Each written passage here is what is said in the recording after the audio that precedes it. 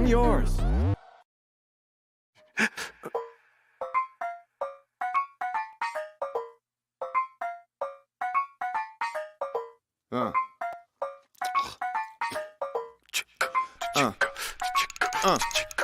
Knocked his ass out and kissed him on the cheek.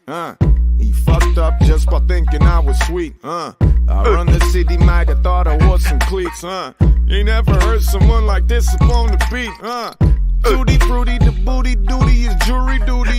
Moody foodies, jacuzzis is filled with bougie booties. All of this money, don't know how to count it, man. I think I need a computer. I can't live in deep, man. I live at the funeral. I got no need for a shooter. I'm getting bigger. Do you wanna reconsider? Lost control of a killer. I'm getting bigger. The whole label's drug dealers, If you build it, homie, they will come. If you turning up to save me some. Drop down to get your ego on. I don't care for boring people. I think you're lame. I only politic with goons while out the frame.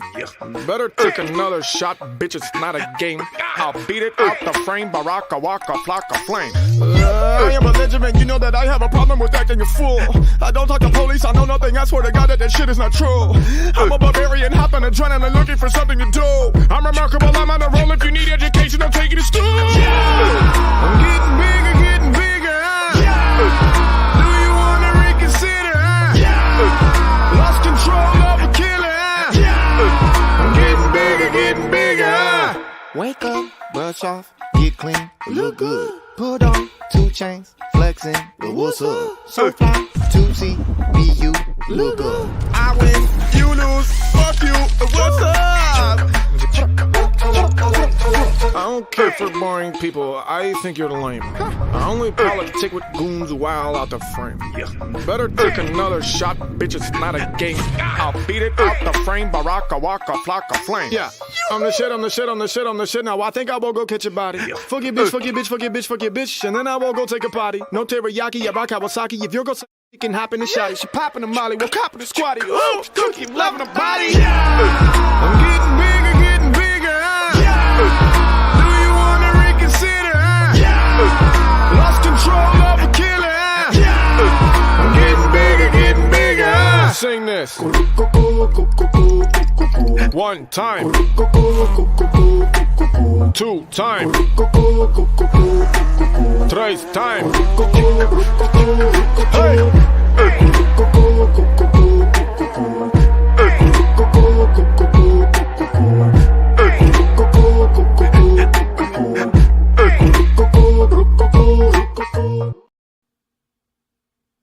New seasons, new gear. Show the world what it means to be a fan in 100% authentic gear. Fanatics. Officially licensed everything.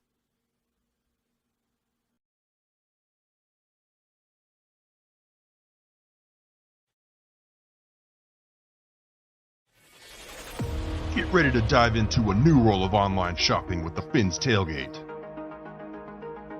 Whether you're a die-hard sports fan or just looking for the latest fashion trends, we've got you covered.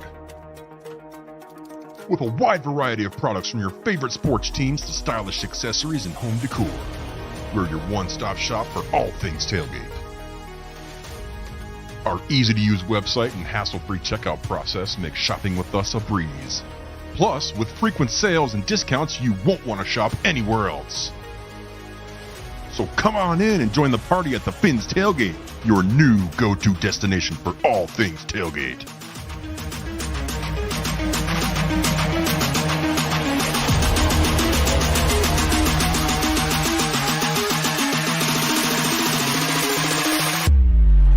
Do you want to play what? Okay. Say hello to my little friend. Say hello to my little friend. What's going on, everybody? Welcome to another Drive Time. It is Friday. We have an open panel. Tomorrow will be scrimmage. Yesterday was the very first preseason game. No surprise, the Jets lost. And we're all happy. Anyway, tomorrow morning, I'm going to be at 10 o'clock. We're going to be covering the scrimmage game. And I'm going to be doing my last flavor, Galaxy Grenade, right here. Come by. It's going to be an open panel.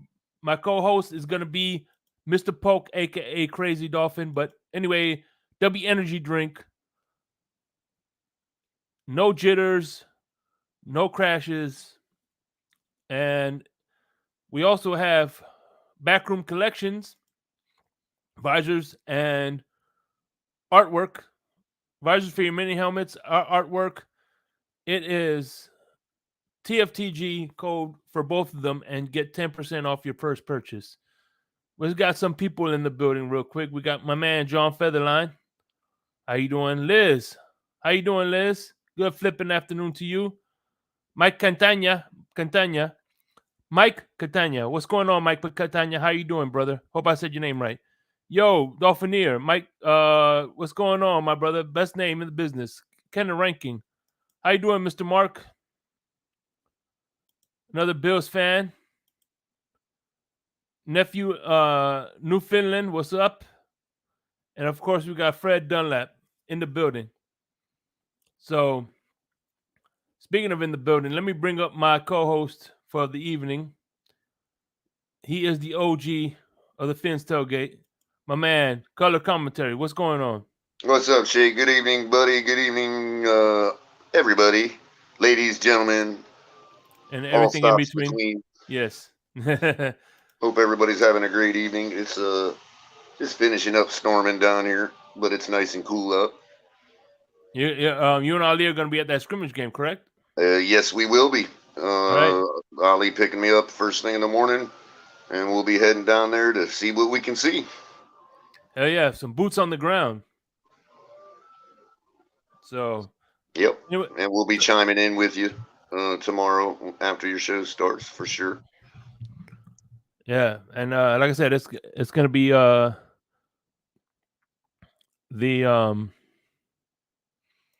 Dragonberry, which is, I guess, watermelon and looks like watermelon and lime. Who the hell thought would have put watermelon and lime together? Well, we'll see. Can you see it, Color? Yeah. I was thinking it should be called what? What did you say? It was lemon and watermelon, or lime and watermelon, limelon. Lemonade. They're limeade. I wonder what it's gonna taste like. Agua lime. Well, we'll see tomorrow. Here we go. This is we're gonna play the first press conferences. This is the offensive assistant. I guess this is only 15 minutes long, so we'll stop in between. Versatility. I think we definitely want to see him in as many situations and position as we can to see what's fit for us to make sure we get the 5 best on the field. So it's kind of I guess the best way to explain it is it's like a Rubik's Cube every day, and Lev and Jean-Pierre, our assistant, and I have to go through it and make sure that we're getting guys in the proper positions and that they're getting those reps. Because it's a constant fluid motion and building that from a developmental standpoint and productivity, right? But everything that we want to talk about right now at this point is about how we do things in our approach. And so how they do that is always what matters right now, right? Obviously, we know when we get to the regular season, results matter, right? But right now, to get to that point, how we do it factors in that foundation of what we're trying to build. And just to clarify, left guard is Liam. At this point, is your thinking Liam is our starter, or is there competition with? There's competition throughout the whole group, right? So there's competition throughout the whole group, and I know that's, I wasn't thinking that question would ever come up. I'm just joking, obviously, but of course I knew that would be something that people want to talk about, and I think that, as you go through this, our number one thing is by the time we have to play regular season games, we really need to start. That's at that point where we got to start honing in on who those guys are. But the continuity is always building in the room, on the practice field, and everywhere. So it's not like it's a one set competition with these certain guys or that certain guy or anything like that. And forgive me, one last question, just to wrap him up. In fact, he hasn't played guard since college. Obviously, Patriots used him to tackle. Do you see any rust at guard with him, or are the guard skills still there that were impressive in college? Yeah, he's been very impressive all the way around everywhere we put him. It's foundationally what we're trying to get done and how we want to do things is different for him. So there's the rust of that. It has nothing to do whether he's inside or outside right now. It's just based upon how we're doing things. It's just differently in how we want our offense to look. And so that's where if he has any rust, that's what it's from. Talks about how it's important that offensive line practice techniques aren't just practice techniques, that they in some way become ingrained in the player. Can you kind of expound upon that concept and how you have observed over the years that best? Yeah, I think there's a lot of layers to that question, to be quite honest, because I think you have to set up your individual time with them that matches what they're going to do in the game, right? And so every day there's those banked reps. So if we're doing an individual and then it matches in team, and right, and so there's all these banked reps that keep going on, but then you circle back to the meeting room and you have to paint the picture of what you want it to look like, right? And you have to establish every day the mindset of here's who we are, here's how we do it, right? And here's why. If I can constantly give them the why and how it fits in with the whole offense, that makes more sense to them, right? And how we do things affects our receivers, it affects our backs, it affects our quarterback, it affects our defense, right? And so when they understand that, there's the ability to really see the bigger picture and understand the game and how we want to play it. You describe yourself as intense, passionate, emotional. I have. A good offensive line coach. I've said that about myself? Yeah, I saw an interview where they asked you to describe your coaching personality. Here or someplace else? Okay. Yeah. But I also saw in that interview that you said you find yoga to be a soothing, relaxing technique. Have you been able to continue the yoga practice here? Absolutely. What do you, my wife tries to get me to do that too. Yeah. I've been resisting, especially heated rooms. Yep. Do you do the heated kind? I do. I participate in heated yoga. I think it's just something that for life, I really believe in it. I think just the mechanism of breathing, I think that's something that really gets lost and tying your brain and your body together. So I really think that's important. Translating that to the perspective of the offensive Yeah. lineman. Every offensive lineman has their own personality. Some guys are big teddy bears. Some guys are mean and growl and rumble. How do you see the offensive lineman balancing breathing and not getting too worked up about what happened on one particular rep versus your desire for this to be an aggressive attacking mode? Right. I think that I guess they're tied together in my mind, that you can be very aggressive and still breathe, right? The concept of this, the film, that football film, the program or whatever of what that tried to paint the picture of, I wouldn't say is exactly what it always looks like, right? And so the internal focus that these guys have before they go out there to play, I think is something that to get to that point, the breathing is very important, right? And to really focus in on one task and what has to be done, right? And so you could definitely tie them all together. Which I've got a pass protection question Yeah. that relates to communication. Yep. What percentage of sacks would you say are based on caused by lack of communication as opposed to somebody just getting beaten physically? I think it's definitely something that happens on a fair amount is communication. I do think, it's a balance. When you look at it every year around the league or wherever else, you look at it and you say, okay, what happens? The distribution of percentages is pretty equal, right? It's all right. They got us from a scheme standpoint. Hey, we had bad communication. Hey, we had bad fundamentals. Like, you can list all of them. And every year it's all the same 5 topics, and the distribution each year with one percentage is a little bit higher than the other, right? So communication is vitally important. It has to happen on every play, run and pass for us, right? But from the protection standpoint, it is vitally important. And then obviously fundamentally, we've got to be in tune with being in balance and connected to the ground and to the defender. I know you guys don't grade on a curve, but front 7 has been very good for you guys in training camp. And how does that help your tight ends? So real quickly, Color, one thing I find interesting, everybody that knocked on Jean Lampierre, saying that he couldn't coach and things like that, it's interesting that he's still on the team. So that means he has some kind of coaching attributes to him. You know what I'm saying? Right. Exactly. Hey Pam, how you doing? Damn right, go Gators. But yeah. Well, how confident are you in this offensive line? This is just me and you talking now. Me? Yeah. I mean, I'm about average confidence. I'm not chicken little on it, but I wouldn't say we have world beaters. No, I think we have enough to give us, ample enough work to do what our offense needs to do. I mean, we'll see what happens, but I know I could see the progression that and the improvements we were making throughout last season. So I'm not like, jumping off a cliff about it. And by the way, I'm gonna give a shout out to Miss Fins. I'm gonna let you say this. I'm never gonna say it, but I'll let you say it because you're here. Go ahead. What does it say? Go Canes! Hell yeah! I'll let you say it. Oh man. Thank you, Miss Fins. She needs a reminder every now and then. Candy canes or the canes that the retirement people use. No, I'm fucking with you guys, man. And look, I want you guys to be good. So when we play y'all, it's gonna be. I want a good game. I don't want a fucking one sided either way. You know what I mean? I want a good game when we play you guys next year. So I think you'll get it. You may still be still be ahead of us in the game, but like in the in the process, but I think you're still going to get a game out of us. No, I'm not talking about you, Big Nick. There was some people that said that he couldn't coach. Period. That he shouldn't be. So that's what I'm saying.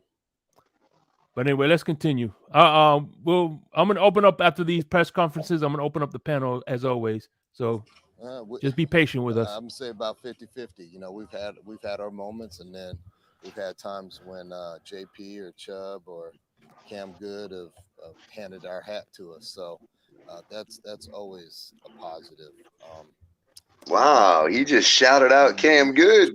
Sweet. Not on your details on one side, the other, that they're going to make you pay.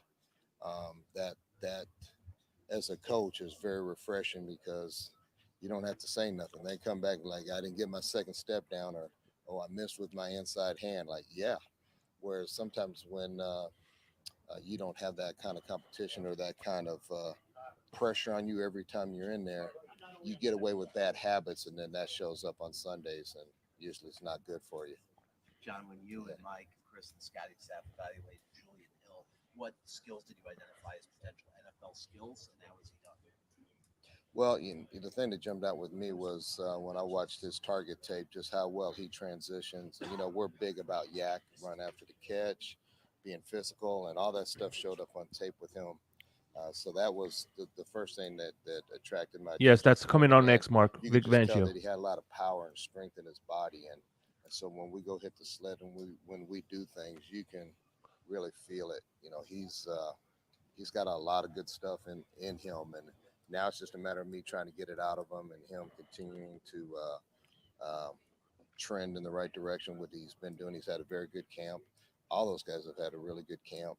So I'm excited just to see him against Atlanta and then start Houston and just see him in preseason and see how that goes.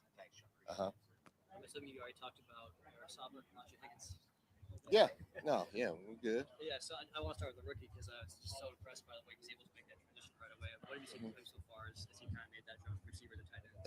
Elisha? Yeah. Well, the first thing is, just his ability, which, being from Stanford, you would think this would happen, but how quickly he was able to pick up the system and we were able to move him around. He's gotten better as a run blocker. That's always going to be a work in progress. But one of the things about him, every time he takes a rep, and I challenge him and Julian this all the time, I always tell him every day, make new mistakes. And really, I can't think of a practice where they've made the same mistake twice that they've done 2 or 3 days earlier or the day before. So that's really impressed me a lot about both of them because that's harder to do. It's easier said than done. And, he's running good with his routes. Haven't had a ton of ops as far as getting getting the ball thrown to them, but they're putting a lot of good stuff on tape. Central role in this offense. We're talking about Braxton? Yeah. No, Braxton's doing an unbelievable job. He has good speed. He has a lot of football knowledge. Can get in and out of breaks. Now he's been doing really well out there, and just another guy that can separate and get edges and also has some speed to take to the house if the opportunity presents itself. How would you evaluate the battle for the number 3 wide receiver job?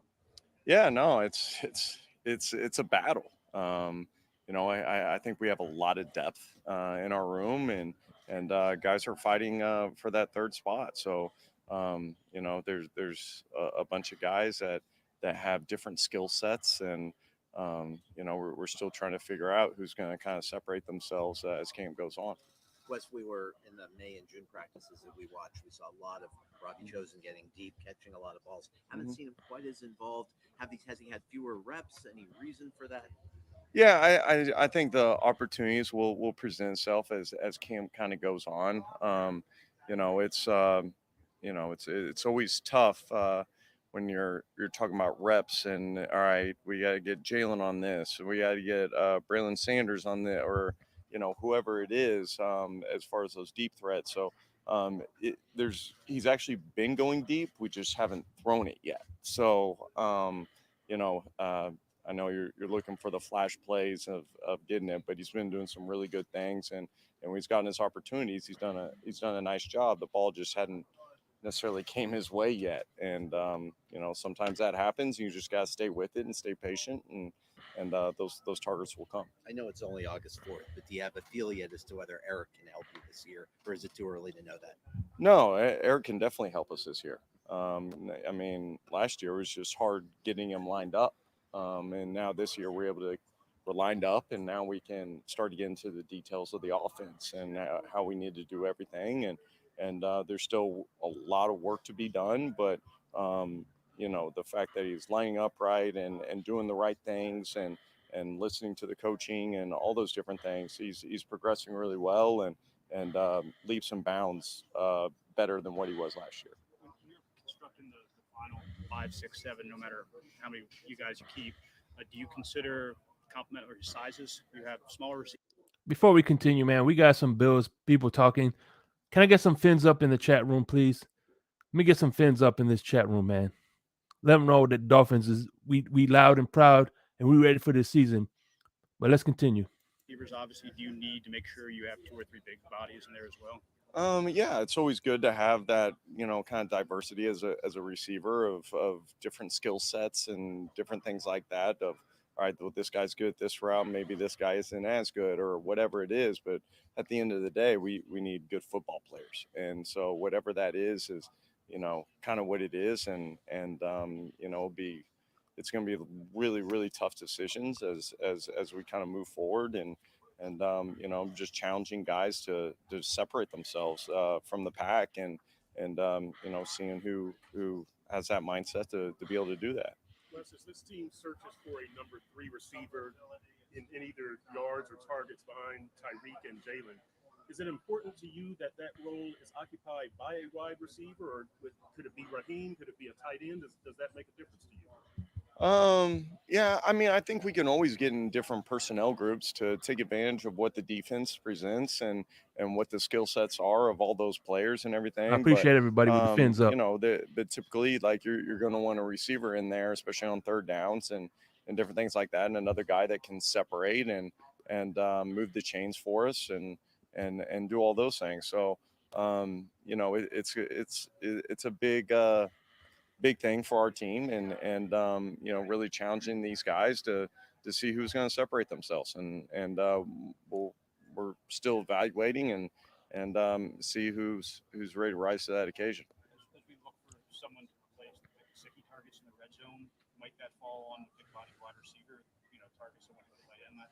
Maybe just depending on what the defense presents us, and we could use our quick fast guys or to separate, or sometimes it calls for a bigger target depending on the personnel we're going against and all those different things, and with the scheme that they have, or are they more of a man bump type team, are they more zone? There's so many variables that kind of go into that it's tough to say who it's going to be week to week. But yeah, absolutely. Anytime you have a bigger guy, the bigger target that has really good hands, you constantly want to use him in the red zone. Hey, Color, real quick. Check this out. Yes, sir. We got Braxton Berrios, right? It wasn't a direct correlation. He went to the Jets first, but he came from the Patriots. And if Braxton Berrios balls out, would that kind of be like making up for the Wes Welker? Because he went from, he was drafted by the Patriots. Oh, okay. So yeah, why not? Yeah, so we could go with that storyline, sure. Yeah, that'll be our Wes Welker. So that'll be like the God saying, "Hey, we paying us back for that fuck up." Mm-hmm. Yeah, that'll be the Wes Welker redemption. Hell yeah. Because he can body people up and use his size and hands and what better person to coach us than Wes Welker to coach him than Wes Welker and all those different things to score. Wes obviously Ced's role changed 2 weeks after he signed here when Tyreek was acquired. He handled it like a pro. Mm-hmm. Is there a message you've given him about how to, I don't want to say get his career back on track, because he did help you some as a return on receiver a little bit last year. Are there ways you've told him where he can get back maybe to where he was in Dallas, even if he doesn't play quite as much as he might have thought he would here? Yeah, I mean, I don't think really anything really needs to be said. He's approached everything like a pro. So there's nothing that like I'm gonna say that's gonna change what he's gonna do out there. He's kind of an even keel type of guy, and he goes out there, he does his job each and every day, and I appreciate the heck out of him. So I think at the end of the day, it just comes down to him. Me putting him in there to get those opportunities, and then also him, coming through whenever we put him in there, and being consistent with that. And skill set wise, he gives you what? Oh, well, I think his size and his hands, and he's a very smooth route runner. He presents problems for defensive backs because he's the type of guy that's never really covered. Just because he has really good body control and he has really good hands, and so anytime that ball's in the air, we just being really consistent with making those balls where they're 80-20 or whatever they are, and coming down with some of those plays when he doesn't have the exact separation.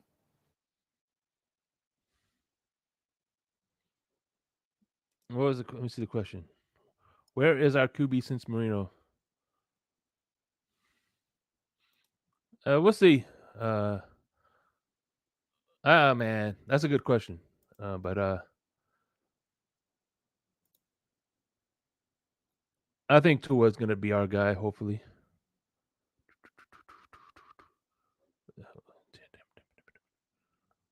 Hold on 1 second. Give me a second.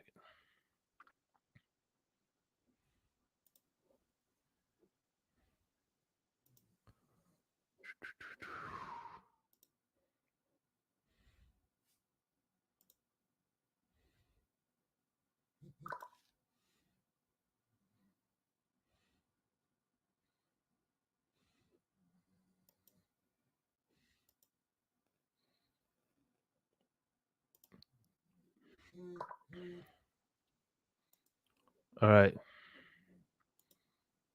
Here we go. Hey, all right. I'm gonna open up the floodgates, but before we do, I got two more press conferences. I'm gonna play Frank Smith.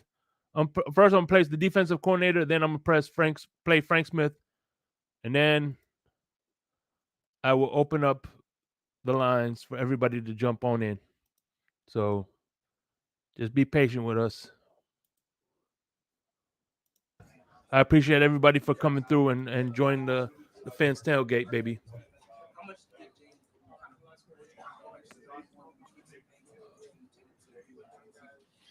Well, it doesn't make you go back to the drawing board and tweak the system at all. I mean, you just might have to use parts of it a little bit more than you had planned to, or you just have to always compensate. Have a versatile system. You don't have to go back to the drawing board.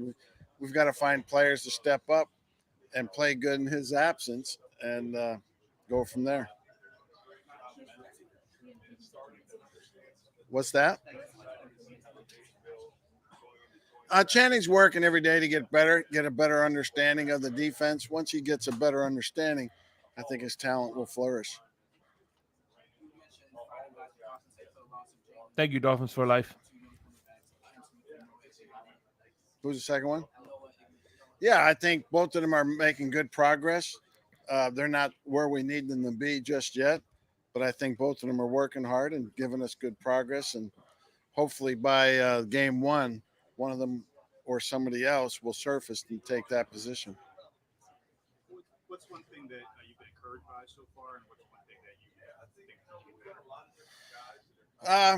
better? I think we have some good talent in some positions. We need to find guys to be able to execute and play good in all 11 positions, and we're working to get that done. So we're not a finished product by any means, but I do like where we're headed.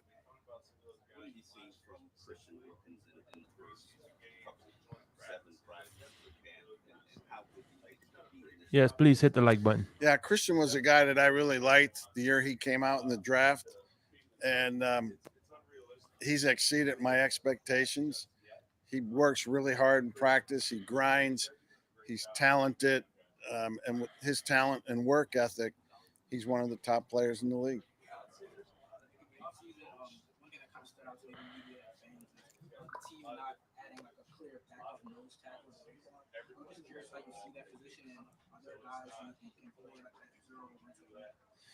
Yeah, we're happy with Zach, Christian, and Raekwon. We need to find three other guys to surface as the fourth, fifth, and sixth defensive lineman, and so far nobody has done that. So we that's an area that we need to get better at. A couple guys with some position versatility. I want to know your thoughts on Agba, both handing down and standing up, as well as Van Ginkel inside and outside. Yeah, I think Van Ginkel's done a great job for us since we moved him to inside as part-time. He's still outside also. He's picked it up really well. His football instincts and acumen flourish in there. He's done a really good job for a guy. That's a hard transition for a guy to move from an on-the-ball position to an off-the-ball position. And he's done very well with it. And it's going to give us some good versatility throughout this season. Agba is, we're moving him back and forth between the outside and inside.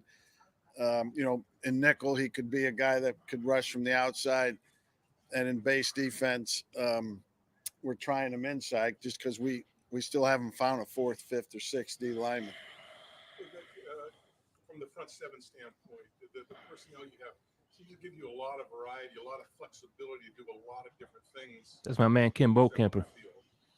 Yeah, I mean, Jalen's versatile, Bradley's versatile. I think Zach and Christian can play anywhere along the front. And then our inside backers are off the ball, and we can align them where we want or need to. So, yeah, there is some versatility there.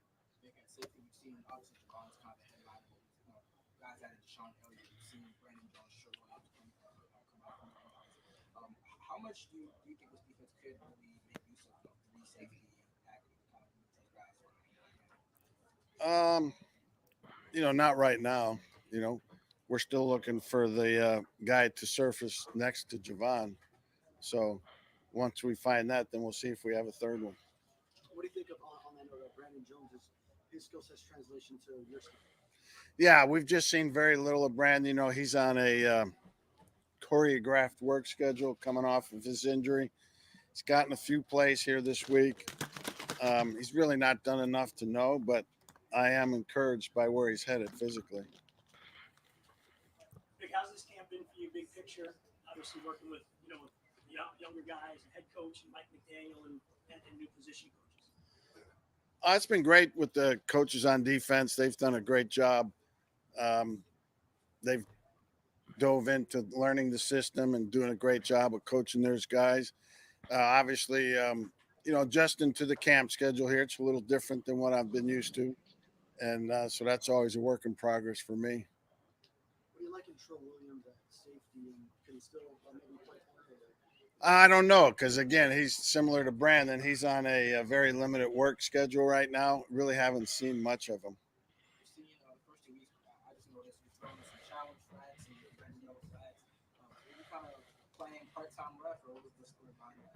Yeah, a little bit. I mean, this team last year was the worst in the league on offense and defense and penalties. So to correct that, you have to emphasize it.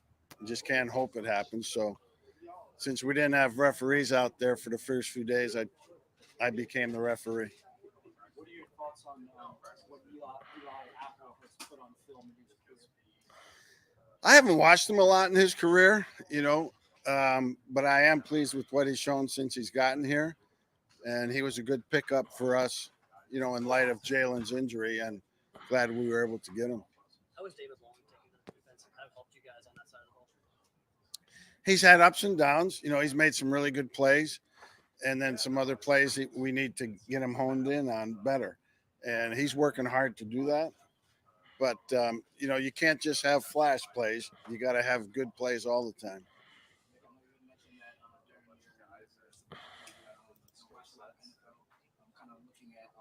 Look, I'm just going to stop this real quick.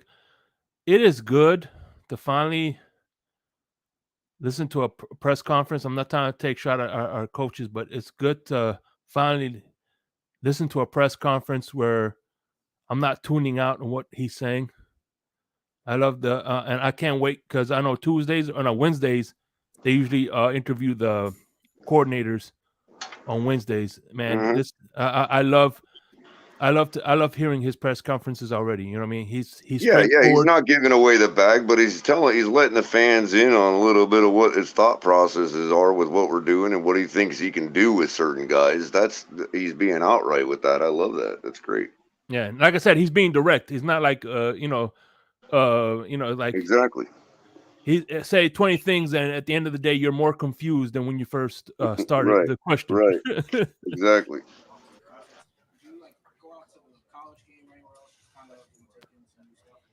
Not really. I mean, I watch college football on TV, but I didn't study it. Being a former head coach, do you want to offer Mike opinion on any of things you picked up on, or do you want to stick to your defensive coordinator role? Well, I'm there for any time Mike wants to use me as a resource, and he does that on occasion. I've got my hands full trying to run the defense, and I'm not going to try and impose my will on things. But Mike's not reluctant to ask an opinion, and if he wants to use it, he can. If he doesn't, he doesn't. I freaking love that answer, Shake, if you want to pause it for a second. I freaking absolutely love that answer. I know what the guy was trying to go for, because crazy or not, there is a narrative that goes around suggesting that he would be, that he'd be relied on to be the quasi head coach and all that as the seasoned guy and whatever, that seasoned elder and all that.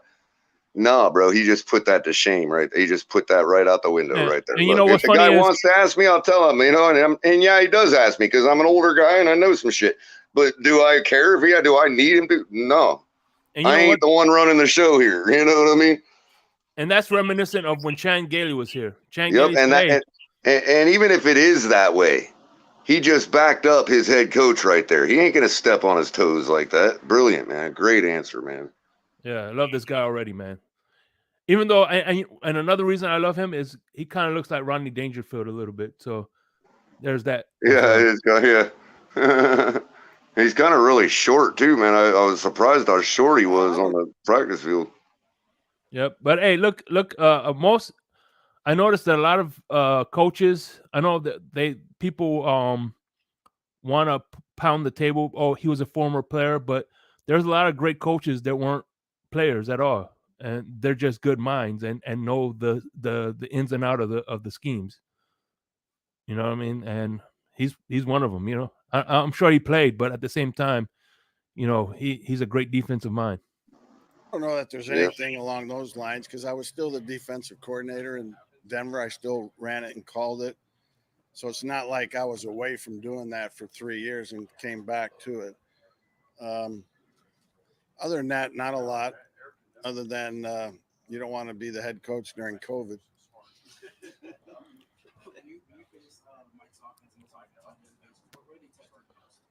A lot of pre-snap movement, a lot of formation variation. That was a clever way to excuse They himself. have versatile guys on offense. Yes, it was. And they do a good job schematically, with the run game and the pass game, marrying it together, just like everybody knows. And they've, with those wide receivers, it's a challenge. So it's a good offense to work against.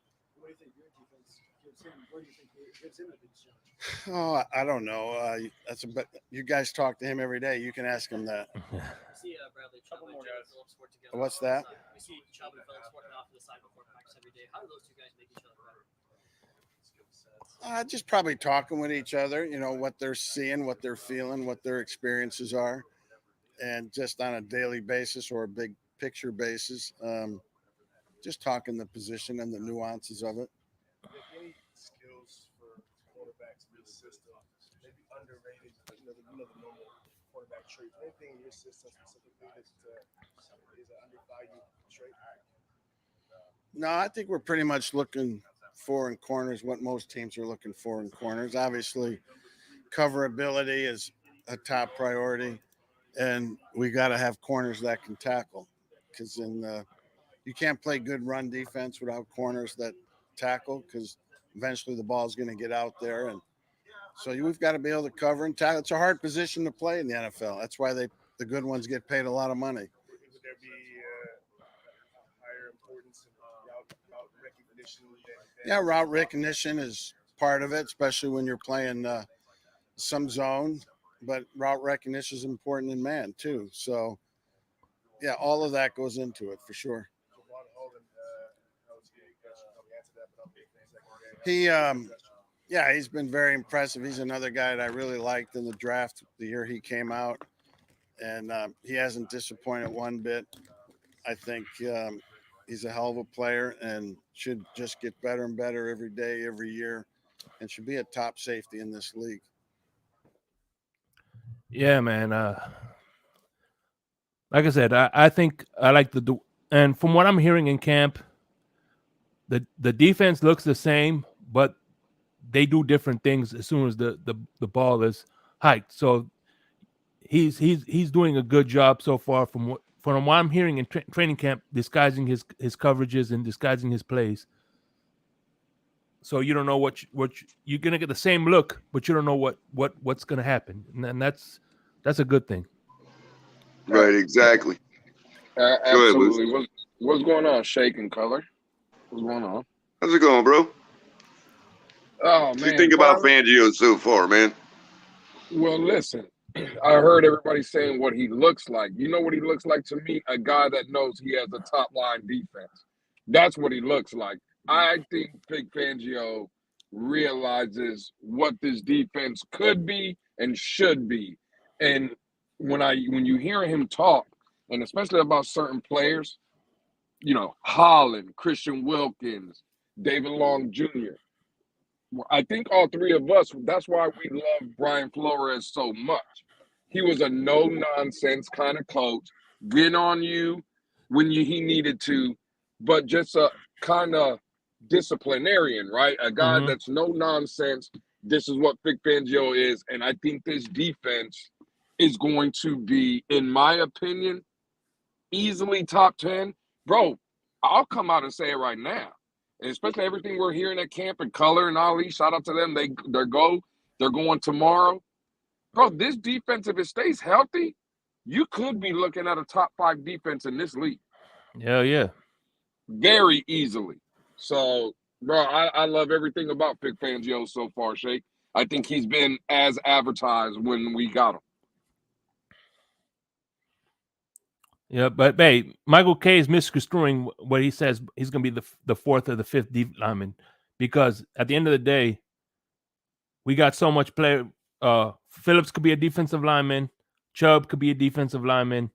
Cameron Good could be a defensive lineman. We have a lot of linebackers that also could be defensive linemen as well. So at the end of the day, that's not going to be an issue. Well, Michael K is just trying to stir up trouble. That's all it is. He knows what this defense is going to be about. So, yep.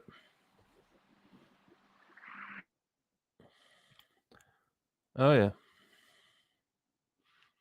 Yeah, he won. And Yep. right Sure, here bro. with Nick says you love Flores because he won 10 games. That's an absolute lie. I love Flores when he won 5 out of his last 7 games his rookie year. I loved Flo the year before he got fired when he won 9 games. So I don't know where this comment comes from, but maybe you loved Flores because he won 10 games, but that wasn't me. Yeah.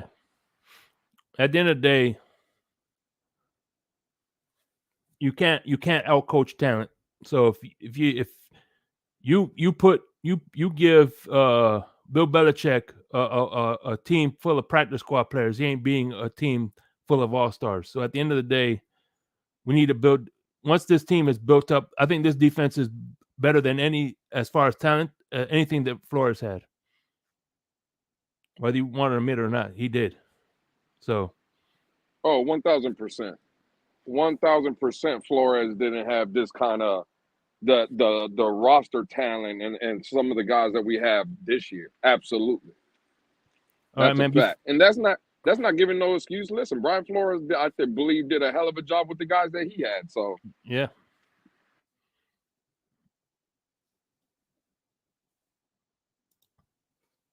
Let me see. We'll do one more. I think I seen Frank Smith on here. So let me see. Yeah.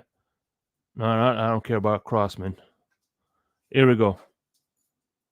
This is the last one, and then we'll open it up. Ask you about the race or the battle for the number 3 receiver. Who's the guy who will get the most targets or receptions after Tyreek and Jalen? How is that going?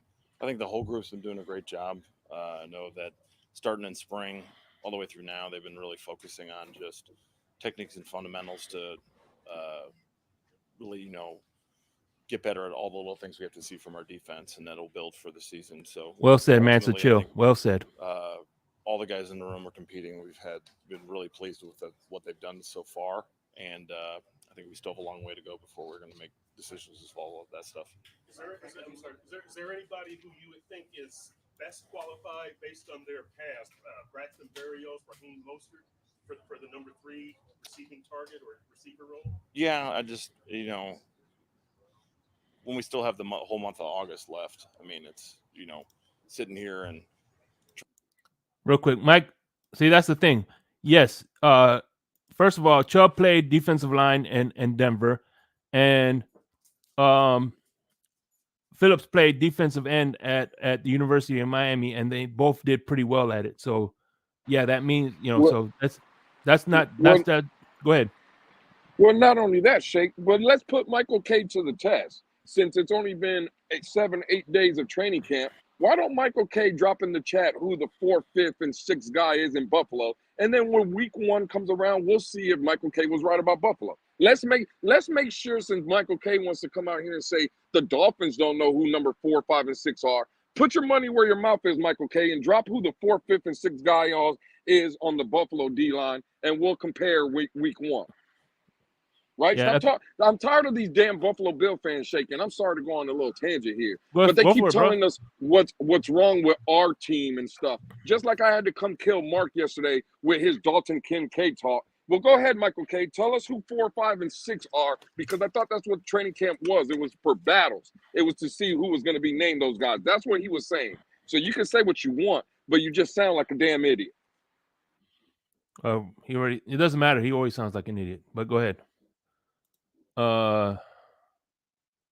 Trying to say anything, I think, is jumping. And I mean that with love. The next 2 weeks we got great. I do too, Shake. Atlanta and for sure. I think a lot of guys, are really focusing on each day, and then for the next couple of weeks, it's going to really show out, who's going to compete and who's really, working for the job.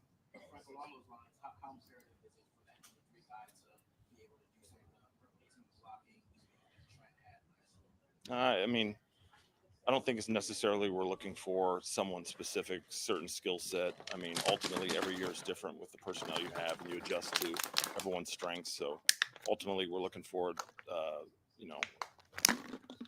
overall the right 53 for the roster. So on offense, we're trying to find the best players, and whatever those guys can do, we'll maximize their skill set, and we'll adjust in any way we have to meet what they can do. Raheem said he put some emphasis on becoming more of an elite pass catcher in the offseason. Where have you seen improvement there at all, or influence? Yeah, I just think, I mean, his overall process is outstanding. He's a great vet, and you can see he was really working on in the spring, just all of his fundamentals. And I think just when players take that approach and they have a daily process to improve, it shows itself maybe not here, not there, but it's going to build over time. And with him, it's what he's been able to do from spring into now. We're really excited with the way he's been progressing. We've heard from so many guys about the familiarity of year 2 of the offense and how it just kind of eases the transition during training camp in the first week so far. How have you seen this year's first week of camp and how comfortable guys are in the system compared to where they were a year ago? And by the way, hold on real quick. Outside of Von Miller, who's over the hill, Leonard Floyd and Boogie Basham, I could say this with 100% confidence. Zach Seiler is better than both those, Leonard Floyd and Boogie Basham, and by a mile. It's not even close. I think overall the guys, they hear the concept, and now it's more of not executing an assignment, but understanding what it attacks, how they work together,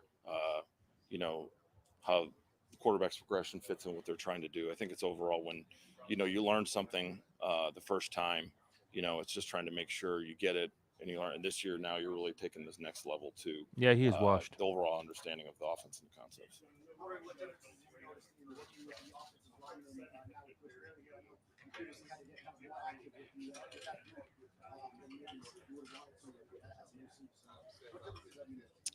Well, I think it comes into also, the second year of the offense.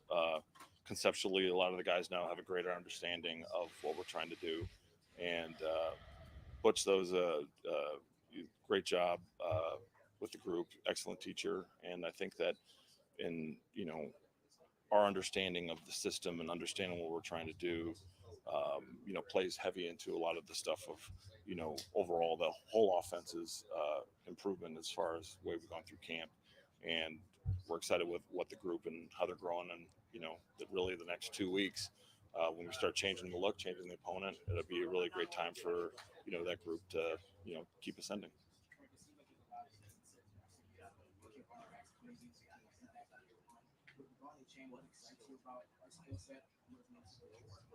Yeah, I mean, coming out of A&M, you saw the explosive plays that he was able to make in the running game and the passing game. And just, the NFL level, there just comes a process of understanding the volume increases, what we ask increases. And, and he's really working with Eric to understand, all the nuances that come to the NFL level, playing running back, especially in this offense with being able to run the ball and then catch it. So overall, where he's been working to so far has been very promising. And again, the next couple of weeks for the guys is going to really be the greatest growth, because you go against the defense for several weeks, and then now it's going to change as we play different defenses. So it's going to be a great opportunity for him to really grow. Hey, Shay, can you pause it real quick? Yeah, for sure. Give me a second. Go for it, brother. I just wanted to ask a quick question, and I could be wrong. But AJ Espinosa, do you or Color either know if that was a first-round pick for Buffalo, correct? Wasn't AJ Espinosa a first-round pick? Yeah, it was. It's funny how Mark always comes up to Dolphin panels, though, and tells us how our organization and our general manager are absolute trash, how many busts we have in the first round. But by Mark's standards, it says second team AJ Espinosa. Why is your first round pick not panning out and being on the first team? Are you telling me, Mark, that's a miss? Was that a miss right there? Because I thought first rounders were supposed to be all hits, according to Mark. And if this guy can't crack the first team, then what is going on in Buffalo? Continue, Shake. I just wanted to. And by the way, that top 5 defense, he says that they have, right? That the guy who was calling that top defense isn't there anymore. So that's another great point. So was Greg Russo. Hey, Lewis. You know I'm the stat and fact checker around here, right? Around these parts. Yeah. Yep. I know we're trying to, the Buffalo Bills fans, they think they know it all and they don't. I agree with you. But in this case, he does have a leg to stand on. AJ Espinosa was a second-round pick. So, just to be clear. Who was the first-round pick that year? Give me a moment to find out. All right. Well, while you do that, I'll finish this press conference.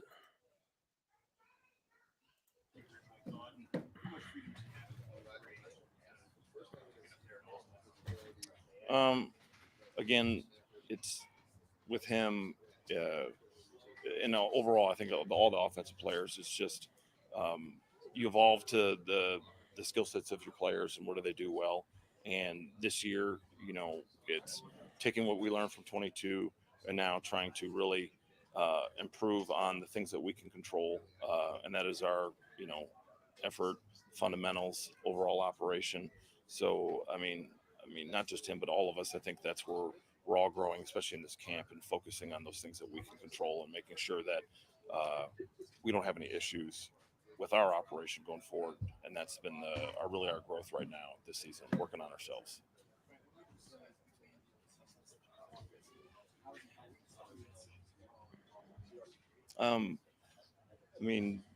Through working with him in Chicago, it's a lot of the same things of the multiplicity of what they do, the multiplicity of the coverages.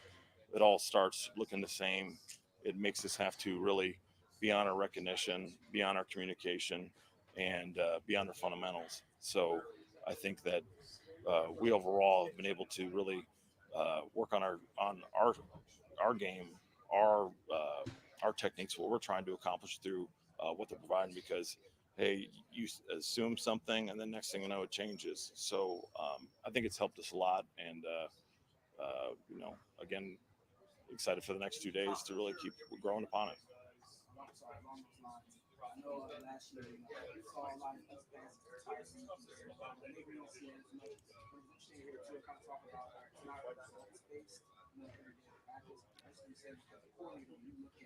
I just want to give a special fuck you to Bones. Fuck you.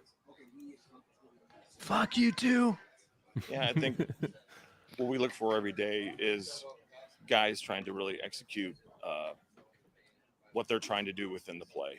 And not every play is going to be a 60-yard touchdown, but on every play are we executing? Why not? Why can't it be? Within what the concept is and the timing of the play. Are guys really in practice, challenging themselves to put themselves in positions to grow and improve. And I think that's ultimately what you look at. It's if you worry about every day and whether you have these plays, you have this, as opposed to, okay, why did this occur and how did we grow? I think that's what we focus on here, and the players really understand that, and that's why they understand it's going to be a process to get to game one, not the result of each day of practice. Pretty good. I got just one question, Frank. Looking forward to watching Mike White and Skylar Thompson in particular participate in the stadium on Saturday. What do you think will determine who finishes ahead of who by the time we get to the season? I don't think there's just one specific thing or two specific things. I think it's a collection of time. It's a collection of opportunities.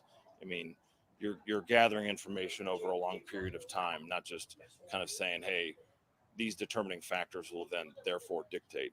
So I think, again, the closure of this week with going against ourselves, and then the next 2 weeks where really it's going to change from week to week, is going to be a great opportunity for those guys, along with the whole offense, to, what have you learned? What are you doing? And now the picture changes. Now, how do we execute? How do we respond to that? And especially for a week here and then a week in Houston, a lot of variables that I think over time will really help clarify the situation as it plays out. All right. To answer your question, Shake, they actually lost their first-round pick in a trade for Stephon Diggs. Okay. So that's what happened. But to be honest, what's his name, Espinosa or whatever, he hasn't panned out how they were claiming he would in that draft, to be honest. So let me welcome my co-host for tomorrow, Mr. Polk. What's going on, Polk? How you doing? I'm looking forward to this. I'm looking forward to having you as the co-host for the first 30 minutes of tomorrow's. Me and you finna chop it up. And one more. I just want to say, fuck you to this next guy I'm bringing up. What's going on, Bones? What's up, Bones? Fuck you, man. What's happening? What's happening, man? What's up, Bones? And let me bring up the rest of the guys. Big Nick, Fred. Hey, my man, Crypto.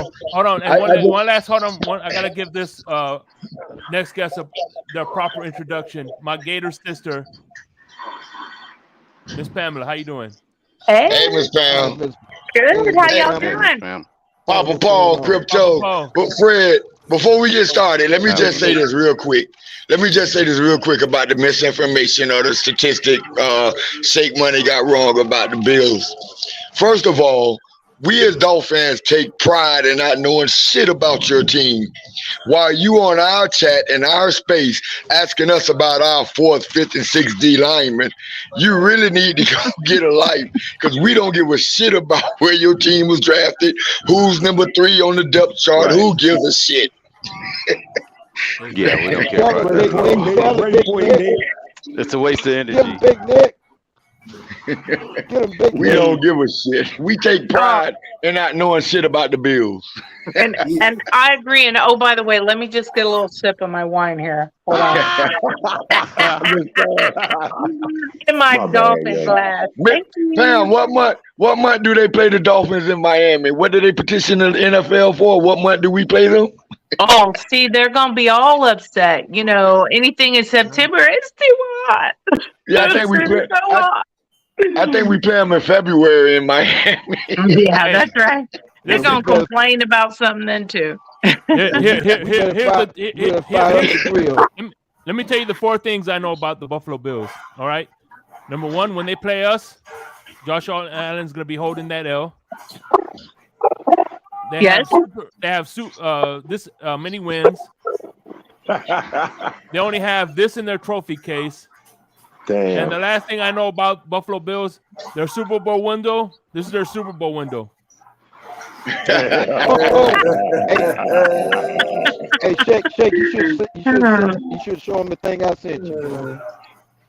Oh, yeah. I think I had it here somewhere. No, it's on the other one.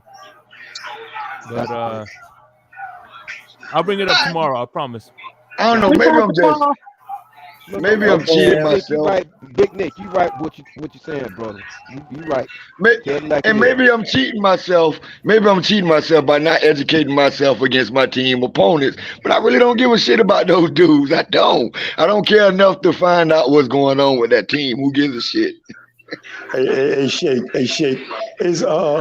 Is Big Fangio in your face guy, in your face coach? Shake, you know what I mean? What'd you say? Is Vic Fangio like one of them in your face coaches, man? You know what I mean? Oh yeah. Those coaches don't really exist no more. Huh? Those coaches don't really exist no more. You can't get in goddamn Bradley Chubb face making $19 million a year. You don't play that shit. Man, bullshit. All right. Okay, Fred. Hey, okay. All right. Hey, check this out. All right. I'll never forget when Nick Saban tried to get into Zach Thomas's face. He told Nick Saban, "Hey, I'm a grown ass man." Yep. And Nick Saban should have said, "Yeah, to take your grown ass over there to the bench." We need that, man. We need that back. We need that back. What? Nick Saban should have told the Hall of Famer to do what? Take your grown ass over there to the bench, man. That's what he should have told him, man. He should have said, "I don't talk to people." I really think we need that in the coaching, man. I mean, I know the players. Man, Nick Saban won 9 games. Nick Saban won 9 games with us. 9 games with us. And Zach Thomas going in the Hall of Fame. What are you talking about? And by the way, Nick Saban isn't that same Nick Saban because he had to tone himself down because that transfer portal is a real thing. That's right. Man, I think he toned it down. I think he toned it down. because of his stress on him, man. He told him, "Look, Nick, you got to calm down. So calm down." But we really need that, man. Again, because of that transfer portal. Before college kids, you couldn't, they had nowhere else to go. But now they have a chance, another option to go somewhere. So if a player feels like he's being disrespected, he could leave that school. Oh, man. Hey, Fred, in 2 years, Tyreek Hill making $25 million. You think an offensive coach is gonna be able to get in his face and berate him? Hey Nick, let me ask you something, Nick. Let me ask you something. Check it out, Nick. Check it out, Nick. Is Andy Reid in your face, dude? No, he's not. No, he's a player's coach. His wife, Andy Reid's wife, isn't in your face. Yeah, Andy Reid is a player's coach. They love him. Hey, you know what? But you know what? To be fair, that's what whatchamacallit, Mike McDaniel. No. The other guy, the offensive coordinator that was with Andy Reid, he was in your face. But that's one of the reasons why they didn't want to make him head coach. Right. Eric Bieniemy. Yeah. You can't do that. Man, look. Half the NFL was born in the year 2000, man. You can't do that shit, man. Oh, man. Now you know where is football going then, man. You know what I'm saying? What do you mean where it's going? The players make the call. The players have all to say, man. I get it. Fred, the way drill sergeant, boot camp isn't the same as when I went in, Fred. Boot camp ain't the same when I went in. You can't do the things today in boot camp that you did to me in boot camp. Hey Nick, what do you prefer, bro? Do you prefer the in your face coach or the coach that just has to bow down to what these players' gripes might be, man? No, that in your face coach don't make you run 4-3. No, I want a coach. I want Mike McDaniel style coach. That's what I like. A teacher, an educator. That's what I want. A leader of men. A mad scientist in the lab. Exactly. You go get that man some dogs and you let him go in the lab. That's all you need to do. And he's about to do it. Wow. Okay. Fred, it's 2023, Fred. Okay, Nick, you Big Nick, you got to realize that Don Shula never played patty cake with his people, with his team. He wasn't the patty cake coach neither. That was a different league. Don Shula was coaching a bunch of college seniors too when they came into the league. He was coaching a bunch of men. That's what the difference. No, what I'm saying, right? They were 4-year players. It was a different league. It was different back then. He was coaching grown men. They were 23 coming in the league. Tom Landry was an in-your-face dude too, man. No, he wasn't. Yeah, he was the most laid-back coach ever. But this is different times that football has changed. Now it's not like it was back in the days. Yeah, Tom Landry, Chuck Noll, they were laid back like hell. Yeah, I remember too. Back when Coach Shula first started, there was no really free agency, so you had nowhere else to go. Like it was. Right, yeah, absolutely. Jimmy Johnson was that type of coach in your face on your ass. Yeah, Jimmy Johnson was on your ass. What's the dude name that keep getting jobs and keep ruining franchises? Jeff Fisher. He was in your ass. He was that type of coach. He did, and he was 1 inch from being a Super Bowl champion. Yeah, that's true. But he also ruined that franchise before he left. Yeah. That's what he do. He blow you up the first year. By year 4, you tearing everything down, and he on to another city. But anyway, guys, I'm excited, man. I'm ready. Same here. I don't even want the preseason. I'm just ready. Let's go. Man, there's some nice things. I'm so excited about our Dolphins. Dude, 8 months, man. 8 months is the NFL layoff, man. There isn't another sport anywhere. 8 months is the NFL. Basketball getting ready to come back in a month and a half. Yeah. Not too many people hype about basketball. They only have like a 4-month layoff for basketball. Only 4 months. And then, but you still got the summer league. And then too, you got which is the pretty cool. summer league, right? From the summer league to training camp, it's 3 months. So you got let me that's ask y'all it. something. With the WNBA, is there a Florida team? With They the It used to be. WNBA? Yeah, It Miami used to Souls. be. Miami Miami Souls. Soul. Yeah, Miami Soul. Bird. Oh, Sue Bird. Mm-hmm. Oh, Yeah. okay. I guess. Well, they moved to another city. Oh, dog. No, they debunked. They went broke. Oh, good. So you mean to tell me we can't get a Florida WNBA team? Oh boy. Oh well.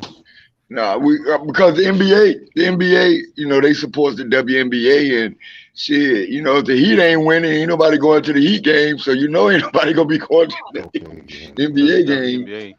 Not in South Florida. We one of the worst sports towns in America. Yeah, exactly. We got too much shit to do. Stuff to do. No, Too much but other too stuff much to do. outside It's a of. lot of bias too now. It's a lot of bias. There's not when it one comes down to century. Florida. Yeah. Period. Florida is a football state. I don't care what nobody say. See, somebody from Miami. As long as they can remove the Gators out of the state, then yeah, it'll be a bona fide football state. Hey, what Well, about no, that because they add to the championships. They add to the championships. You know, they let two count. 3. Yeah. Thank you very Oh, much. my Just a bad. drop My in the bad. bucket. I take pride in not knowing shit about your team, Shake. I know one thing about y'all team. Y'all playing Coral Gables. No, you know another thing about our team too. The Subway stole our slogan. 5. Yeah. Yep. I know they need to get out of Hard Rock Stadium. They're putting their loser stench on our Dolphins. But there was a time not long ago that Florida State, University of Florida, and Miami were knocking each other off. Yeah. Wait a minute. The University of Florida done won 3 national championships and still playing the most rundown stadium in America. What the hell are you talking about? The swamp. The swamp is way better than the Orange Bowl. What are you talking about? The Orange Bowl don't exist. Yeah, exactly. Hey man, the Orange Bowl would never go away, but it'll be there. It'll be there in spirit, bro. The only time the Orange Bowl was good was when the Dolphins was playing there. And that's a good feeling, Shake, man. Or you hear the Orange Bowl, you just cringe, man. It just gives you a good era because when you come to the Orange Bowl, it was so many people. There was so many parks that you had people who lived around you to park in their yard. So it wasn't as bad off as you said it was. People used to make $200-300 a game. $200-300 a game they used to make in their yard. Everybody.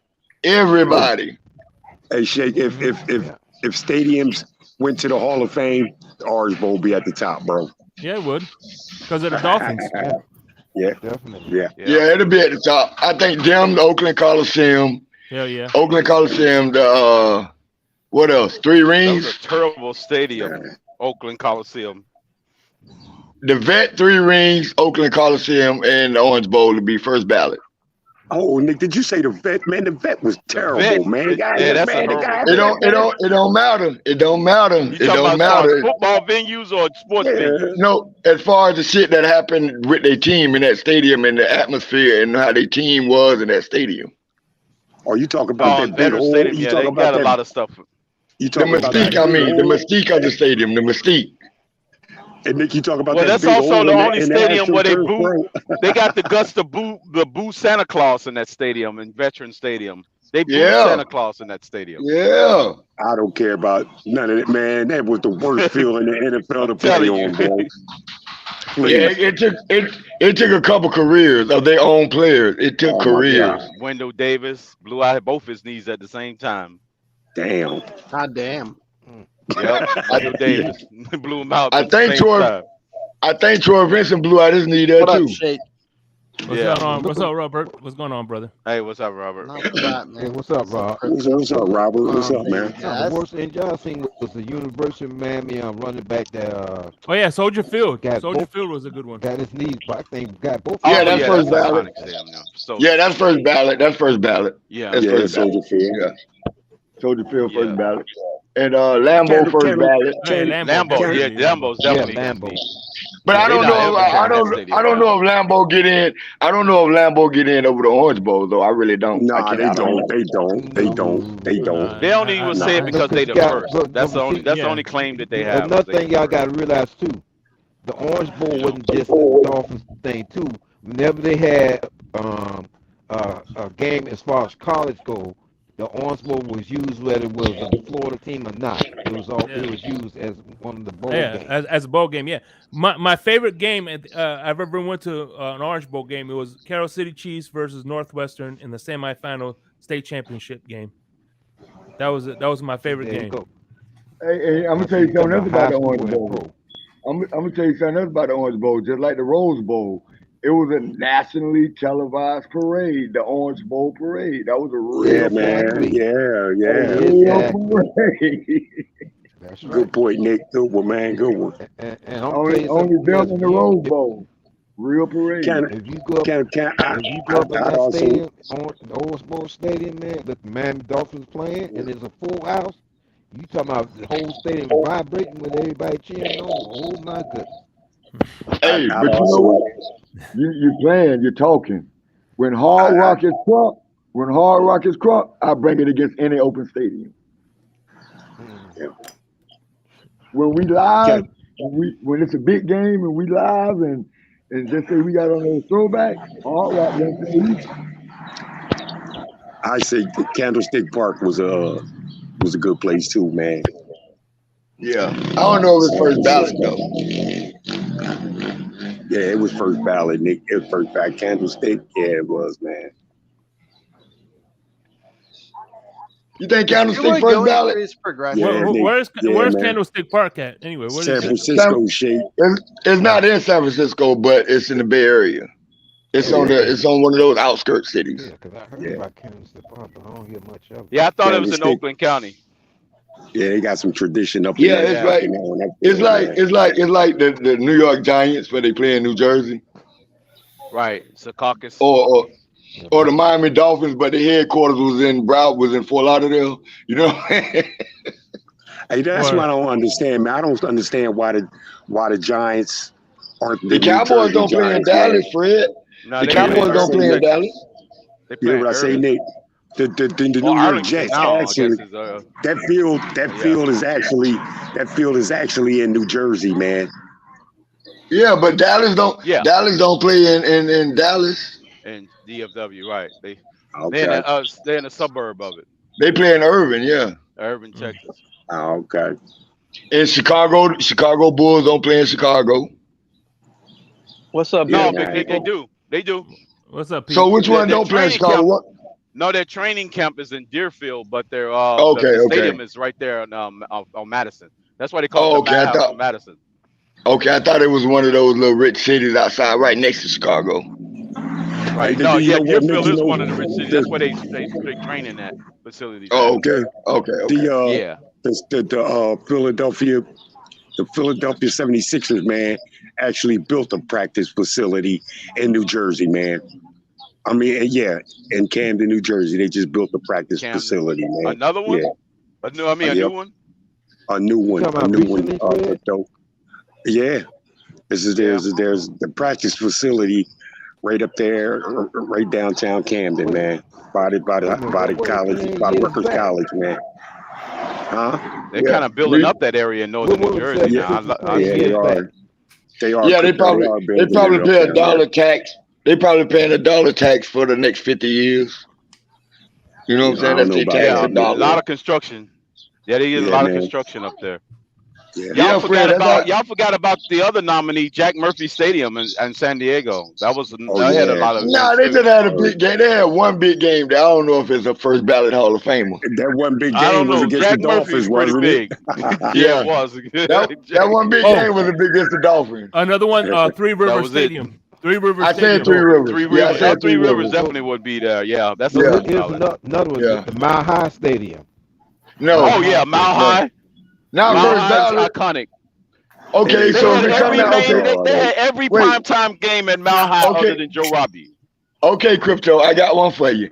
If it came down to Mile High Stadium or Minnesota's Dome back in the day. Oh, the Metro Dome. Which one? The Metro Dome. See what I'm saying? I might have See to. what I'm saying? I don't know. I might have to go with Mile High because it's No, outdoors. You know. Crypto. Papa Paul, who you going with? Hey, Who you going with? Hey, Nick. I think the Metro Dome. I gotta go with outdoors, man. I'd have to go with Mile High also. I think I'm going with the Metro Dome. It's more You gonna go with the Metro Dome? It's too warm Iconic in Metro there. Dome. Iconic Metro Dome.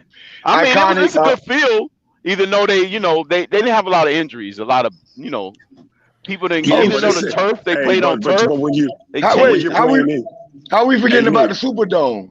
How we forgetting about the Oh, the Superdome? Superdome is definitely classic, yeah. I mean, And they the have one- the most Super Bowls outside of us, right? Didn't they have the most Super Bowls? That in what? Pasadena? The Rose Bowl? I don't think They had the know. I most, don't they had the know. most Super Bowls. I want to say the Superdome had the most, or close to I it. don't know. You know, we went through that little 4 or 5 year drought because the stadium was messed up. So Yeah. somebody probably called us. Well, you know, Right. Nick, man, me myself, man. Like I'm old school, man, and I always be with, Right. games being played and decided, man, in the elements, bro. You know what I mean? No, See, I that's the don't. thing. I Fred. don't. In the elements. I want the conference games to be decided in the element. But as far as Super I Bowl, don't. I'm with Big Well, Nick. you I know- want it to be indoors. Guys, Super I agree Bowl. with that, Crypto. Put the fellas, Super Bowl, fellas. put the Super Bowl indoors, man. Put the Like Super what Bowl happened with, indoors. fellas, Yeah. with the fellas, game that we now that played you guys where are the talking guy. about old stadiums, my bad, Mr. Park. Now that you guys are talking about old stadiums, you know what I miss? I miss Pro Player Stadium with the diamond on the field. You know how I used to Oh, love. he's trolling, guys. We can't do this with him today. We can't do it with him today. Hold Come on, on, let's have some real Hey, good I talk. don't want to. I don't Pro want to. player. Please do not go down that rabbit Listen, hole. I'm listen, not going down that rabbit hole. when we were Pro Player Stadium, listen to what I'm telling you. I used to get such a great feeling seeing Zach Thomas just smack somebody onto the diamond field and make them eat the dirt. Hey, I'm not gonna lie, those were some of my favorite times Zach when we Thomas. were losing. Hey, tackle that guy on the diamond field and hurt that guy. I used to be so mad, All right. dude. So check this out. It says Caesar Superbone hosted the most Super Bowls, but Miami's hosted the most Super Bowls. The city of Miami. Cool. Out of the city. Oh, Okay. okay. Okay. Cool. That's what I was saying. It's between us and one of them. Now I'm. This is what I The remember. Super Bowl I seen in Miami was the one that was the best Super Bowl in Miami. This is what I The remember Patrick about that Mahomes? diamond. Hey Nick, if I'm in And by the Minnesota, way, hold I'm on. worried about the roof falling in on me, bro. Shout out to the newest member of the TFTG family. Shout out to Josh Keppel.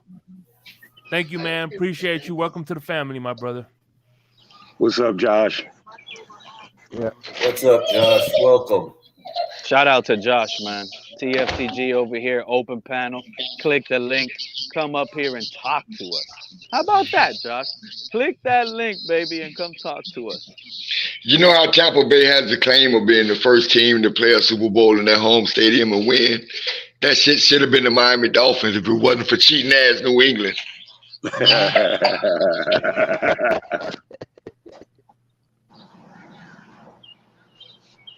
Right, man. You're right. The, You the know what? snowplow You're game. right, man. The You're snowplow right, Nick. game. The snowplow game. That's what I'm talking about, Nick. That snowplow game. That's what really turned me against so wide open. I told you the guy that plowed that area, man. He had just got out of jail, bro. Just got out of jail. Yeah, he was in work release program. If he'd have stayed in one more week, we'd have been good, bro. I just no, seriously. Like, come on, man. That's just It should have been something. He saying our beef was with his probation officer. It should have. It should have been He should something. be going out this probation officer. Hey, Dude, Nick, you know what? Don't try to get They should have after that. Hey Nick, I always thought, man, when I seen that shit about to happen, when he did that, I thought they should have penalized them motherfuckers. Tell you the truth, man. I thought at least they could have put us on our own 30. They could have put us on our own 30. Gave us one kick from the 30. They could have did something, man. That you just don't. Yeah, you just don't call this dude. Come on, man. Come over here. Hey, Nick, I would have even been good if the players all just moved the snow away with their hands, bro. I would have been good with that. But you guys, they come and do with a whole tractor, bro, and just clear out 5 yards worth of shit, man. Come on, man. Come on. I can see Don Shula right now. I can see him right now when that happened. I'm looking at Don Shula right now when that happened. That was crazy. Probably red. you know Don Shula. Anger. It ain't another white man on the planet look better in a pair of aviators than Don Shula. And I can see him now. He did rock those aviators though. He rocked those aviators, man. Hey, so did I. Yeah, but I think aviator was made specifically for Don Shula though, man. Yep. And they had that nice that orange tint to him too. When he was coming up on the sideline in that cart, man, I was like, oh shit, man, it don't even feel right, man. Shula in the cart. You know what I mean? Oh, you talking about when they did the celebration? Yeah, he was. No, I'm talking about he was actually coaching from the damn cart, man, on the field, Crypto. He was coaching. Shula the first coach. But that was like later on. Was Shula the first coach to wear the team shirt, like that polo he wore? He was the first one. I remember coaches wearing shirt and ties, but Shula wore the Dolphins polo shirt. That was Tom Landry wearing his shirt and tie every damn game. No, and John Madden wore a shirt and tie. Chuck Noll, I think, wore Chuck Noll wore a sweater vest. Chuck Noll wore a sweater vest. He always was in the polo, man. Chuck Noll was always in the polo. Yeah, but Nolan, the old coach Nolan used to wear a tie. That's why Mike Nolan wore a tie in honor of his dad, because Dad wore a tie. What was the coach name for Arizona? He's the coach for Dennis Green. Dennis Green. No, Dennis Green. No. I'm talking about coach for Tampa Bay. He's the Tampa. What's his name? You talking about yeah, I know you talking about. He's the president now. You talking about Ray Perkins? No. Talking about Ray Perkins? No, the one won the Super Bowl with Brady. That would have had. Yeah. What's his name, man? What's his name? Josh McDaniel. Won a Super Bowl. Yeah, the head coach won the Super Bowl with Brady. He wore cowboy hat too. Bruce Arians. Bruce Arians. Yeah, Bruce Arians. Yeah. He always wear that Kango hat, man. He wear that Kango hat always, man. Hey, speaking of coaches, he got that off. What's his name? Wore the derby hat. Landry wore that little derby hat. Speaking of coaches wear, am I the only one irritated that the NBA coaches now basically wearing sweats and joggers on the sideline? I like the Pat Riley NBA coach. I like the Doc Rivers. I like that. I don't know if all of them do. I think Steve Kerr still dresses up, don't he? No, all of them wear the sweatsuits. All of them. Everybody. Shoes. No more shoes. Sweatsuits. I thought even the Miami. I ain't paying that much attention to it. I don't like it. Irritates. A couple of it irritates me actually. I know. I used to see Pat Riley on the sideline with $1,000 Armani suits. Yeah, he did. Yeah, $3,000. They were expensive. Them suits, man. I'm telling you, Shake. Armani suits, $3,000. Yeah. And he came up with his own style of collar. It was a Pat Riley collar. It was a curved collar, and they actually started selling them in the stores. Like me and my boys, we used to buy them. Like I was a big Pat Riley. He set my wardrobe for 2-3 years. You think he ever bought a suit? You think he ever bought a suit from the Men's Warehouse? No, I never bought it. I for sure own a jacket with real gold zipper on it. I buy a suit from the Men's Warehouse. I don't know if Pat Riley will. But no, seriously, I'm not sure of the details on it, but I think after the first championship with the Lakers, I think he got a lifetime deal with Amani. I don't even know if he pays for those suits. You know, it's Pat Riley. You know, you shouldn't even be allowed on the basketball court in shoes, man. I don't care if you are on the sideline, man. You don't wear shoes on the basketball court. Hey, Fred, the people that take care of that court, make more money than everybody on this panel combined. Yeah, I you know can wear that, shoes man. on that court. You can wear shoes on that court. They have that court spotless, man. Them courts be Yeah, you can spotless. wear shoes on that court, bro. They put trampolines and dunk mats on that court. You can wear shoes on that court, man. Hey, there's they do. There's stadiums where they have to flip it or something like that, and it's the ice underneath it. Yeah. The Spectrum did that. The Boston Garden had a problem with that between the Brewers and Celtics. They always had a condensation keep seeping through the parquet floor. Yeah. Hey, but you guys know that you know, groundskeepers and floor keepers, like they really do get paid, man. I bet you they do, Nick. You know, it's funny you bring that up, Crypto, because I used when I was stationed up in Connecticut. I used to go up to the Bruins and Celtics over the weekends, and the Bruins would always play at Boston Garden at 1 o'clock on Saturday, and then you'd go ahead and have a Celtics game the next afternoon about 1 o'clock, and then they'd have the condensation issue with the Bruins game at 7 o'clock Sunday night. Yeah. Right, that's what I'm talking about, Mark. Yeah. Glad to hear it was too close of a turnaround time.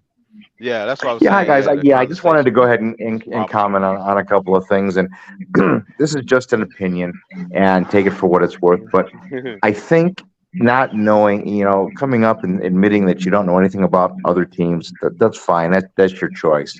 But when you lose 15 out of your last 19 games to them, it might be a good idea to learn a little bit more about them. And secondly, I haven't had anybody respond back to me regarding who is your fifth, sixth, or seventh defensive lineman. I got it. Let me. I couldn't hear that. I got it. Hold on, I got this. Let me. I didn't hear. Hold on, y'all. Well, here's the thing. Listen, we're fans. At the end of the day, it's not our job to know the team. It's the coach's job. So we can know. I can know the Buffalo Bills in and out. It is still not going to change the outcome of the game. It's the damn team that has to learn the opponent. We don't have to learn the opponent. But when you denigrate another team, Shake, by saying you don't have this, you don't have that, if you don't know the rosters, how can you make the statements that denigrate somebody? Okay,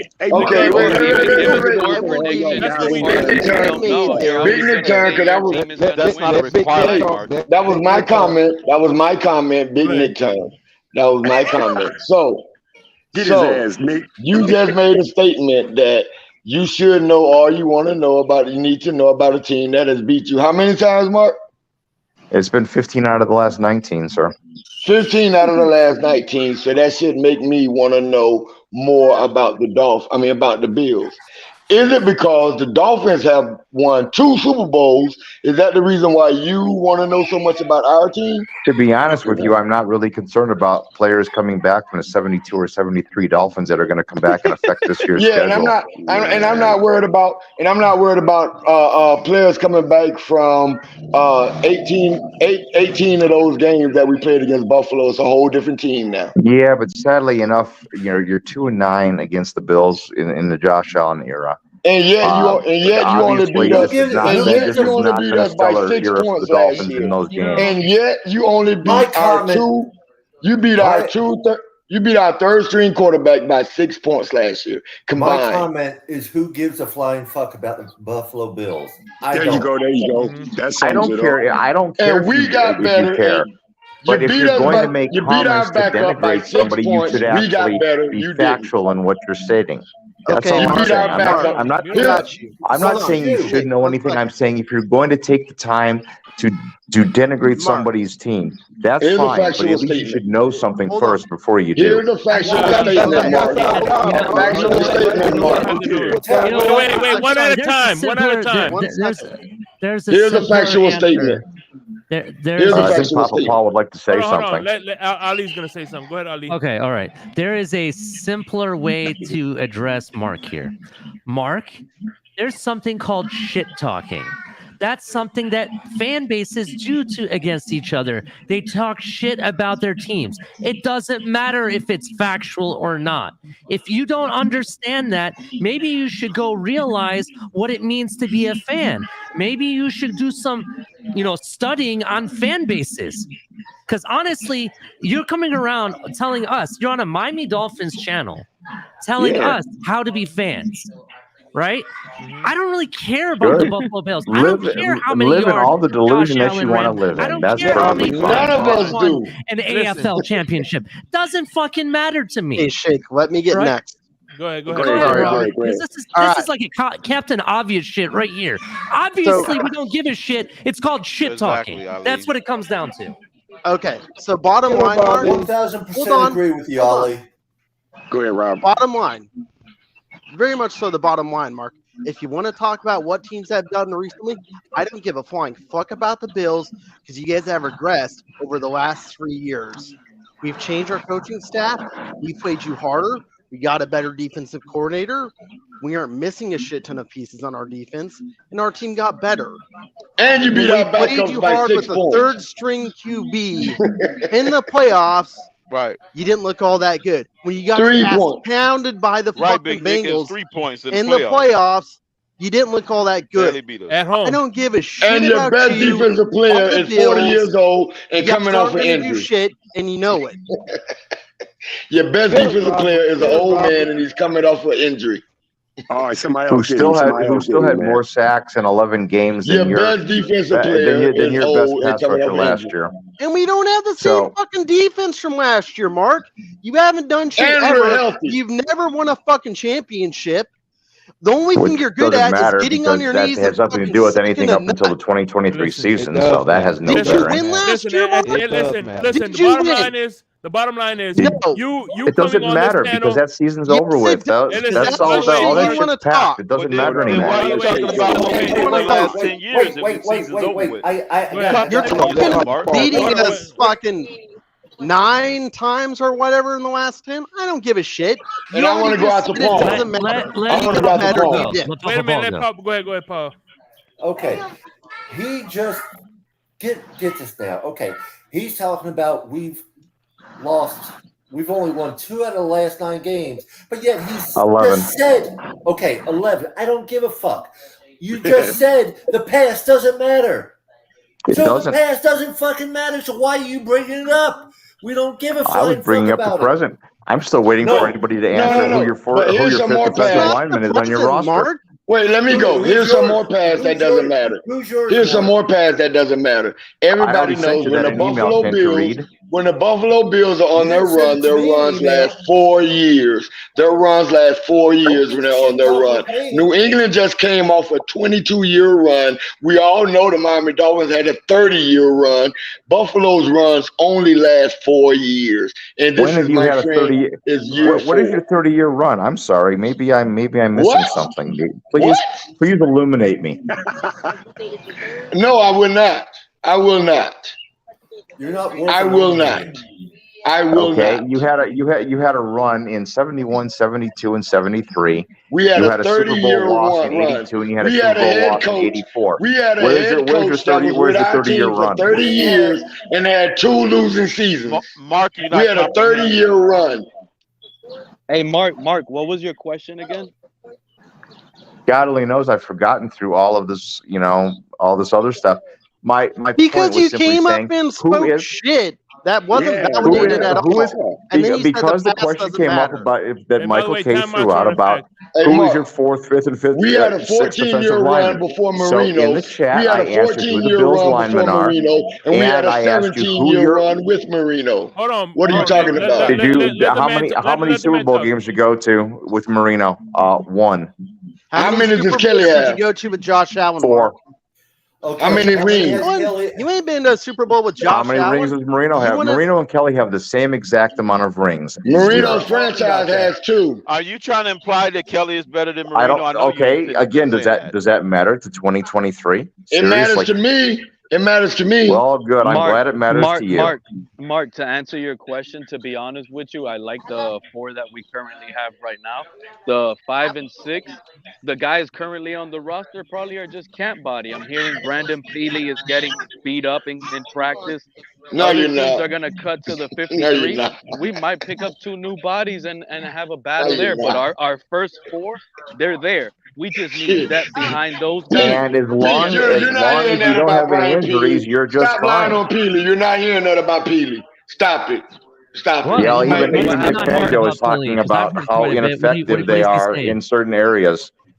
Say that again? I listened to Fangio's interview today. He's not happy with the defense. He's not comfortable with safeties after Holland. You need to learn He's to not listen real better. super high on That's David what he on said. Lawrence. Also, I disagree. Hold on, one at a time. Please man. time that No guy- intro. No, time let's everybody let's out, stop guys. I interrupting. actually listened to Fangio's interview on Reason's You didn't channel listen to earlier shit. today.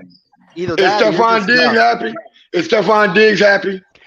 He's doing just fine. Did you watch any of the press I conferences didn't ask you afterwards and that. watch I the didn't ask you practices? that. He's Actually, doing Mark, just Mark, fine. let me ask you a question, He's Mark. not Have you happy, been Big to Nick. training He's not camp? happy. Have you been to I training know. camp? Obviously, you I haven't been to can't the because Miami I live in Dolphins New training Mexico. camp. I understand. You haven't been there. I understand. So you can't see So shit. here's the thing. Vic Fangio has a way of speaking, and what he may be referencing is it may not be good enough for him. However, if you actually went to training camp, you would know, because I've seen it firsthand. Color has seen it twice. Papa Paul was there. I know he was All there week. all been week there all and week. everything. The defense has dominated, You was right? there during the 12-sack game, Papa That Paul. front four cannot be stopped. They're throwing people around like they're children, right? The coverage is unbelievable. Cam Smith is covering people with a blanket, right? Cater Kahu playing way above where he, there's so much. ever. This is why That I guy is came up today. ridiculous. Javon Holland had the orange jersey. Why? Because he's been putting up performance, right? And I think the defense is only giving up like 4 touchdowns. Good. Undrafted people have been playing good too, right? Yes. There's undrafted people on this team that's been good. So Chris, don't tell me that Steve, the Ali, defense, let me ask you. he's Let not me ask happy you a 11 on question. He might be 11. okay in with it, time, but he's please. not going to tell you, yeah, I'm happy with it just the way they are. No, he's going to keep you guessing. Just like how he 11 on- kept the team guessing when he said, I got to find the talent. Exactly. 11 on the same time. 11. 11 on 11. The defense is only giving up about 4 touchdowns all training And camp. that's the problem. We're not scoring touchdowns. Because we got a hell of a defense. Defense is always Oh my ahead. God, Pete. Don't By the way, start shout this out. shit, dude. The defense shout is out to always Jose ahead. Valdez. All right, sorry guys. Okay, The I offense was might be saying. still figuring things out, and I'm okay with that. But the reality for me is that this defense is playing way better ahead of where I saw them last year when I watched camp. And let me tell you, being Go there ahead. Go ahead. being there all week, the offense is getting a little bit better every day. Didn't they have a really good day today? Didn't they get multiple things in the red zone today? Tua had a very good day Yeah, they've today, I had a heard. better day. Yeah. Y'all gotta let Papa Defense Paul did, finish now. And Yeah, last few days it was vice versa. Those are red zones Yeah, and those drills, but in 11 on 11, the defense has been kicking the offense ass all training camp. Yeah, but the one Right. thing you guys haven't That part. seen yet, though, is when Most of it the camp, rained the yes. other day. I want to say it was a Wednesday or something like that, or Tuesday. Tuesday. They went into the bubble, and supposedly that's where the offense lit it up and threw like a 50-plus touchdown from Skyler, and then Tua had a really big one as well. So and they play. Can I put this in there? Wait for it. Go, Paul. Let me go, Nick. Let me go. I'll be Paul short. It's on Paul. Okay. I was at camp today, and it poured down rain. I stood right there in the rain watching the whole thing. It poured down rain, and they went at it. And let me tell you, it's, Pete worries about it being the offense not scoring enough. The offense is where it should be this time of the year.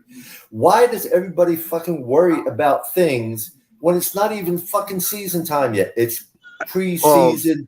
Okay, let me go now. Let me go. I'm sorry. He's not finished. Let him land. Damn, Fred, let him land. Let him Fred. land. I thought he was finished, man. No, he did not finish. Next, like I said, next time somebody's interrupted, I'm putting you in the back. But go ahead. Preseason isn't even here, and people are being so negative about a team that hasn't even shown anything yet. They're just out there practicing, warming up. I will be at team practice in the stadium tomorrow as well. And it's been astronomical. I've been having a great time. We are going to have a top 5 defense. And defense, as it goes back many years, defense will win you a game on top of that. So, Why do I have to argue with Paul? Paul's putting up what I agree with. No, I said Mike. I said your mic. By the way, oh no, man. Oh no, that's not this one. Right here. Yeah, okay. I appreciate the support for the TFTG, but go ahead. Yes, sport's great. I mean, you know, and it just pisses me off to hear these people complaining about the team, and it's not even the fucking season yet. Come on, guys. You got to give them support. Show them their support because they're out there busting their ass in this heat and everything. And I tell you right now, it doesn't matter if we play them in September or October. The people are going to come out here and still get heat stroke or overheat exhaustion because they can't handle the heat like our guys can. I'm done. Hey, didn't mean to interrupt you, Dr. Paul. I'm sorry. Go ahead, Fred. What were you going to say? I just wanted to say, man, that, you know, it's training camp. And guys pretty much know what everybody's about. And, you know, these battles are going to be won. They're going to be lost. The thing is, man, we just get tougher. Each side, offense, defense, just get tougher and just play to the best of the abilities that you had, man. These guys know each other, man, pretty much well, and the game and the challenges are going to go back and forth. So, you know, can't nobody predict nothing yet. Yeah, I agree with the offense. Exactly what I was saying, Fred, and I agree with you. Well, check this out. I've been watching Dolphins YouTube for like 5 years, right? And just like every year, we complain about the heat during the summer and the cold during the winter. Dolphin fans complain about the offense every training camp. So this isn't new. So I'm used to it by now.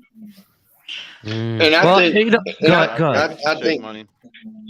think they're going to come together. And what Fred said, to jump on what Fred said a little bit, is on this team, probably on every NFL team, is only 40 guaranteed locked in spots on a 53-man roster. So I think if the defense is doing their thing, those 13 or those 5 or 6 fringe guys, they balling their ass off. And the other guys on offense, those fringe guys, they trying to make plays. It's just that, you know, it's training camp. I'm going to tell you a UDFA to look out for. If any of our running backs go down at all, Chris Brooks will be in. Yeah. Chris Brooks will be in. He's been balling it. Yeah, Chris Brooks, he has been very well last couple of days. I just want to make one comment real quick. You know, people are worried about the offense, but technically, if you really think about it, the one thing that is different from previous years is that we have Vic Fangio here, and his defense is doing its job. It's confusing the offense. And if it's doing that to our offense, imagine what it's going to do to other offenses. So I would expect our offense to struggle because they haven't ever experienced this style of defense before. Great point, man. Did you guys hear what Tyreek said? Did you hear what Tyreek said? Tyreek said he got a tweet. No. He seen a tweet from Pedro? I want to just give a quick shout out to my man Pedro, the fantastic Peter. He's a great addition on whenever he's on the West Coast Dolphins on Wednesdays at 8:45. I just wanted to give that up. But go ahead. What was about Tyreek? Tyreek said his sister sent him a tweet that she had seen that Tyreek is having a slow camp, and Tyreek said, yeah, he's having a slow camp because he's working on different things in his camp. He said he can beat anybody with his speed, but Travis Kelce told him, if you want to extend your NFL career, you want to be the best you can be, work on your double moves, work on your hesitations, he said he's out there working and practicing on that. So if it seems like somebody's in his hip pocket, it's because he's trying out different techniques. So these guys, just some of them are not, focused on trying to catch a bomb in practice. They focus on getting better. Yep. That is true. That's what Tyreek said. That's what Javon Tyreek Holland. By the way, Jalen Waddle was wearing an orange jersey today. Okay. That's No, it was Jalen. No, was it Jalen Waddle? Javon. No, it was Javon, wasn't it? It was Javon. No, Not Javon Holland. It's Jalen Phillips that wore the orange jersey, I thought, today. Jalen Phillips. I'm sorry. Yes. Jalen Phillips wore it. Was Javon Holland yesterday. Okay. Are you think they're trying to motivate Big Wilk to do something else? Because it's an argument he could have had at least 4 times already. What's that? They trying Is the orange jersey like a participation trophy? What's the point of it? Oh my God.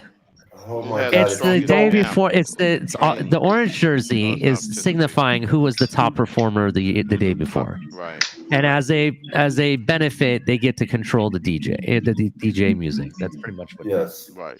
Anybody remember the trajectory that Josh Allen was on before they got Stephon Diggs? He was trash, bro. He was a bum. He was on. He What's was the on the point? Jamarcus. Inaccurate He was on the quarterback Jamarcus Russell trajectory. He was on the Cleo Lemon trajectory. And Michael K, I'm saying that with due all respect. He was prior to there. That's he what it a was, Big Nick. The quarterback, Cleo just being Lemon. honest. That's the trajectory. Ali, I didn't hear what you said. He said he couldn't hit the side of a barn. He couldn't hit the side of a barn. He couldn't hit the side of a barn. Cleo Lemon was in his sights. Okay. Hey, did they release the NFL top 10 this or today? Oh yeah, has that been released? Oh my goodness. I don't know. Tyreek probably be number 7, number 6, something like that. Yeah, I'm just wondering where Josh Allen will be. I don't know, but I wonder how many other for that teams trajectory that you were talking about. How many we got? 5 or 6? How many other teams got 5 or 6? Bills. I wouldn't know. I only know the Dolphins. 5 or 6 what? What players are on the top 10 on the top 100 for the Bills? Michael K. Poyer, Miller, Milano, Diggs, Allen will be there. So that's 5 right there, and I think you got one other one. Fact check that, Ali. Okay, I will, but I think what number are they on right now? Players, but I can't remember what number they are. But that's what number? Don't sound right. They release already? Poyer's the one I don't know about, but Stephon Diggs definitely is. Milano, I'm pretty sure is. Hey, Poyer was 69. Don't even go look for that, man. Poyer was 69. Milano was 57. Don't give a shit about no Bills. Diggs was 16. Top 100, man. Well, you guys asked the question. They have not released it yet, FYI. They didn't. Okay. What's the what number are they on, Ali? All right, let me look that up. So I think they released 20 to 11. Diggs is number 16. 20 to 11. He's number 16. Yeah, I think that's what the last ones they did. Yeah. Yeah, give me Josh one Poyer, second. top 10 Josh is Poyer next is week. 57. Josh Poyer Hey, was Ali, 57. I got a real. Oh, then Milano would have been 69 then. So when is the top 10 gonna be released? Hey, Ali, I got a stat for you, bro. This is real easy, man. How many bowls the Bills got? Okay. I got a question, Ali. Ali, I have a question. How many of our starting wide receivers are on the NFL top 100? How many of our starting wide receivers? Yeah, when it's all over and done, how many of our starting wide receivers are going to be in the NFL top 100? I would hope to God too, because if Tyreek's not on this list, I'm telling you right now, it's been rigged. It has been rigged. And by the way, shout out to Jose Valdez. Thank you for the $10 donation, brother. Right. Tyreek's on the list. Tyreek's on the list, and he's a lot higher than 16. You guys heard what Stephen A. Smith? You guys heard what Stephen A. Smith said about Tyreek, right? Yeah, fuck Stephen A. And I know a lot of people like him, but he actually said that he believes that Tyreek Hill is the best wide receiver in the NFL. He's the top Yeah, but he dog. also Yeah, blamed but I my like head what he coach. said about the Miami He also Dolphins. blamed my head coach, for shit he don't know what he's talking about. So He was In bad. what? He was In, trashing for Coach basketball or McDaniel. for football? no.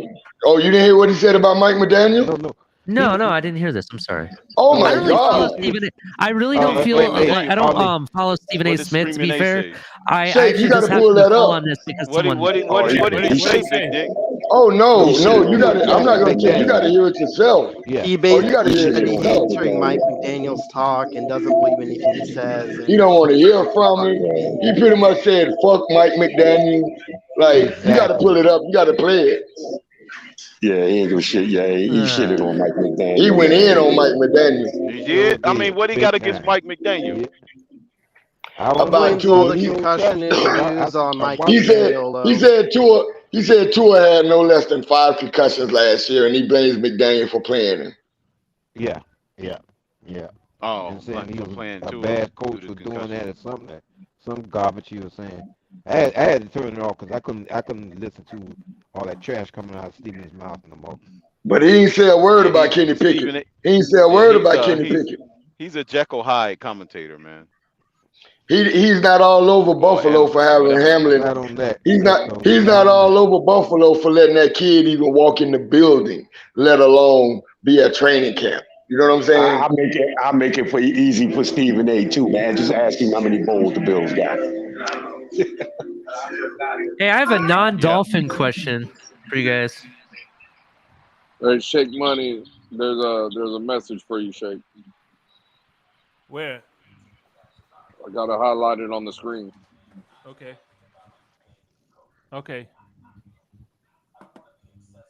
All right. How's it going, Lewis? Hey, Robert. How many bowls the Not Bills much, got, man. Robert? How many bowls the They Bills ain't got shit, Fred. Okay, man. They forgot there's Hey, actually Lewis, more games in the Lewis, how many season than the bowls the regular Bills got, season. Lou? How many bowls do the Bills got, Lou? They ain't got none. Okay, how many bowls the Bills got, Color? Well, they got a toilet bowl. Okay, who else is up there? Man, they still can't find that shit. All right, man, that's all the fuck we know. That's all we kind of we give a shit about. The question I had for you guys that's non-Dolphins related. So is it just me, or the Pac-12 is dissolving itself and is going to fold up shop and be no longer in existence? I know they keep putting out stills on them every 5 minutes. I'm getting stuff on my feed about the Pac-12 every 5 minutes. Yeah, last season, USC and I want to say it was UCLA, I think, decided, we're packing up shop and we're going to go join the Big Ten. And just a few moments ago, they voted in Oregon and Washington is now in the Big Ten. And there's 2 other teams, Colorado and one other team that is applying to be part of the Big 12. I just know. Only thing I know about college. All off now. The only thing I know about college football is that the University of Florida took the Miami Hurricanes off their schedule fast. I mean, like immediately.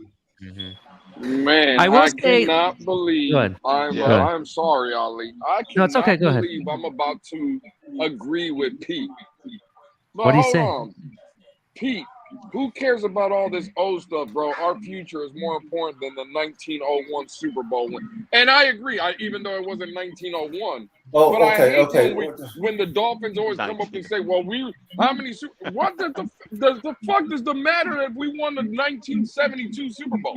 But we ain't played this year yet. It doesn't. We ain't played yet this year. Well, that just puts us 50 years in the future. I just think it's because Bills fans try to treat us like they've already won a Super Bowl and they haven't won anything. I get it. I get it in that aspect. We going at Buffalo Bill fan. I get it. But That's the only reason that conversation came up. Lewis. That's the only reason. No. We always sit here and talk about the 1972 team Never. and shit like that. Not me. We should be able to have a debate with Buffalo Bills fans about our current team and the roster now. Because I agree, whoever said it earlier, 1,000%. I don't see, and I think it was a Bill fan that said it. I don't see none of those 1972 Dolphin players walking through this fucking door. The problem with that is that conversation to be subjective. That conversation to be subjective, and the only win is to hold up those two shiny trophies. Because we can sit up and go back and forth about whose team is better based on our own fandom, but the only common denominator that can break that subjective tie is to hold up those Super Bowl trophies in their face. And I don't have a problem with doing that. Wrong. That's where you're wrong, though. We can have a debate about our team being better than Buffalo last year. I don't have It's subjective, though. It's subjective. I didn't cut you off when you were talking. I would hope you would have the respect. I didn't cut you off. All right? I didn't cut you off. What I'm telling you is I can argue with a Buffalo Bill fan and tell them how my team is better than theirs from the performance that we had against them 3 times last year instead of reaching for the 1972 card is all I'm saying. And again, it's subjective. We don't have to do that no more. But the argument would be subjective. But Lewis, they keep throwing it in our face about how much they've already won. So they are going back in history when they talk about their history. Well, then you guys are the ones falling for the punch because they haven't won shit. So what are we arguing about? That's the argument. Because we like making them feel like shit. What's the problem with that? Again, you guys can do what you want. What I'm saying is I can make them feel like shit talking about the 2023 Miami Dolphins. Nothing is off the table with me. How? We haven't played a single down yet, Lewis, in 2023. I'm going well, Crypto. Then you know what? I don't know why we get on these spaces and panels every fucking day. Then because you're right, we haven't played a game then. So let's not talk about what we did last year. Let's not talk about. But no, you said making them feel shit. But how are you gonna make them feel like shit about something that ain't had taken place? Crypto, because we're going That's between our roster now and their rosters now. Crypto. That's fine, but. That's the point. But you know what? Y'all got it. Down hasn't played. Y'all want to sit here and debate about. I don't think you understand what subjective means. I get what you're coming. We can say that about our roster versus theirs, but you just be going in circles with them too. You fall for their trap because they have They have a more successful recent history than us. We ain't got to go to 72. They can just say rewind back to freaking 3 years ago. But to Lewis's point, we are not the same team we were 3 years ago. You right. Okay, we're not the same team 3 years ago, and we're not the same team now. They're not the same team now. That doesn't mean we're going to beat them. You're right, Crypto. They've done a lot of winning. And you're right, Crypto. They've done a lot of winning the last 3 years. And Miami has done a lot of losing in the last 3 years. You know the constant? They both won shit. Because Miami didn't finish in the Super Bowl and neither did Buffalo. So if you want to talk about that's why when they throw it in our face, we got the tiebreaker, our 2 rings over theirs. That's what I'm saying. That's the tiebreaker. And if you really want to go into it, we're talking about 45 years ago. That's their tiebreaker. But if you really want to go, we've had a better organization overall. There's a lot of teams that don't have nothing either. We got more Hall of Famers. We have more Hall of Famers. We have more Hall of Famers. We have more Hall of Famers. We have Super Bowl rings. We have more Super Bowl appearances. We have more Monday night games, more Monday night wins. We've been a more successful franchise than the Buffalo Bills. So and we this can is what talk the about Buffalo all Bills of that have. stuff. And this Say is what what? the Buffalo Bills have right here. This is So what we the can talk Buffalo about- Bills have right that's there. what they Franchise versus franchise. When fans are arguing with other fans, you arguing That's based scary. on who franchises are better. And the Miami Dolphins has been a better franchise. No, when you're arguing about what franchise is better, you're talking about right now, today. No, that's what you're talking Okay, and about. then that's when they're going to pull the recent stuff on us. I don't care about no 1901, Johnny Unitas, and all of this old school stuff. And I say 1901 just to make it seem. I know old. you don't it care. was 70. I know you don't care None because of that guess matters. what? The Bills haven't won no Super Bowl ever in their history. At least we do have 50 years to go back on. They don't. Great. And guess what? How many people, hold on a minute. How many people in this chat or on this panel have been part of them winning teams? I'm guessing 0. That's so it irrelevant. really doesn't matter. You're guessing wrong. You're guessing wrong. You're Yeah, guessing he's right. wrong. He's right because the Super Bowl is all that matters. So You're guessing Okay, wrong. Well, You're guessing well, let wrong. me ask you this. Let me ask you this so I can show how ridiculous sometimes it sounds, right? And hopefully I get proven wrong. But I'll ask Nick, because Nick is the one that comes out here every panel and says he's ride or die, lives, bleeds, aqua and orange. With me and him have that in common. I'm the same way, right? But to Nick's point, Nick wants to throw the 1972 Dolphins and Buffalo's face because we won 2 Super Bowls. So in Nick's perspective, that makes Miami better than Buffalo. Am I correct with everything I said, Big Nick, so far? Yeah, that's what he thinks. No. Let me answer. I said in totality of everything, we're a better franchise. Okay, absolutely. But I've also heard you say that you, again, these are your words, not mine, that all you see is Miami Dolphins. Correct? Correct. But if I play this scenario against you, are you going to tell me that the Pittsburgh Steelers is a better organization than the Miami Dolphins because they got more Super Bowls than we do? Overall, are you gonna tell me better franchise than us? Wait. You gotta choose the words. You have to choose the words carefully. I asked. Okay, I'm going to answer that. I'm going to answer that. Okay. Are there a better franchise? I'll be honest. Are there a better franchise? No. Are there more successful franchise? Yes. Wow. So my God. But I'm saying, how can they not be a better organization than us if they got more Super Bowls? That's what you're telling Buffalo. Yeah, wait a minute. I'm saying they are a better franchise than us. Because when it comes to my team is the greatest team. My team is the greatest team ever. Period. That's why. And again, and you as sound a wrong. Fan, and as a Well, Lewis, fan, I'm being consistent. I said they are better. I said they're more successful. They're more successful. They have more Hall of Famers. They've been to more Super Bowls. They're a more successful organization than we have been. But I think I have the greatest franchise in the world. And I'm glad you said that. And just again, I respect that opinion of you. All I'm just gonna say is though, when you do that to Buffalo and then you say the same thing about those other teams that have more, I'm just using your argument against you. I can't take nothing that you say then serious because okay, well, Fred.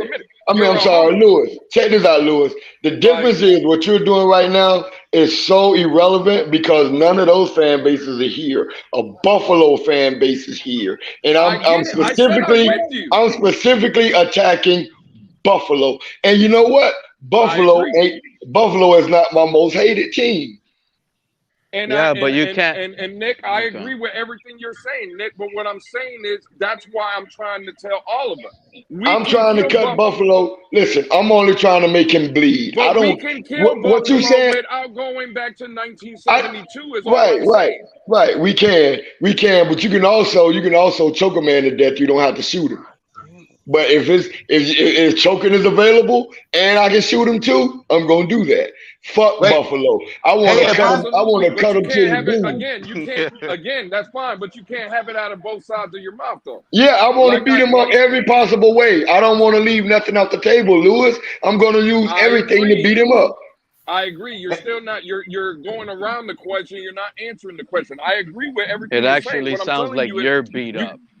You can't use one argument against Buffalo and then say, well, the Dolphins are better than Dallas, because in your scenario, they're not. Dallas is a more successful franchise, but the Miami Dolphins, in my opinion, and me bleeding aqua and orange, nobody's better. Okay, again. But you don't hear the fan. You don't hear the fan coming out of me saying that, like, I'm not going to ever tell you, Lewis. I'm not going to tell Crypto, Shake Money, Papa Paul, Mark, Pete, nobody. I'm not going to tell them that another team is better than my team, period. You can't get that out of me. And I agree with you. I'm not trying to change your debate. I'm not trying to change your mind or your opinion. I hear everything you're saying. What I'm saying is, then you can't come out here and say you're winning arguments and shit though. I wouldn't have this conversation with him. I wouldn't have this conversation with him. This is the second time you started cutting me off. I'm not cutting you off when you're speaking. I'm trying to be real nice and calm here. You see what I'm saying? Like, again, all I'm telling you is I'm not trying to change your opinion, but when you say, oh, I'm the best debater, or I come out here and I throw the best debates, All I'm saying is we can't take you serious then because we know you're working with a bias. You Exactly, have your Homer Louis. hat on. There's no way to differentiate. But you can be it's positive almost about like the team, but you don't trolling. let me kill that He's narrative. a troll. Let me kill that narrative. Please let me talk. Let me get in. We can sing together, but we can't talk together. So you have to give me a minute to respond, right? Because you'll keep going and I'll forget. Listen, first of all, and I can understand where you would come at me that way, but you have to understand about me. I would never have that conversation with San Francisco. I would never have that conversation with Dallas. I would never have that conversation with the Giants. I would never have that conversation with New England, with Pittsburgh. It's a lot of teams that I will not have this same conversation that I will have with Mark with. I won't. I had this shit with Cleveland. I had this shit with Buffalo. I had this shit with Tampa. With Tampa Bay, I had this shit with the Lions. I have it with the Vikings, but I won't have it with the teams who are more successful than me because to me, and you can say what you want to say, I never bring up the 72 Dolphins, only to Mark because he go to talking crazy shit, and that's only to cut him as hard as I can. But I don't care about the 72 team because I don't think nothing but one or two of those guys can even play in the NFL today. All I'm saying is I use every available tool against Mark, period. That's fine. All I'm saying is, Big Nick, there's going to be... And if you don't understand that, bro, issues. I don't know what to tell you. But I wouldn't have this conversation with New England. I wouldn't. Only thing I can say against New England, the only conversation I can have against New England is that we wasn't afraid of them. We spit them the entire 22 years, and they're cheaters. I wouldn't bring up shit about winning when it comes to New England. I'm not an idiot. Big Nick, so all I'm saying is, look, I'm going to be honest with you, Big Nick. Just fan the way you fan, Pete. That's fan the way you fan. It's going to be hard for you to engage with conversations with me because all I do is bring up my problems and concerns of my team. You see, we haven't won anything for a long time. I don't want to hear your problems. I don't see your problem as my problem. Okay, but to you, this offensive line is not a problem. You just finished saying it, bro. Okay, so what does it matter? We're gonna win. What so does it matter to the team? 20-0 for a Super Bowl. Like, don't worry, just don't engage. All I'm saying is when I'm talking, my opinion of the line cut me off because anything. My opinion of the line doesn't affect wins or losses, Pete. Yeah, but that's a problem on our team. You guys can. For you, that's a problem. No, it's the biggest problem. It's for the you. biggest problem. For you, the biggest problem for me. The biggest problem for me is that I don't have a crystal ball and can't guarantee that the Dolphins gonna win the Super Bowl. That's the biggest problem for me. Well, it's actually not the biggest problem to me. Everybody here knows okay. The biggest problem. All right, it's well, that's the quarterback. You need to work on that, Pete. This quarterback that's something you need to work on, Pete. To need a real deal. I don't have to feel the way you feel, Pete. Dude, we're going against. Okay. And that's all I'm saying. When I'm speaking, all I'm saying, Big Nick, is since I know how you feel, you're just gonna flabbergast everything and hype it up. Just don't cut me off. That's it. Because but don't tell me how to fan. Hold on, Pete. I mean, Nick. Don't tell come me on, how Nick. to fan. Well, Nick, let the man. I'm not talk telling you how to fan. I know how you fan, and I'm trying to tell you how I fan, and the way I fan and the way you fan are not gonna get along, bro. They're just not. Okay. It's just the reality. So just try not to engage with me when I want to go celebrate you at the Super Bowl victory party anyway. That's fine. I'll be at my own Super Bowl party, dancing and living it up. How about that? Doesn't matter. That's cool. All I'm saying is just gonna be consistent cutoff, and you're not gonna let people fan because you just wanna talk, bro. Let's be honest. You just wanna talk. That's it. And you just want to bring people down. No, I'm bringing up my problems on the team that a lot of fan base feel currently because a lot of fans don't really see or even remember the 72 Dolphins Super Bowl. Nobody was arguing about anything. I'm tired about all this old school talk in Miami, bro. Oh, okay, wait. Okay, dusty-ass stop. championship. That shit it's full of hold on, dust. let Pete land, then Papa Paul. Let Pete land, and you can have it. Let Papa Paul go. I heard his voice. Go ahead, Paul. Okay, I understand where you come from, Pete, but at the same time, I don't remember the 72 Dolphins. I remember the excitement on my grandfather's face for the 72, 73, even in the 74 season, even though we lost the Super Bowl. That's why I became a Dolphins fan. The memories, though, keep me going and hope I make good memories for myself coming up. It's been 50 years, and I haven't seen a fucking Super Bowl. Do you remember what happened in elementary, Papa Paul? Pete, let the man finish talking. It's hard to remember old things, dude. You know what? I do remember It's not hard what to happened remember. to me in kindergarten. So don't tell me it's hard to remember old things. And I'm a hell of a lot older than you are, Pete. That's what I'm saying. So why is it hard to remember old things? It's not. They're great memories. Pete, let me finish. Don't interrupt me. It's great to have great memories of the past and everything, and hope you can make future memories, maybe with my kids or my grandkids and stuff like that. You know, it's memories is what keeps a lot of us going at the same time. We have things to talk about, you know, and to talk about negativity on a team when you haven't even seen him fucking play yet is what are you talking about? Ridiculous. It's been horrible. Have you not seen what's been going on in camp?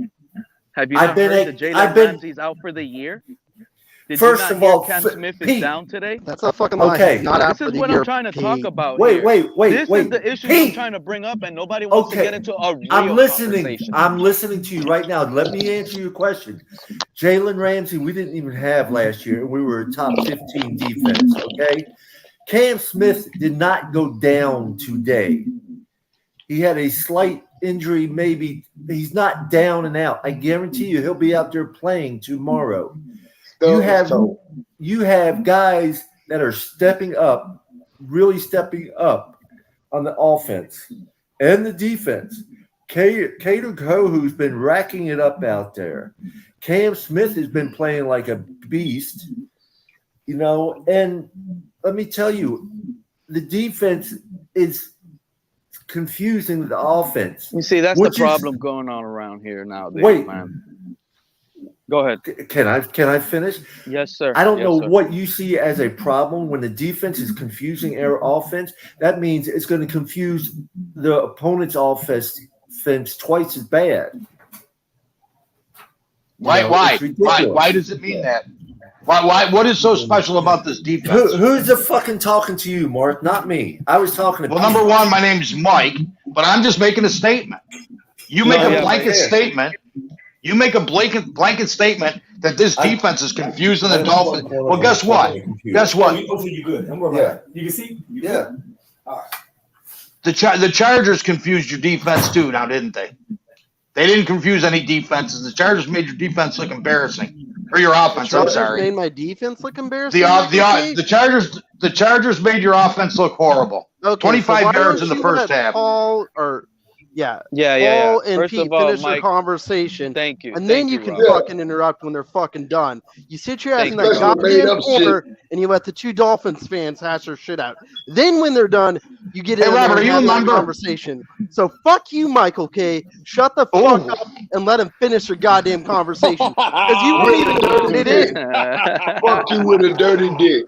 Oh my God! If you ever have kids, Robert, don't yell at them because they're gonna laugh right at you. Really, Michael K? You're not your kids are gonna. What have you ever fucking done? Other than your coming kids are here gonna laugh right at you when you yell at them. Woman. Really? What the fuck have you done? Hey, Robert, you ain't done shit. You remind me of me. Piece of shit. Crypto, he sound like me, Crypto. He don't let him live, Crypto. Color, you hearing this, Color? That's how you supposed to do it. That's how you're supposed to do Shout it. out to Now, El Paul Capitan. What's up, Cat? and fucking Pete, finish your Hold conversation, on, real please. quick, because I'm only gonna be here for a second. I'm literally moving, big ass U-Haul moving truck. I'm in New York, behind enemy lines. Oh, you look happy, bro. Damn. Yeah, I'm in Po Town, Poughkeepsie. You know, of course he's happy. He's a Dolphin. Pretty state. Don't tell me that you part of Jets Mafia, El Capitan. No. I'm here helping a family member move. But Jets Mafia. What are you fucking out of your mind, Crypto? But it's a beautiful state. It's just wherever the population is at, it's just garbage. Like they live like animals around here, bro. Well, you're close to Albany.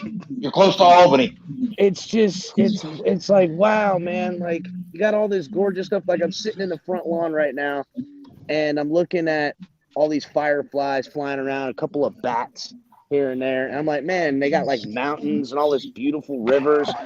But man, dude, they just don't take care of this place, man. A bunch of savages around here. What's wrong with you guys? Get your act together, New Yorkers.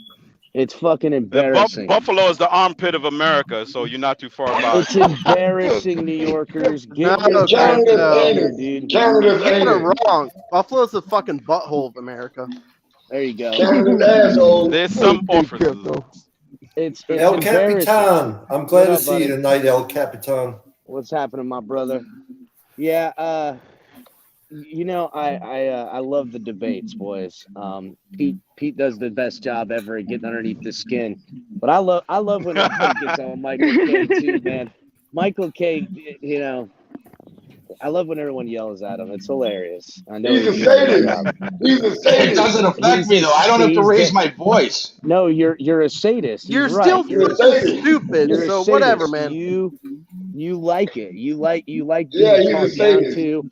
He's paying women on the weekends when we ain't around to, you know, burn them with Step hot on him with friggin' that high butter heel knives shoe. and spit in his mouth and stuff like that. By That's the what way, he's doing. Hey, just so you know, El Cap, just so you know, I give 50% of my money to charity. And when she's not working, I give it to Destiny. Oh yeah.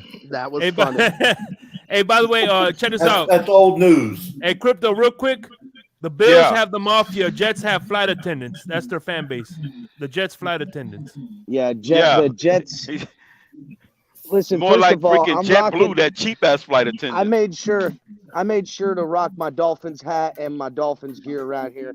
I don't see nobody rocking no Jets gear, no any other football team. They ain't got no loyalty to nothing in this part. They don't even know what's going on. If they knew what was going on, they'd take better care of their homeland, bro. Savages. No, they're all fly fishermen down in those parts. No, they're Yeah, not. Capitan. I just drove through the town. They're all freaking meth addicts. What they are. Well, that too. Capitan. I got a question for you, Are you in Capitan. Albany? What? I got a question for you, Capitan. What is the relationship like between Stephon Diggs and Josh Allen? I would say the relationship is one that is, what's the word I'm looking for?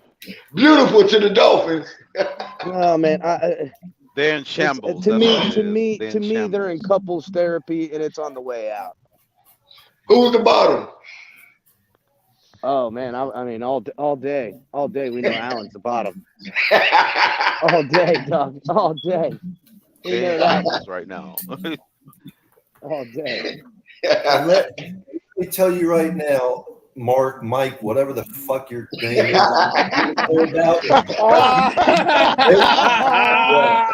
If you think I'm actually yelling, you ain't heard shit yet. I wasn't talking to you, Paul. Can you comprehend You that? want to go, Mike? We can go because he ain't never gonna do shit. You gonna keep yelling, Robert? That wasn't yelling yet, you dumb motherfucker. Ass Crypto. Whoa! Well, I can imagine. I can imagine when you have kids and you start yelling at them, they're What do you gonna mean laugh. when I have kids? I have two. They're very well behaved. My children don't cross me. Well, You're just because always they doing laugh a this lot. shit. My They kids don't don't laugh. cross me, he said. Hey, he ain't got to ask me at all, Robert.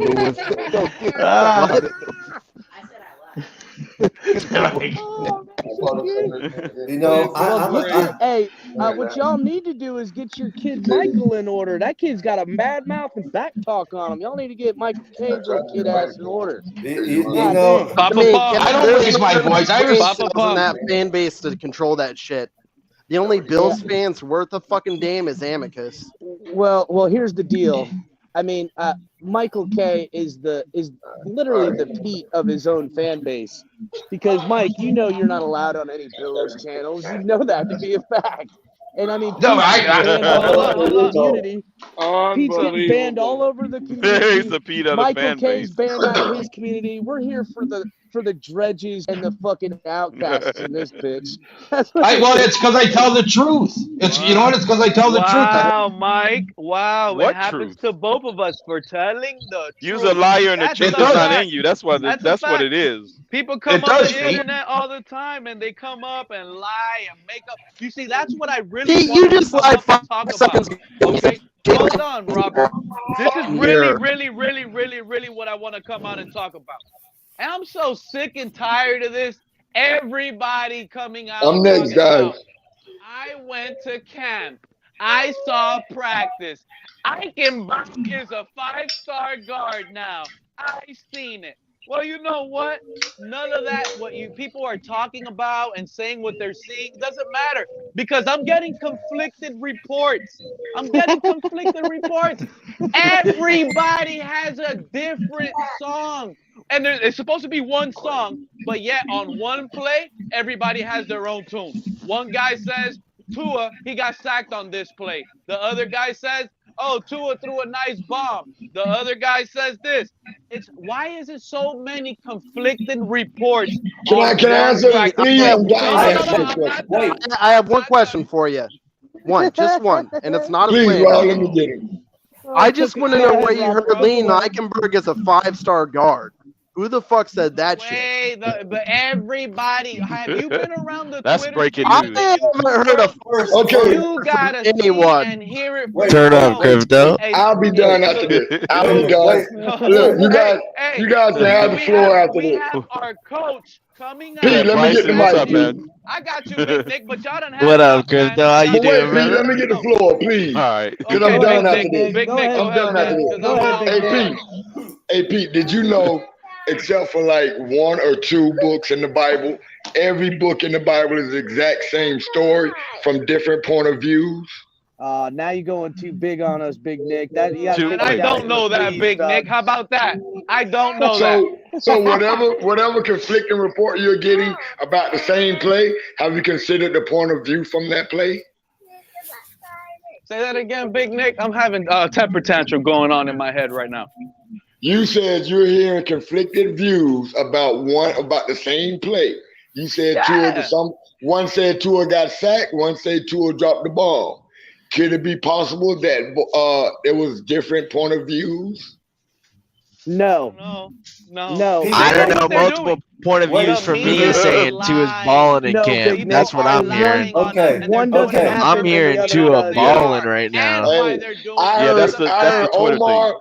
I heard Omar and I'm hearing Poupart. Skyler's playing I heard ball too, Omar and bro. Poupart arguing about the exact same play. One said they was on this side, the other one said they was on that side, and they saw 2 different things of the same play. So point of view. Real quick question. Have you ever heard of a news reporter lying before? Absolutely. Oh yeah, they're always lying. And Papa Paul, Yeah. I remember what you said earlier too, so I ain't finished with you. What? Weatherman lies. No, wait. Goodness. Let me and Pete finish this out. Go ahead, Pete. Earlier, you were telling us, right? Oh no, don't be concerned, Pete, because you're always concerned.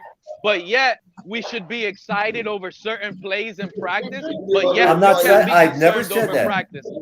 I'm not that's what saying you said that. earlier when I was in the chat. You were basically saying that. No, I never said to be excited. I just said stop being negative before we even play a game. Yeah, but you should be excited. I'm saying you should be excited. Okay. It is extremely hard to be excited when our offensive line has not been addressed. Yeah, I agree with that, Pete. I agree with that, Pete. Okay, I am so scared I can agree with that, to see Tua get hurt Wait. again. I can agree with like that, our Pete. team Who's got You gotta people in the background?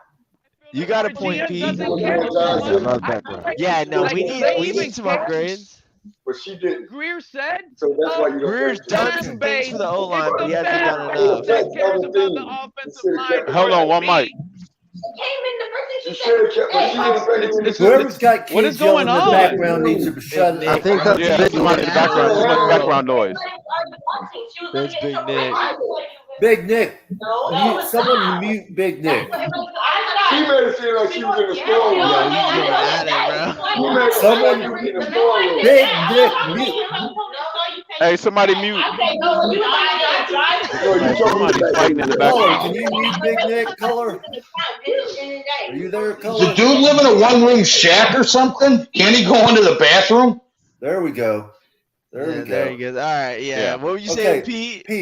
Pete, we have a right to be excited because if you don't see the difference already between our team this year and last year, I mean, there's more hype. In the last really 30, 40 years, I haven't seen as much hype about our team as I have in the last Are year. you talking about Vic Fangio, Papa Paul? No, I'm talking about the whole team. Well, nothing's really changed on offense, to be honest, other than Chosen And Vic Anderson. Fangio didn't sound excited today in his interview. But to agree with Pete, which I rarely do, the O-line is still a concern. The O-line is still a concern. There is some Defense is concern. definitely upgraded. Defense is definitely upgraded. Even with the Ramsey injury, defense is upgraded. But there's still major concern on the O-line, in my opinion. Where did the defense upgrade with the Ramsey injury? Ramsey It's blown wasn't up even again. Did you? It is not. Vic Fangio. Bro, Personnel-wise. And all our people are back Fangio healthy. Today? I'll be back. Today, Noah and Cam Smith, they're not even it's competition, dude. And it might not even be them. It could be somebody That's fine, else. but I know a Vic good Fangio, coordinator all I'm saying is and a bad we can coordinator. say- You put a we good can- coordinator and a bad coordinator with the same team, you're going to get two different results. Coaching in All this I'm league saying means is way more you can than put you can coaching in a have a different bad league. coach, but if the coach, I mean, you can have a good coach, but if the coach just doesn't have the talent he needs to But my point operate is- good, he's my going to point struggle. is- My point is that if you have the same roster from last year and this year, Vic Fangio is going to be able to do more than last year because we had a He's going to fucking be able to do more than what Boyer was able to do. This is what I'm Yeah. trying to get to. and Boyer never lost us a game, in my opinion. Boyer never lost us a game. Vic Fangio is a type of defensive coordinator that can win you games. Boyer, You don't Boyer become won a us great some games coach. last year with defense. I mean, we have like a top 5 rush defense. That's why with the pass, I guess it was bad. I guess and this is where I'm trying to say that. You can say that Jet game at the end of the season was a defense. But my point is, my point is, The if Buffalo you upgrade, playoff almost and win. what I'm That saying would have is been a the defensive defense, victory. in my opinion, was not the problem Steelers last year game to too why was we a lost defensive games. success. The defense wasn't the problem. But my point is there was many games that we won that our defense made it hard. We still won it, but our defense made it hard for us to win. In my opinion, you move forward with a defensive coordinator that's not just good, he's elite. He can make things move moving forward. And they're not done, bro. They're not done adding. It's the beginning of August. They're not done adding weapons. They're not done adding I hope you're right, Bryce. players. But, now they're not going to be time will big tell. name I don't wanna- players. They're not going to be. They're going to be time depth will pieces. tell. It's going to be depth pieces added. hope They're you're not right. going to be big name. The only big name, if anybody gets added, is Dalvin Cook. That's the only big name. But most likely, it's just going to be depth pieces. Like the Eli Apple signings, perfect example. It's nothing crazy. He signed $1 million deal. Nobody is groundbreaking that signs $1 million deal. He's going to be a great depth piece, but he's not going to change the game for us. This thing is about to blow up right in our face, dude. Unless he gets the game-saving interception in the key game that we need to make the playoffs. But I ain't gonna mention I no think names. Cam who Smith is actually going to did be that. special, though, man. I think that dude going to drop his nuts, if you know what I'm saying. That's another conflicting report. Everybody's selling him high. Yet, what does Vic Fangio come out and say? He's not high on this guy. This is what That's I'm saying. fine, a bro. lot of what That's a lot good. of what's what was going on. said, I'm gonna Pete. tell you guys right. No, it's not fine because a lot of people are believing these lies. It's a lot of things going on Well, that you guys aren't I realizing. saw Cater Code Like, who did played you ball guys last hear? year. Did you guys hear about the Tua throw Pete, you're that he spinning threw it false to the narrative. dirt today? Vic Fangio No, it's didn't not. come out and say Tua- he wasn't high. He said the number I Oh, saw there's no Cater false Code narrative. ball last There's year either as a two rookie. things going on. There's either two things going on. The offense is struggling, making a defense look better than what it is, or the defense is elite, making a good offense look normal. I mean, there's which one you guys want? I think honestly, I would say the second one. An elite defense you guys making are a good gonna say offense that. look normal. I think and that's not probably the case the best because Vic and most Fangio's not normal turning around situation. sounding like that. He doesn't sound like that. He's concerned. He's having problems. He's saying. Bro, I don't give a fuck about the press conference. Press conferences Pete, don't win we you clearly games, bro. didn't watch the same Press press conferences you gotta conference wait. because shit, You gotta bro. wait your until week takeaway 1, is Pete. vastly different than mine. Yeah, man. I mean, anything can happen from today until week 1. I mean, these press conferences are just for us to have something to talk about and for the writers to have something to write about. There's no weight in them. We're gonna be. You know what we're gonna be talking about? Because guess To a what? sack, Guess what? To a sack. As of to a right sack, now, all to of a sack. media says the Jets are winning the Super Bowl. And hey, news flash, the Jets are gonna barely win 10 games. News flash for everybody. If they Right. win anything, they're gonna win 10 games max. By the way, Papa Paul, you had something to say? Yeah. First of all, Tua threw the ball in the ground, Pete was saying. Now, if you didn't read or hear the article about the coaches rather see him throw it in the ground than try to run with the ball, you missed that. Second of all, Fangio is not going to say everything's fine and dandy because he wants to leave things out for the other team stuff. It's just like, Paul, wait, let me finish. Let me finish, man. He doesn't. Let the man finish. Okay. Just like the news people can lie about how they see things, they might see it different than what we say we see. The coaches can say things differently than what's actually going on to confuse people. It's all a game of confusion. Do you guys really think that other NFL teams don't have people in the stands watching these open practices? We know they do. No one. Yeah, that's normal, Michael. Okay, it's nothing revolutionary. Yeah, no one's saying anything against that. Well, it does. So it doesn't matter what the coach. Why would the coach lie? Why would the coach lie in a press conference? He's not lying. He's going coaches around the never question. tell the full truth. What are you talking about? Coaches literally never say the full truth about anything in a press conference. And that was my point. Their good whole question. job is to deflect the media and not tell the full story. Exactly. And that was my point because Can I just have the floor real quick? Yeah, my point was that the NFL scouts. Shut up, Michael. Let Lewis talk. Hold Turn on, up, Michael Lou. K. Real quick, Michael K. Because I'm gonna be getting out of here. I'm gonna give Shake Money the floor again. I need to, because I got Pete up here. Pete, real quick. Did I just hear you say there was conflicting reports that you're hearing some bad stuff about Cam Smith? I just need a yes or no answer before you give me why or what you heard about Cam Smith. Are you trying to say that Cam Smith has been playing bad or something? That's what you've been hearing? No, I said I gave an explanation, basically saying which one is it? Is it Cam Smith and Noah Igbenogany and they're taking advantage of a weak offense, right? Or is the offense struggling? All right. Or is the offense or is the defense so elite that it's slowing down a good offense? You know what I'm saying? But all I said was, and if Vic Fangio's not sounding like it's like that, then I know based on some other reports that I'm hearing, it's not really going as good as it really is. It's really not.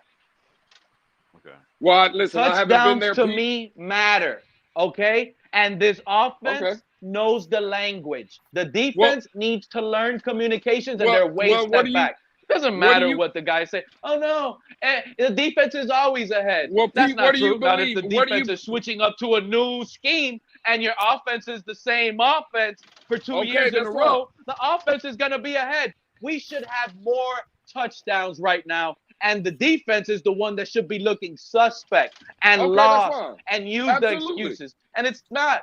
So right now, the offense to me is a huge concern. We're getting sacked, and I don't think Tua's going to last past week 4. All right, Pete, well, land the doesn't fucking put his plane foot on the already, gas, Pete. You got to let if other he doesn't people put his talk foot on the too, gas Pete. and trade for something, I'm done. All right. Okay, that's fine. You went into this whole long spiel, and that wasn't even the point of the question. I thought, again, what you said about Cam Smith, because someone brought up Cam Smith, and your first words were, well, that's conflicting reports, too. So I just wanted to make sure that you weren't saying something that you didn't hear. Because, again, I was going to come up here and shout out to Ali and Color. They've been giving you great work when they go out to training camp.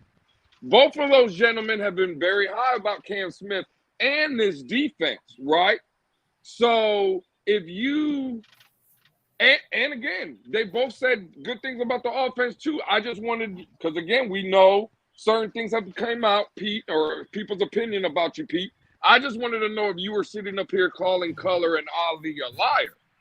That's what I because again, you're always the conflicting report is on Tua. They're making the offense seem like it's better than what it is, and the offense is struggling. The defense is winning. The offense is struggling mightily. We're not scoring touchdowns. Go around across the league. Other They teams just scored 4 today, and we don't have in the red zone. That was the first time. That was the first time today. That wasn't the first time they got touchdowns. It was some not, bullshit Pete. statement again. Hey, last week the defense had like 11 sacks, 11 or 12 sacks in the practice. The next day, the offense came out and kicked the defense's ass up and down the practice field the whole day, Pete. That's not true. Okay, well, there you go. Listen, before I get out of here, salute to everybody that's on the panel. I'm going to be getting out of here. But shout out to El Capitan. Shout out to El Capitan. He's been out there as well. And right here, don't forget, Lou, I've been out to camp, and Cam Smith is legit. That's from El Capitan himself, the fearless leader of this great network. So if I've been there. I've been. Is that true what I said, Paul? Well, Is that true? Good reports from Cam. And I've been there all week long. I've been, but it's not hard to look. It's not hard to see. We don't know how good he really is. It's just standing next to Noah. Well, we don't know how anybody is and right now. now. And I'm supposed to believe the Cam. guys that are saying, "Oh, Noah." But what we see is good. That's all we're saying. Yeah, it's not about Noah. Yes, it is about Noah. Why is it about? Oh. Pete, what do you want to hear? Hold on, real quick. Now, before I go again, goddamn, Pete always sucks me back in. It's not only about Noah, Pete. Cam Smith is balling, and Xavier Howard is out there. Cam Smith is balling, and Javon Holland is out there. Cam Smith is balling, and Cameron Cole is out there. What are you talking about? Yeah, but you're not paying attention. Cam Smith is out there because Noah is just that bad. So let's not act like Cam Smith he's is just out a there. Noah's a bad corner, bro. Wait a minute. He's good on his own merit. Have you not seen the articles about Cam Smith being the real deal? Yeah, and that we stole him compared to Noah Igbenogany. It's not. The man is out there with everybody else in the secondary, Pete. Nick They're not star player compared to Noah a few camps bro, ago. you Pete, wild, he's out there with everybody. Pete, He's they're out not there. competing in the secondary. It's just not him and Noah taking all the secondary reps. They're all out there. Hey, Pete, Noah is getting. What are you talking about? Noah is getting the majority of the first team reps, Pete. Noah's getting the majority of the first all team I'm reps. saying that, but this is what I'm saying. What you're Only saying right now is Vic nonsense. Fangio. It's not nonsense. Vic Fangio's confirming we don't have a second corner. He said it on the interview. We're struggling to No, find he it. did. Oh my God! Never said that. Hey, said Shake, that. never said that. I'm out. I don't know when you get love that y'all. What was Later, he saying Lewis. about the second position? I don't know. You tell us because you making some fucking bullshit up. No, You you tell didn't. us because Play it right he now. did not Play the say interview that. right now. No. I'll tell you the part I'm talking What about. he said? What he said is they have not picked the second cornerback yet, the number 2 cornerback. He Which did not is say a it's huge picked. difference. A huge difference. And that's a huge concern. It's a No, huge it's concern. not. Because that means you got 2 ballers fighting for the number 2 spot. Exactly. Noah Igbenogany is not a baller. You got 3. No, you got 3. you got not a Cam baller. Smith and Cater Kahoob playing for that spot.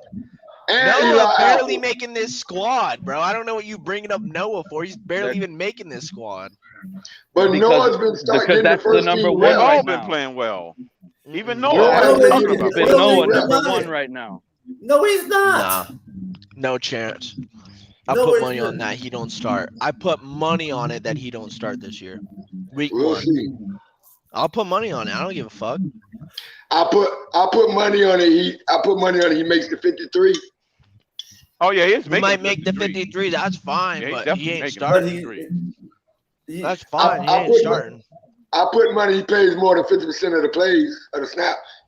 Yeah, Noah will. Hey, I'm right talking now, about what Noah has going for snap him, one. he has one. I'm He talking has a about plus snap 1 one. on wins versus replacement.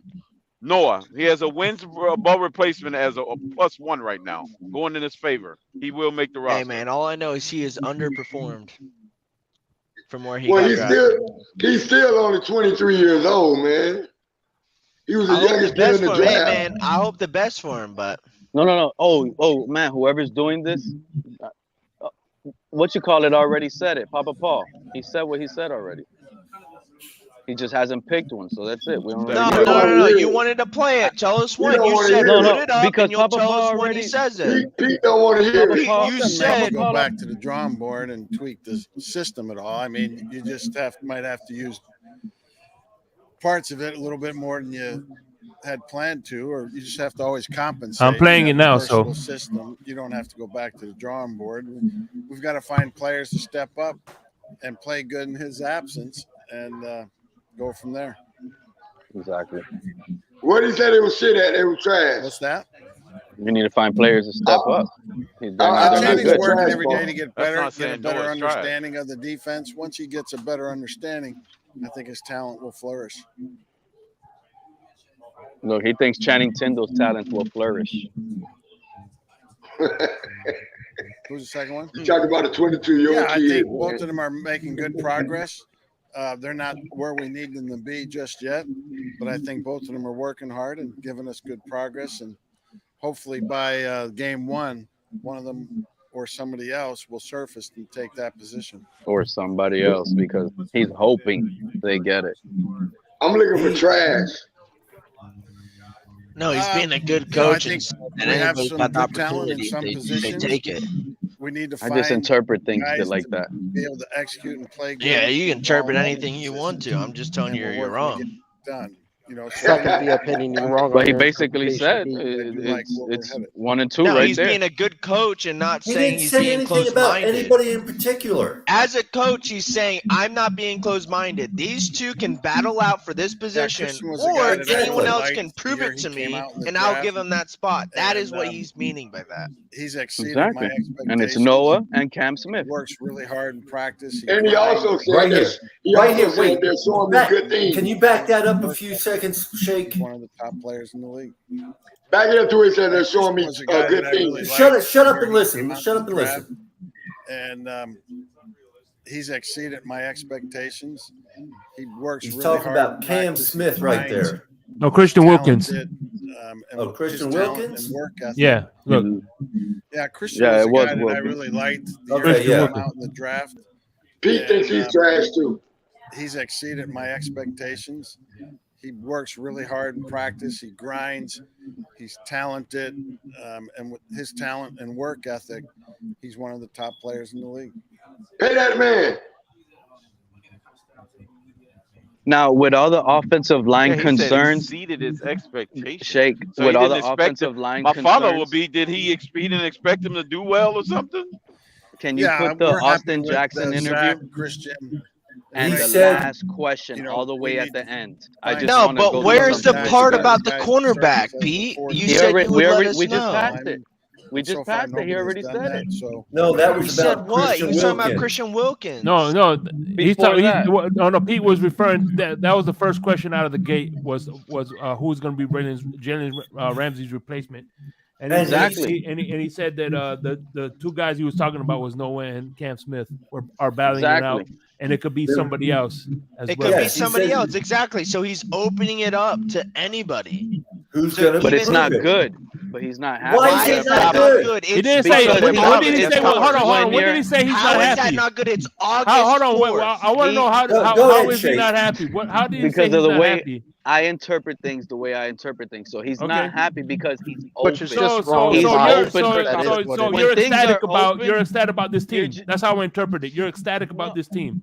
No, you see, see, Shake, he's open. no. It's an open competition. It's good nobody thing good to enough yet. Yeah. So, but He how the may hell is like he saying something, he's not but happy? he's not in say love with it. that. He It's might like something, but he's not in competition love is with it. good. Wait, don't you want Competition is a competition at positive every thing. position, every camp? Let's not go there. Isn't Let's that not the go golden there. rule? Yes. Isn't that the Competition golden is a rule? positive Competition thing. at Yes. every Let's not- position at every camp. Let's just say competition Well, at 90%. Don't you want? Well, Don't you want look, Skyler to check be it in out, competition check it with out. Tua? No. There Pete, is- you've look, said in the real quick. past you want competition All right. at every position, including the quarterback position. So now Don't you you're want Skyler to reneging on what compete? you said last season. is that you Real quick. don't want competition. So he don't want Skyler to the Michael? Of course I want competition, guys. Oh my God, Hey, why is my voice out like that? Fred, you gotta turn off your YouTube, Jay. Turn off your YouTube. Shay, can I request one more thing? Austin Jackson interview. The last question. This man just going Skip all the way to the end. Oh, hey, Shake, what you say you want me to do, bro? Yeah, turn off your YouTube. Oh, okay. Yes, feed. Because this is something I want you guys to see and feel with me. I want to know if y'all feel like this with me. The No, last we don't. I can tell you now, we don't. Pete, I'm probably Oh never my going to feel the God. same way Wait, bro, you do you about I can tell you now, we don't, Pete. Yeah, okay. Let's put it this way, Pete. I agree to disagree. Give me a chance. Give me a chance, and I think all of you guys are going to agree. And I actually think you guys are going to like what I'm about to tell you. I need Shake Money to play that video so you guys could understand. What video you want me to play? The one you were just playing, but the very Jackson. end. Yeah, the Austin Jackson interview, the latest one. It was like Austin right under Jackson? that big fan. Yeah. Yeah, it only has like 50 views. Nobody cares about him. They're done with him. He doesn't get many views. Pete, you said you I mean, he promised hasn't we're really gonna agree, earned the Pete. views, to be honest. He hasn't really earned them. I gotcha, but this is what I want to bring you up. said right we're here. gonna agree with you, Pete, after this. I think so. I think so because there's something Make sure you preface it with hell freezing over. You got to put that preface. Hey, in. By the way, it's He's got It's going to take more than that for me to genuinely agree with Pete. All right, Shake. Hey, Pete, how do you feel about Jason Phillips? I mean, Jalen Phillips. How do you feel about Jalen Phillips, Pete? Jalen Phillips, man, I think hopefully Vic Fangio changes it up and puts his hands on the dirt and just lets him play. How do you feel about him? Hey, so you guys know, I feel like we're misusing him. We've been using him wrong. That's how I feel. I feel he's a really good player. Okay, guess who put him on his ass, Pete? Guess who put him on his back? Just wait. Hold on. Go ahead, Jake. And let's color or Ali want to take over. I'm shutting it down at 9:30, so just letting y'all know. All right, Shake. We got you. Austin Jackson put him on his back. All right, here we Yeah, go. he did. I'm playing. He All right, pancaked him. Perfect. I'm gonna be playing it right now. So hold on. The last question. Skip almost all the way to the end, so it could be quick. Turn it up, Crypto. All right, here you go. There go my right tackle. Thank you, Shake. 24 years old. Do you still feel like your entire career is in front of you? Like as I said, there's like guys who don't start out until their age. Kind of like I said earlier, the biggest thing is to focus on the day. I attack what I need to do today. He's showing some. Make sure every play I have is great. Hold on, Fred. And physical. What's up? Can y'all hear me? Hang on. We're trying to listen to the that's And video. focus to get somewhere else, also, big picture wise, so many people say the most important thing for the 2023 Miami Dolphins is keeping Tua healthy. What do you think about the idea that? Look how quick he responded, right? Go back a little bit. But look how fast he answers that. Just back it up a tiny bit. Why? Get up and work for. Look. Listen to this. Listen to this. In that process, being the guy that protects his blind side. I love that responsibility. I truly do. It's what I get up and Look at work this. for. It's what I get up and train for. It's what I study for. It's what I take care of my body for. So we can be the dominant line we need to be in order for Tua, to keep being himself. He's a great quarterback. He's going to get the ball out anyways, but he needs more time for us, and that's the responsibility we're taking every single day. You know what this made me think when I saw this video, guys? And I'm going to tell you guys, you're going to love this. I never thought about this, bro. The whole world bashes Tua. Buffalo Bills throw up his concussion dead finger signs, right? All of that goes on. Can you imagine how much pain this offensive line goes through? You don't think that they know they can't get to a hit anymore? They're gonna put everything on the line to protect this guy now. Is that not a good thing? That they're gonna try harder to make sure he doesn't This get is hurt? like a good thing. No, of course it's a good thing. I never thought this in my life, bro. These guys are dealing with the problem. They're the ones that have to keep him upright. Then like why are you when complaining? it's because it hit different. It hit different when listen to the question again and the whole video. He was stuttering. He was slow to respond on some questions. But when it came to that specific injury to a question, it was like almost like a setup. it was but almost that's to the point where that's any Nah, offensive lineman. Their job is to protect the quarterback. I don't Jesse understand. Davis, do you feel like Jesse Davis was like that? It don't matter how we felt. We know what his Davis job made was. that same statement 3 years ago. Like, we I'm know talking what about I could pull up some footage right now and probably say that Jesse Davis made that same statement 3 years ago. He would if he got asked it for sure. Any O lineman's job, they get paid to protect the quarterback. If they say anything that's against not protecting the quarterback, they wouldn't have a job. It's literally their job title. Maybe I went Hey, too Shake, deep into it or something. I But can get footage. I'm I hoping. can get footage 25 years ago of Richmond Webb saying the same thing. Yeah, I have yet to hear the O line is, man, yeah, I don't give a fuck if he gets sacked or not. Okay, Who here has we have to keep him upright. We can't get him injured. Yo, Crypto, It's that's how like he me said saying it. I'm not gonna control planes. That's like me saying you're that. moving the goalposts. Listen That's to how like me he saying, said yeah, it they'll again. land themselves. Like who put it on an autopilot. Who here has never been slow to answer a question? Who here has answered all questions ever asked to them just like that? Obviously, Pete.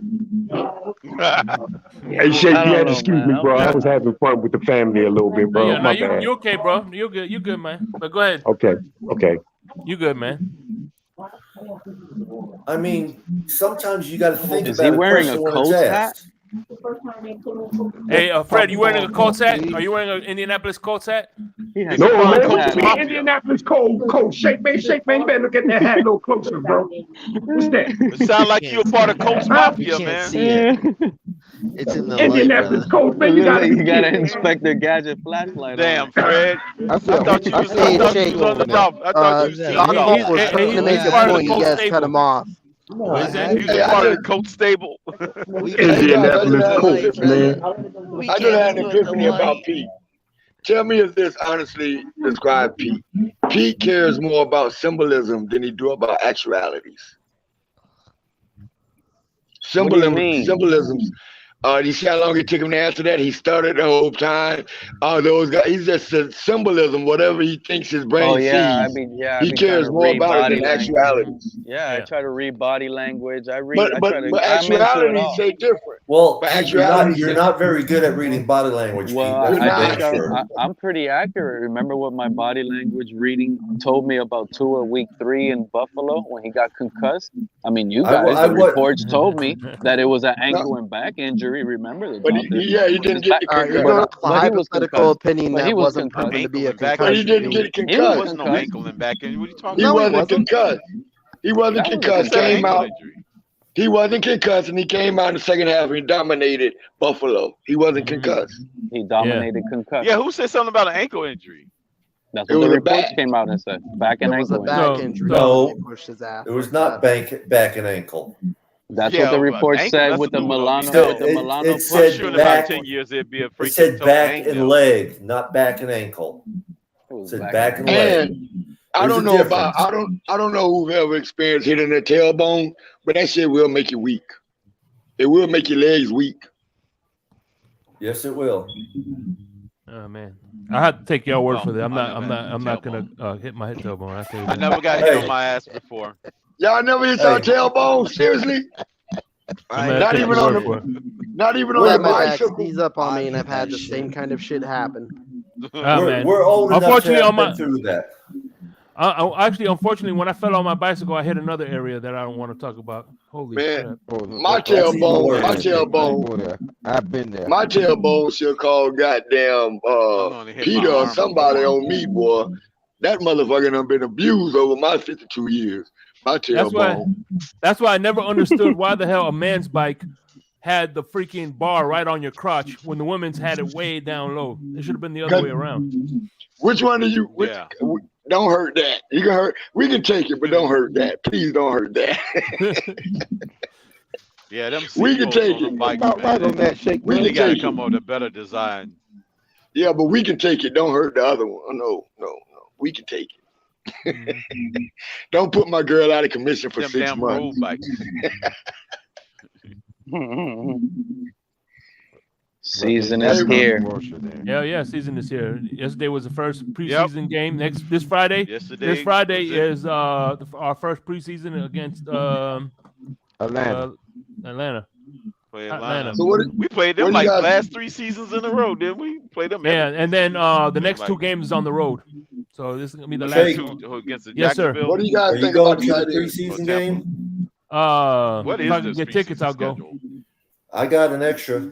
Okay, perfect. What do you guys think about the tight played ends? the You think they're Bears. just going to be on the field for position I'll need? take that. I'm not gonna lie, we need to play Tua, dude.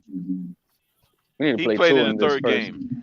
I think he's. I think He, of course, you know, Tua's gonna get the opening Well, he might reps. play in the first game. Never Yeah, know. he'll get the opening reps. You think Yeah, he's he gonna played play the first opening game.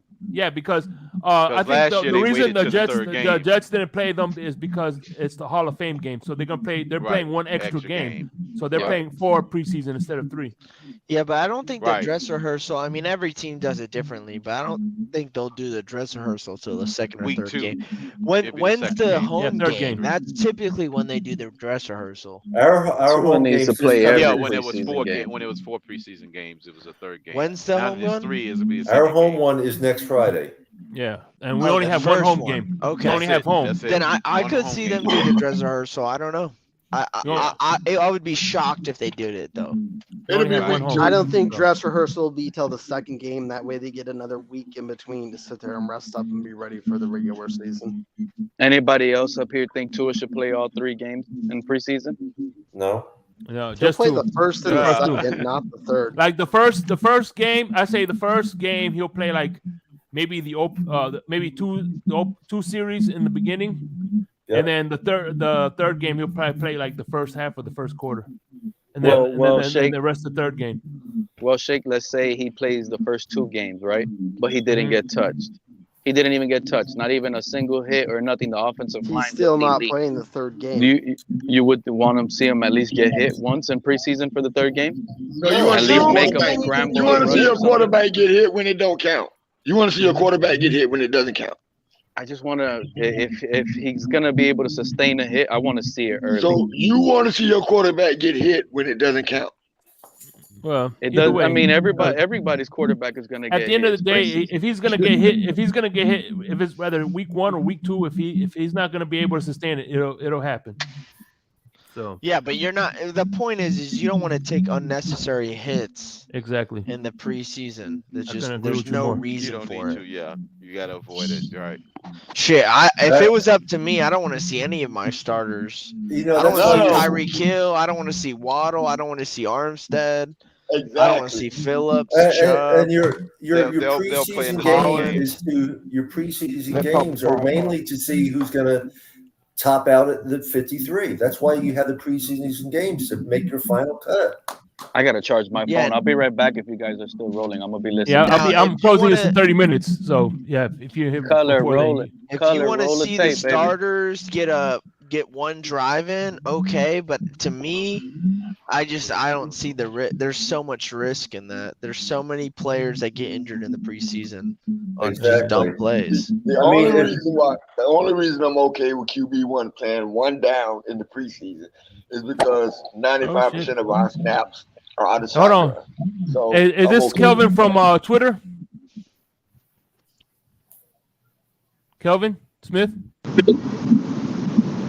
Want you to do it from Twitter from Arizona? Is this the Kelvin I'm thinking of? Could be a different one, Shake. Okay, just making sure. There's only one Kelvin that lives in Arizona, man. Okay, that's you from Arizona, right? Yeah, What's going on, my brother? How you doing? Welcome, man, to the show, man. Good to have you on. You know, man, I'm over here trying to cross platforms, trying to tap into the YouTube community. What part of Tucson? What part of Arizona are you in? I'm in Phoenix. Okay, my best friend lives in Tucson. That's what's up. Been to Tucson, they got big ass jackrabbits out there. Ran one over one time by mistake. I'm in hot Phoenix right now. I think Yeah, 25 of over 115 or some shit like that. Yeah, I lived in Tucson for 3 years. I know what it gets like. It still ain't nothing like Florida They heat. be stealing luggage at y'all airport, man, out there, man. They be stealing No. folks' I luggage out there. will never compare Miami to Arizona. when it comes to weather-wise. Fuck. Yeah, I can go out. Miami is the worst place in the U.S. when it comes to summertime and heat. I'm good. No, it's hot as fuck right now, and I'm in Arkansas. It's 100 and it's 105 degrees right now. It's not. It's the fucking humidity, dog. That humidity is fuck. That's fine, bro. You got sea breeze in Miami. You ain't got no sea breeze in Central Arkansas, bro. No, but I can go out. This is the thing about Arizona. It be midnight and it's 100 degrees, yo. You be like, dog, seriously? Can we get a break? I can go out to Arizona right now and survive all day on the 115-degree heat. I worked out in it before. That doesn't do anything to me like the heat does here in Florida. That humidity is heavy, man. Listen, I grew up. I was born and raised in South Florida, and I've lived in Louisiana and Arkansas for the last 6 years. It's way hotter here, man. And you tripping? Well, I was in Texas. I was in Texas for 8 years, and it's hot there too. Yeah, I'm from West Palm Beach. You said way hotter where? I live in Central Arkansas right now, and it's hot as balls, dude. It's not the heat. It's not the heat. It's the humidity. Heat and humidity. Heat and humidity. I was gonna ask y'all. Did y'all see what Dalvin said to Adam Schefter today? Oh no!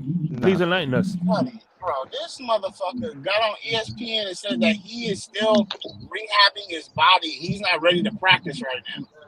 Damn. Yeah, see, we already said he was going to try and miss. Nah, brother. What you mean you ain't ready to? Damn, that's a big ass accident. We already discussed that on my show. He can't even practice right now. Yeah. On my show, we already discussed the fact of he was going to try and wait till the end of training camp before he would even sign with anybody. Well, let me ask y'all this. How is that different from Wynn? Because I don't think Wynn has practiced. I don't think Wynn has practiced yet either. Has he? Yes, he has. I saw Wynn. Okay. I watched Wynn out there. Yes. So this was my original take about Dalvin Cook in this situation. I don't think he wants to go to training camp. I really don't. There are veterans that when you get to a certain stature in the NFL, you've seen all the defenses you can see. You know what I mean? You do not want to go to training camp. You don't want to deal with that shit. Hey, look at Dalton but you need no playbook. Look at Dalton Risner right now. You think he gonna sit out this whole NFL season? Nope. You motherfucker just don't want to go to training camp. Like, Ingram do this shit every year. Melvin Ingram do it every year. A lot of players don't go to training camp. There's a lot of players that will hold out, they'll make good shit, and then they'll sign a week before training camp is over with. And boom, they don't need it. Especially when they're not coming to that team to be a starter, where they're just a good vet that has been in the league a few years. Dalvin Cook has done lost out. Right now. Dalvin Cook has done lost out, and I don't give a flying fuck. I mean, I don't care either way it goes. What's the Vegas odds he be here by September 1st? What's the odds? I still want him. I need to place a bet. Do what? No, the cutoff. What's the Vegas odds of him signing by September 1st? 0. That's not a winning bet, Papa Paul. No, I'm looking for the win some money. I know. I don't. Probably like 35 to 40%, in my opinion. I think I'm standing to win some money then placing a bet. Greer's sitting right where he wants. Hey, quick question. Just quick question to Kelvin. Who in your opinion, who has been your two biggest surprises out of training camp that you weren't expecting to step up? Cam Smith. I wasn't expecting him to catch on to the system and flash this quickly to the point to where that he could possibly come out of camp as cornerback too, because he's going against Noah and Cater Cole. I mean, Cater plays very well in the slot. So, and who knows what Noah's going to do? Like, I can't depend on Noah. I can't. So, I understand. The unknown is Cam Smith, and the fact that he's playing very well and he's making instinct plays. Like, he's doing a lot of pass breakups where he's diving for the ball, which is great for me because that's the shit Xavier Howard did when he was first year in training camp. He was late on stuff, but it was instinctual. You know what I mean? Like, he was still making plays. That all comes with repetition. So we'll see more interceptions because he'll be able to read shit more. So that is super, super impressive. And then on the offensive side of the ball, I'm going to be real with you. I'm impressed with Butch Berry. Okay. I'm very impressed with Butch Berry. Butch Berry, the coach. Our offensive line coach. So I've been just like really looking at the wordplay in our reporters and how they talk about the offensive line, and I keep hearing this word, physical. Every day is physical. It's a fight. They're not like the coach is getting in their face. Like no one's getting their ass kicked this training camp. I'm not seeing Austin Jackson getting hip tossed like I was his rookie year.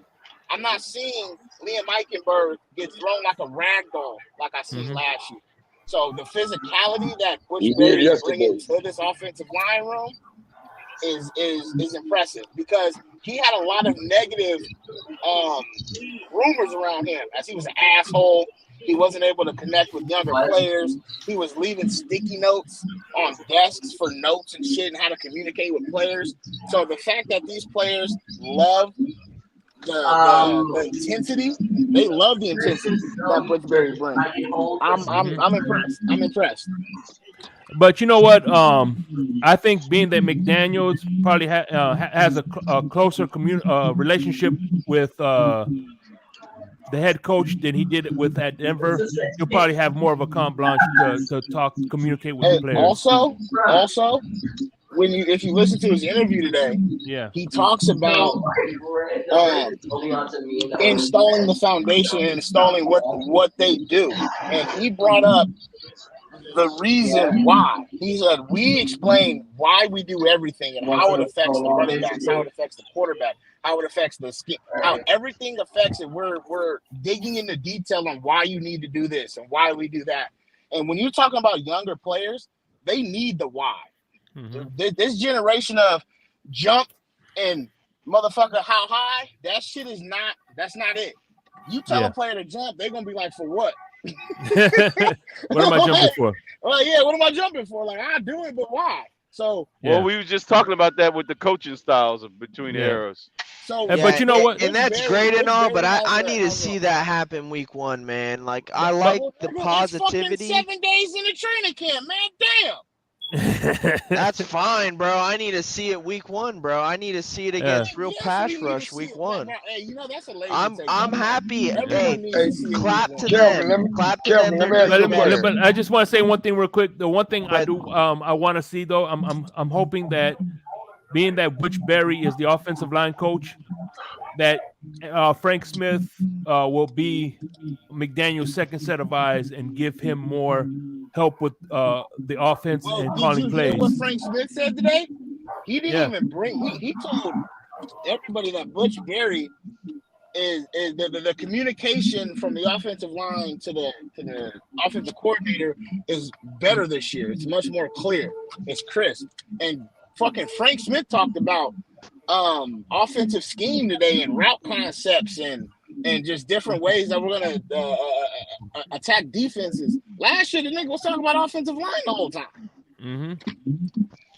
So yeah, man, we added Isaiah Wynn, bro. That's all we added to the O line, and they weren't. They weren't even anything last year. Can I ask you a question? Go ahead. How many offensive line have 3 elite guys? There's enough. The top guys do. About 2 or 3. Browns. How many? How many offensive lines in the NFL? About 2 or 3. About 4 at the most. The top 5 O lines. The Colts got some decent guys. They didn't make the playoffs. They were injured last year. Let's keep going. The Colts didn't make the playoffs. The Browns didn't make the playoffs. Well, they also had an injured O line. They had a ton of injured O line last year. The Cowboys have consistently had a top 5. Hold on, the Cowboys have had a consistent 5 offensive linemen and always get bounced off in the first round.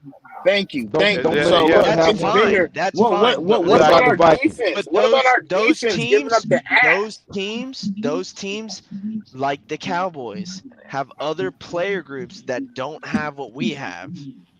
Our problem is the O line. We were folded by the O line last year. No, we wasn't. But we That's not won. true. That's not That is true. not true. That is That is not false, true. brother. Multiple That is not games true. in multiple. That is Okay, not true. so Tua's concussions didn't happen Had because of the nothing to do with the O-line? O-line. That was his fault. Tua's concussions Had were his nothing to do fault. with the O-line. Okay. Well, Had his nothing to concussions do with had the nothing to do O-line. with the line. Nothing. But you talking about the running If plays. you think last year our O-line performed well, I can't tell you what a good O-line is then. Okay, well, let me tell you this. Because Let me if just you say, think let me break it last year, down. yeah, did Tua hold on to the ball against the Bengals game? For sure. Let me But break against this the down to you. Packers game, he's getting his ass kicked. Against No, the but Chargers yeah. game, he's getting his ass kicked. But he didn't get concussed against the Chargers. And against He did against the Packers. Against the Packers, he And was he did running, he against was the scrambling. Bills. He was And he scrambling. did That was against the not the Bills. He field. got his I ass mean, that was kicked not the against the line. Bills. Okay, but let's talk about the line real quick. Let's talk about Go numbers ahead. about the line.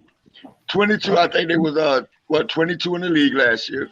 They were 22. We had over And that's 2,000. not good enough. That's Wait. not good enough. Compared to where we came from, we had Did they do over better? 8 slots. Okay. Let me Yes, finish. Bryce and Let me Amelia go up 8 finish. they slots. did better. Let But me guess what? finish. If I want Super Bowls, that's not good enough. Okay. 22 Okay, let me is not finish. good enough.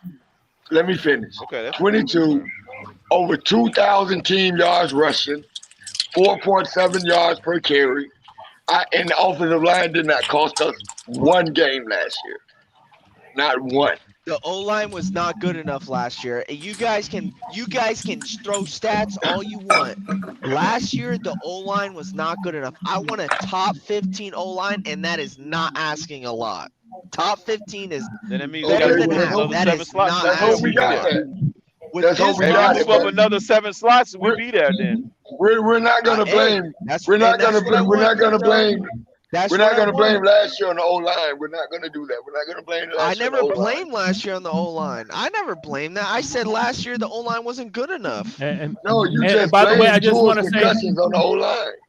and I when, said that you can't tell me that didn't have a contributing factor. No, holding the ball for 6 seconds is the contributing factor. That's against the Bengals. That didn't happen against the Bills.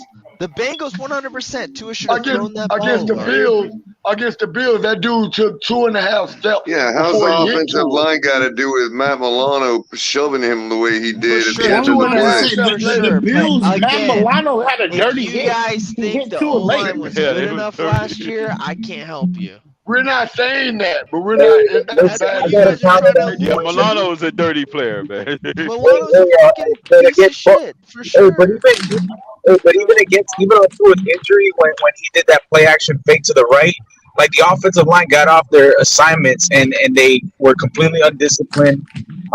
They took the poor angles on the blocks when they were running on the fake outside zone, the hard right, and on the final seconds when Tua was holding on to the football, and I do agree that Tua should have got rid of the football because he didn't see nothing open. Who's their center's name? Connor Williams. Connor Williams completely whiffed on a block that allowed the defensive tackle to get to it and run him into the shovel into the ground. So Whoa. We're not gonna do this again this year, man. I'm sorry, bro. Connor Williams is not Jesse Davis. Okay, Jesse Davis ain't even Jesse Davis, bro. What does Connor Williams whiffing on the block have anything to do with how the defender threw to it to the ground? 2.5 steps later. I'm not saying that it was. I'm not taking away any blame from Tua, but if you look at I'm not trying to blame anybody. I'm asking if it has remotely anything to do with how the player hit the ground by the offensive lineman whiffing on the block. Turn my shit down, cover. I'm so absolutely sick of hearing this. This offensive lineman got this player hurt. I'm so goddamn sick of that, hearing that shit, man. You just woke me up out of a sleep to hear that shit. I'm so fucking sick of hearing that shit. And then you could Why is argue Connor that Williams on the team if he got Tua hurt? You could argue that it was a little bit of. If he got Tua hurt. You could argue that there was a little bit of. Jesse Davis wasn't to blame. Is that what you're saying? You could argue that there was a little bit of unnecessary roughness, bro. Like what does that have to do with Connor Williams' block? Because he completely did not hold his block. Because he told the guy to be rougher with Tua? He completely let go of his man, and the guy got to it. Okay, letting go of his man is not telling the guy to go be rougher with Tua. Right. And do you know how long an NFL block should last? Like, these guys have time. Right. Jesus H. Christ, I'm so fucking sick of hearing that shit. He let him go. What the hell? The man took him steps. Nobody's the quarterback. Again, nobody's taking blame away from both. Both share blame for that injury. That's all I'm saying. The offensive lineman takes zero blame for the injury. Yeah, the offensive line takes zero blame for that injury. Hell, even Tua doesn't take blame. Listen, Tua cannot take blame for a cheap shot. That Milano hit. Yeah, that was an outright dirty hit. Who the fuck? Okay. So if Connor Williams whiffed on that block and Tua happened to stub his fucking toe and break it, is that Connor Williams' fault too? Even remotely? What if Connor Williams misses the block and Tua? Well, you know what? If Connor Williams don't miss that block, then Tua wouldn't have had to put his foot a certain way and run a certain direction, and he wouldn't have broken his toe by stubbing his foot. Give me a motherfucking break, man. Colin, what about this? What if Connor missed the block? O-line needs work, man. I don't know. What if Connor missed the block? That's all I'm trying to say. Yeah, that's all. What I'm if Connor trying to say. missed the It's block? not where it needs to be. Yeah, but this is not taking away any blame from nobody. It's just they both share fucking blame. That's what I'm trying to say. No, they don't. I'm not trying to take away the Hold on, Irving. It is 100%. Let me say. I'm going to be absolute. It's 100% not the offensive line's fault. How can they share the blame for Tua held the ball for 6 seconds? Let me ask you a question. Play's over, all right? Play's over. Ball is whistled. Right? Ball is whistled? No. What kind of game you playing? The bell. You know what I'm talking about. Whistle. I'm just making sure, my nigga. I was confused. My bad. The play is over. It's whistled. They whistle wherever the fuck they. Yeah, the whistle is play is dead. Mark Milano hits him after the play is done. There's no way the offensive line could block him after the play is done. The offensive line job is over at that No. I wasn't talking about that. I was talking about agreed, but listen, I was talking about Cincinnati. It doesn't matter what play you talk about. It don't matter what play you talk about. He had the ball 6 seconds in Cincinnati. All I'm saying in is my Cincinnati point had the ball was 6 before seconds. That's more than the enough time. O-line work needs to be better. Are they the only play group that absolutely needs to be better? But from last year to this year, you to say that, but you can't conflate it if we want with Tua's injury. I just want to ask him a question. I just want to ask why don't the 6 seconds mean anything to you in the NFL? Why don't that mean anything to you? Who are you, Nick? Are you talking to me or Irving? He's talking to the person claiming that our offensive line is terrible. About Cincinnati. Whoever saying the play about Cincinnati, when Tua held the ball for 6 seconds, why doesn't that mean anything to you? Wait, what do you mean? I just said that Tua. Look, listen. I just said that Cincinnati covered everything downfield. He held on to the football for too long. But if you look at the block, if you look at that, how did he have 6 seconds? How long should a line block? Gave them 6 seconds. I agree. You should have got rid of the football. I agree 100%. I'm not erasing that. I'm not trying to take anything away. You're expecting the offensive lineman to be like have agile running back legs and run all over the field for 10 hours blocking on one play. Again, I'm not taking up. You guys are talking like I'm taking away blame from Tua. I understand that Tua had a complete fault for that. Had shared a lot of the blame for that. Excuse me. It's just that the opposite line. You keep claiming he shares the blame. He doesn't. Nobody owns the blame. Right, he owns it. Right, that's a big difference. Right. I just disagree. Sharing and ownership is you guys are making it too complicated. You guys are making it too complicated. I'm just explaining. You are actually. The guy had the ball for 6 seconds, which means the offensive line blocked for 6 seconds. That's a long ass time, dog. Exactly. Have you That ever is a blocked somebody long for 6 time. seconds? Crypto can go get 5 hot dogs in 6 seconds at I Baltimore, don't know. man. I don't know Exactly. who's talking, but like And there's a whoever's moment I saying have the done that offensive before, line is color. having issues. Yo, have you ever tried to block someone for 6 seconds? No, you're right. You're No, right. You're I'm right. 180 pounds. It ain't easy, No, Chuck. I can see it. I can see it. I can see. You're right about that. I Listen, can see. all I'm saying That's an is eternity, bro. ranked. Yeah, you're right. You're right. Bro, blocking for 6 seconds is like Hall of Fame That is material, bro. Hey, Color. The greatest athletes in the world can only fight for 3 minutes. Think about that. I know. Bro, 6 seconds for an offensive line. Every one of those guys should be in the Hall of Fame. Yeah, hey, if you can Well, hold again, if you go, but the whole point of this is the whole point of this is that the offensive line did not properly execute the play as it was supposed to. Oh, wow, be man. executed. I'm just not going to give up on blaming this offensive line for something, bro. This dude's I don't know I don't know why people got to do this, man. I really don't. Hey, color. We don't have to argue about that. I know my point. Slim to I none. know what I saw.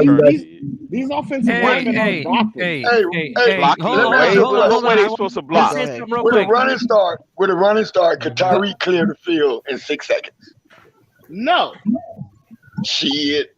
So 100 yards in Money. 6 seconds? No, he can't. Not in 6 seconds. No. Yes, sir, Ali. Shake Money, I have an announcement to make real quick. What's good? So I just need the floor real quick.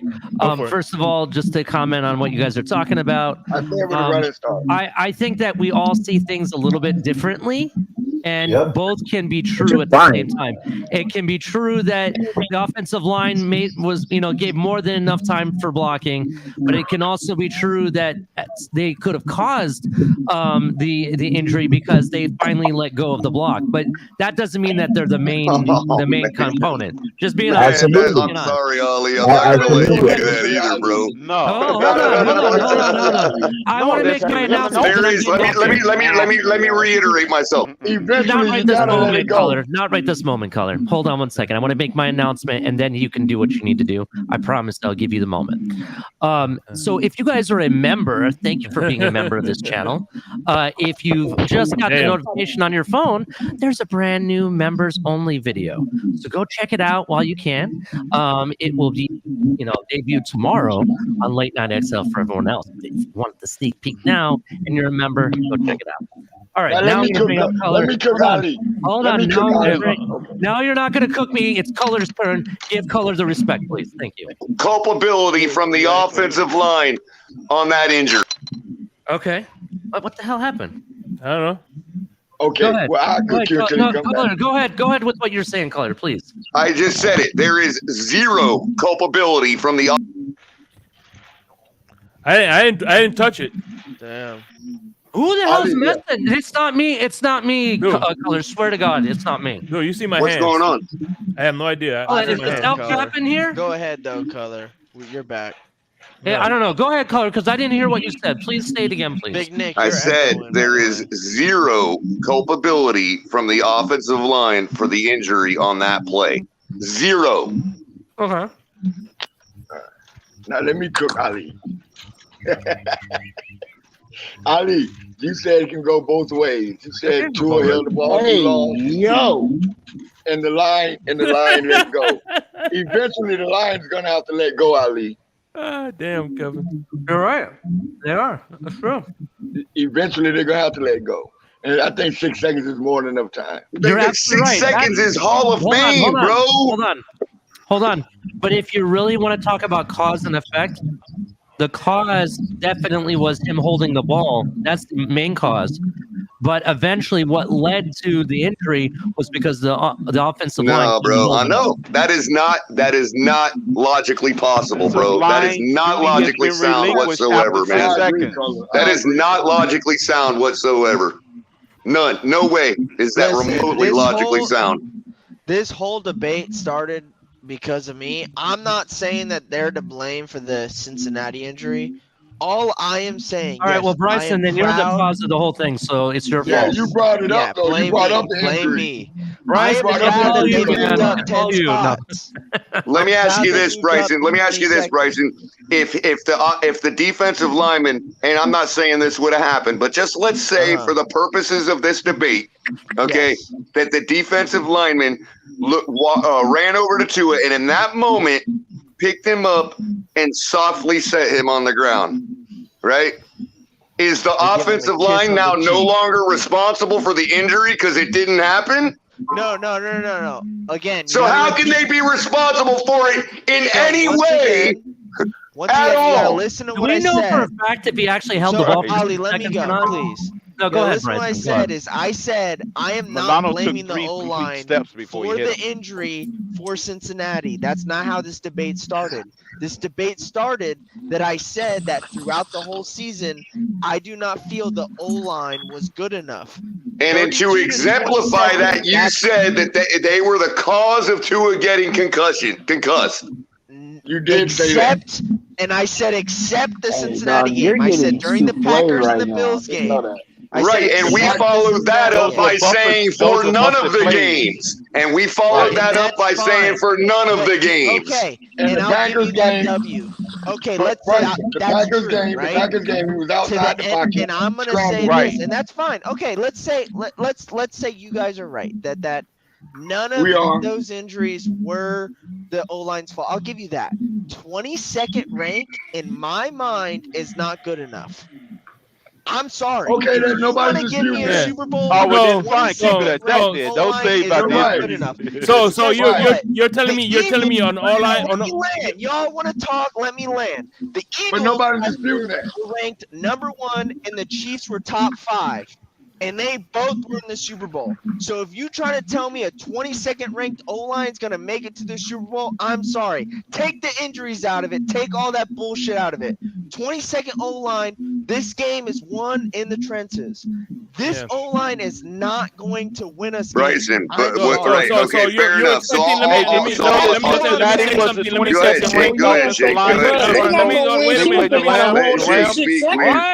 the host go.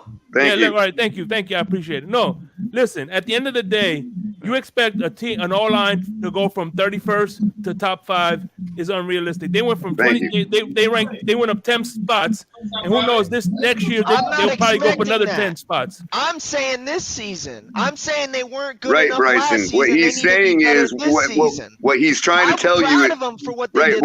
What Shake is trying to tell you, Bryson, is that you call him a 22nd ranked offensive line, but that's coming down from historically bad from last year. Before that, good. Hey, and I'm gonna give him a clap. I'm gonna give him a slap. Okay, so what? No, we're not asking for a fucking clap.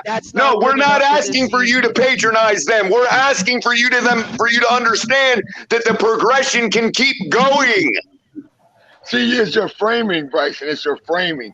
We all agree. 22nd line. It don't matter what I think, bro. I'm some fucking Joe Schmo on the couch, bro. They don't give a fuck what I think. Okay, wait. Listen. Nobody what do you mean my framing? Chris Greer don't give a fuck what I think, bro. Listen. Okay, Bryson, Tua was ranked 27th in the league 2 years ago. But he wasn't ranked 27th last year. He was ranked number 3. Right. Bro, all I'm saying is they need to be better this year. Does anyone disagree with me? Wait, listen. No. There's no one disagrees. Okay, so why are we arguing? If anything, they need to get better at not being injured. That's what they need to get better at. Yeah, agree. Nobody's saying the 22nd ranked line. Hey, you said injuries aside. Bryson said that. Bryson said fuck injuries. Bryson said fuck injuries. Fuck all the bullshit. 22nd ain't good enough. Is what I meant, and I'm terrible at speaking, so I'm sorry. Nobody. Injuries. Hey, nobody said the 22nd ranked line.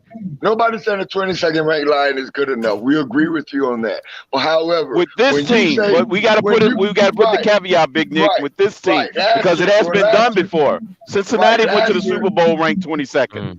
Okay, but nobody's That's saying true. last year the That's Miami true, Dolphins line Crypto. You got a nobody's point. asking we're 22nd, right? But what the way Bryson is framing it, that the offensive line was our woes last year for our 9-8 record, and it's not true. No, That's not I'm true. not saying that. Right, I it's never not. said It's not that far shit not. ever.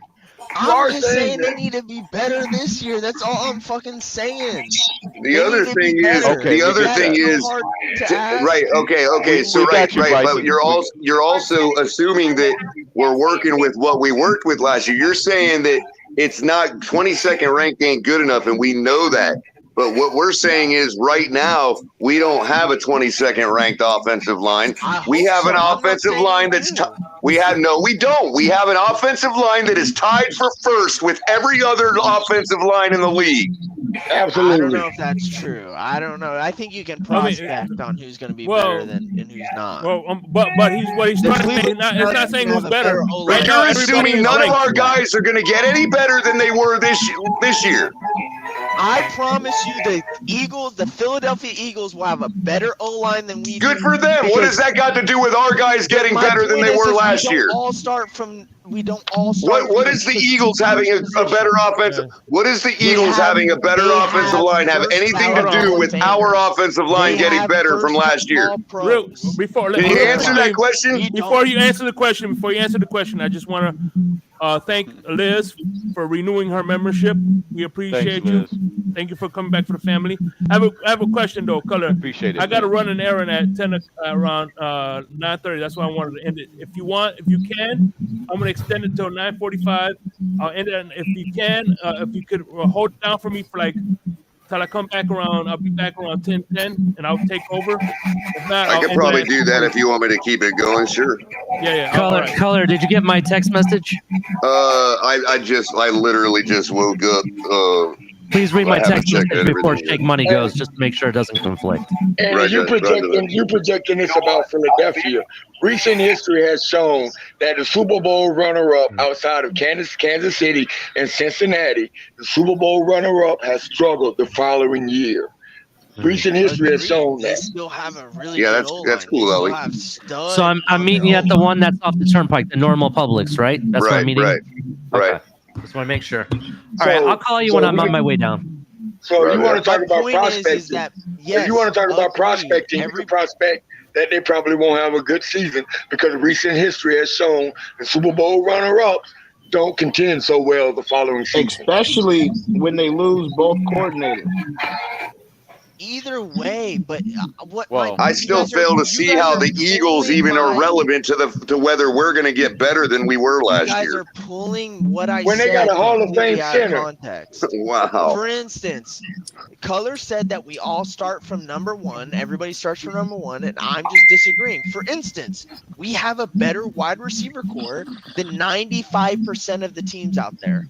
What's the other 5%? How do you know that? What's the 5%? Have more talented players at the position than the majority of the teams. Now, does that mean that we're going to finish at the top 5%? No, that doesn't mean that. No. What's the other 5%? Well, then, what's the point of saying that we have these problems when just like the fact that you're saying that we haven't earned that or we haven't failed yet or we got to go by what our talent is on paper, that's fine. Hey, so then, what are we even watching our team for this year? 5% because on paper, let me finish. Let me fucking finish. Because on paper, we're 32nd ranked. No, it's because it's. You're telling me that our offensive line is better than 31 other teams? If you let me answer, I'll answer for you. Because it's August 4th, and it's something to talk about, and also it's our weakest position in my mind. In my mind, the O-line is the weakest position on this team. And that's fine to say. Next to the line. That's fine to say. That's fine to say, but why are you ignoring the progression? I never ignored the progression. I said So you think the tight end room is better? Slap him on the ass. Well, what you're saying is based on the Tight end paper. room is Hall of We Fame are caliber, not Big Dick. getting. We are not going to be any better than we were this year based on the paper. Never said that. Well, then if you can't say that, then if you can't let me fucking finish. If you can't say that, then all you can say is what we are currently, and that is tied for first with everybody else in the league. I have never said they can't be better. What I said is hey, good job for improving last year, but what you did last year is not good enough. You need to improve better. And that is what every coach on this staff is saying is good what you did last year, but it wasn't good enough because we didn't get to the Super Bowl. We need to improve. Obviously. Am I wrong? Okay. And that is all I've been saying. I got 2 questions. We get that. We need. I have 2 questions for you. Got it. But it wasn't good enough. Good job telling us the sky's blue, bro. So if all you were trying to say this whole time that the sky was blue, bro, there's many more easier ways to say that. Bryce, hey, well, I'm fucking retarded, so I'm sorry, Color. Bryson, I have 2 questions for you, Bryce. I have 2 questions. Go ahead. You said the Miami Dolphins wide receiver room. You said the Miami Dolphins wide receiver room is 95% better than the rest of the league. What are the 5% that they're not? What are the 5% that they're not better? No. I just fucking listen, bro. I'm not saying that. I think we're a top 3 wide receiver. So what wide receiver room is the Miami Dolphins not better than? I think we're the best, but if going you're down going the to put it rabbit in hole. argumentative terms, Okay. you say All right. top 3 Okay. instead Great. of You answered that. we're the best. You just say top 3. Top 3 could be 1, 2, or 3. Okay, you I answered think we're that. the best, but I'm just trying to not be a homer. That's You what I answered said. that. That's why I You said answered that. that. You also said that the O-line is the weakest room on the team. You said they're weaker than the tight end room, and yes. they're weaker than the inside linebacker room. No, I said right next to the inside linebacker, meaning like. But they're weaker than the neck tight and end neck. room. They're weaker than the tight end room. That's a good point. We have weak tight end. I didn't think about that. That's a good point, Big Nick. I didn't think about that. What's up, guys? Why do our tight end room got to get downgraded every time? I'm trying to figure this out. Dolphin winners, where you been, Saul? Darren Smythe is going to save My us. point is that we need That's to what I'm do trying to better say, on Big O-line. Dick. That was my whole point. I And agree. if anybody doesn't agree with that, But I am a I can't Dolphin help here. you. Hey, Color. Hey, what's up, Miss Fans? How you doing? Welcome to the show. But before you get started, Miss, What's I'm up, gonna let you cook. winners? I'm gonna be gone for like I'll be back around 10:10. If you can hold it down, if not, all right. Can you hold it down for me, Color? Man. Yep, All right, I got thank it. you. Take care, Shake. And I would All say right, the Miami Shake. Dolphins have the number 1 wide receiver room Go get in the NFL. Go get your donuts, Shake. Bring me some donuts back, Shake Money. I'm just Our trying wide to receiver say. room is not top 3. It's number 1, hands down. From 1 through 6, I'll put it up against any other room in the NFL, period. Wait a minute. I want to go back real quick, gentlemen, and good evening to you. What's up, Miss Fans? Hey, guys. I just wanted to see, because I heard my ears were ringing. I heard some blasphemy about This is some our bullshit set up here offensive tonight. line. What are we talking about? Our offensive line is perfectly fine. This is what my front office is telling me. Because my O-line went from 32 to 22 in one season. So who's blaming the O-line for anything?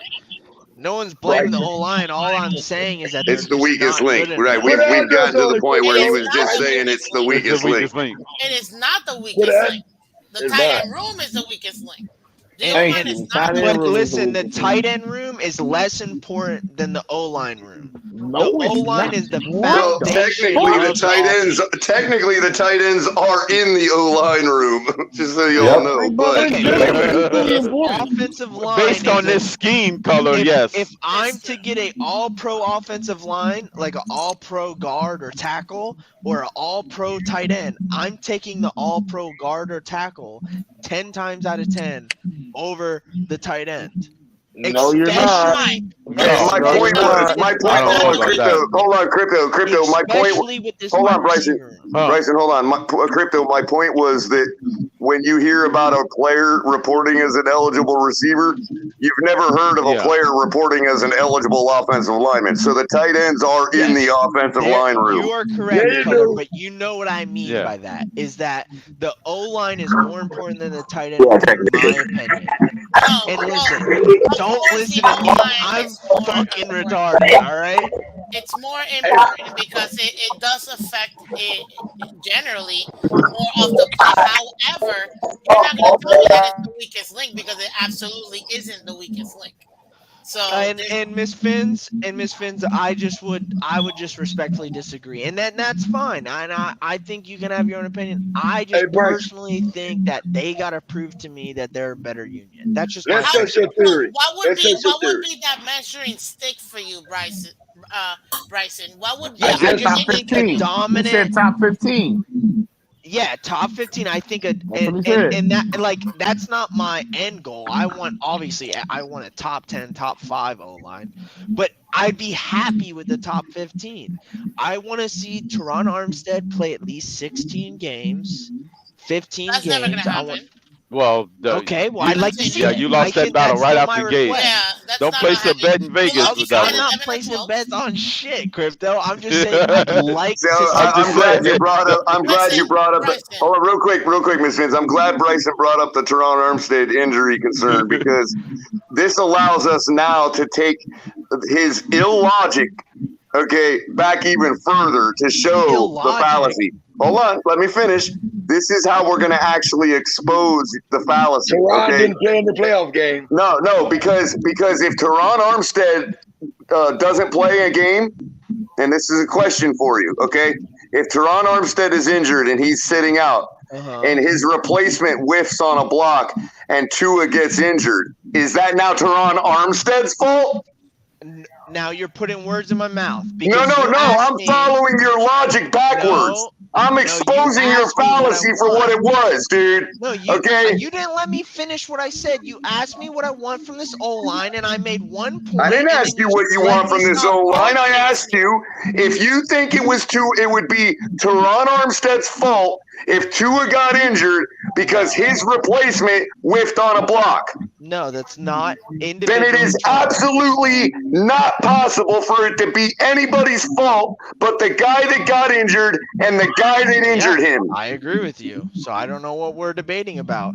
Miss Finns asked me, what do I want to see out of this O-line? I made one point, and you didn't let me finish the rest of my point. Please finish. Finish. I want to hear this. I'm sorry. I would like to see Teron Armstead, and I think everybody up here would like to see Teron Armstead play 15 games. Because, in my opinion, when I saw Teron on this line, I saw a completely better union in it. A unit. Sorry, I don't even know what I'm saying. But I want to see Teron on the field. Hold on, Crypto. Right, I saw a better line. Hold on, let him finish, man. When I saw Teron on the line, I saw a better line. I'd like to see Liam Eichenberg step up. I'd like to see AJ step up too. I want to see what Isaiah Wynn's got. I'm a big Isaiah Wynn fan. My brother was his chiropractor last year. He flew out 2 times a week to go fucking give him chiropractic care. I want to see that. I think this O-line has some great, if they can build chemistry, I think they have a lot of potential.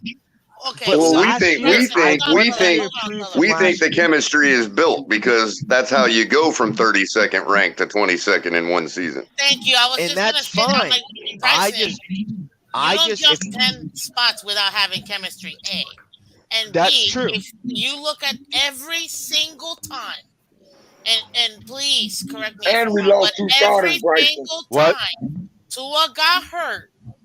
It's because he held onto the ball and didn't throw away the ball. Oh, for sure. 100%. That's fine. That's fine. Is 0 on the O-line. So you can't tell me that the O-line. But that doesn't mean that he wasn't pressured the other times just because he doesn't get injured. Everybody gets pressured, man. That's part of being a QB. But that's fine. We went there. But so last year, our O-line, per the rankings, were below par. Per the rankings. Okay, they was in the 32 teams in the league. Right. They was in the bottom half. They was in the bottom half. I True. want that O-line, if we want to go, which everyone on here wants to go to the Super Bowl. If we want to go to the Super Bowl, I want to see them above. I don't want them to be dragging along. I But want them Bryson, to I be want to ask you a question. Right, guys, hold on. So you're saying our Hold on, no, probability Colin, is you just hold on, Hold on, Colin, you guys. hold Let's on, not Colin. all converge at once. Right. But real quick, Bryson, I just got a question, and then I want Miss Spence to be able to say something, and then Big Nick. If we were to advance the same number of spots this year that we did last year, that would put us at 12th ranked. So go ahead, Miss Spence. Yeah, no, I was gonna say, well, in that case, I mean, the O-line could only do its job as much as the QB can do their job. If the QB's not doing his job to protect himself, then there's nothing that the O-line else can do. I mean, you have a lot of great QBs that end up making O-lines look good because they're able to evade the pocket and move out of the pocket and so on and so forth. But when you have a QB that refuses to throw away the ball and put themselves in danger, there's only no O-line. Yeah, he actually made them look right, Miss Fins. That was a play where exactly what you're talking about, where the quarterback did make the offensive line look better. Exactly. They held the blocks for 6 seconds. I mean, that is Hall of Fame. He did not do it. So it sounds Look, like if an offensive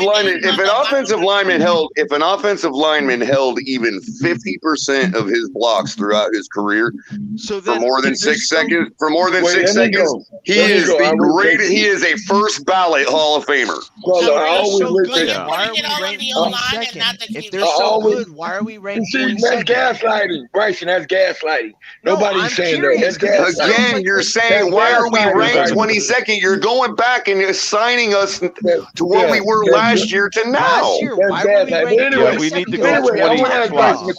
I mean, I got one question. 10 slots. Come on, guys. I got one question.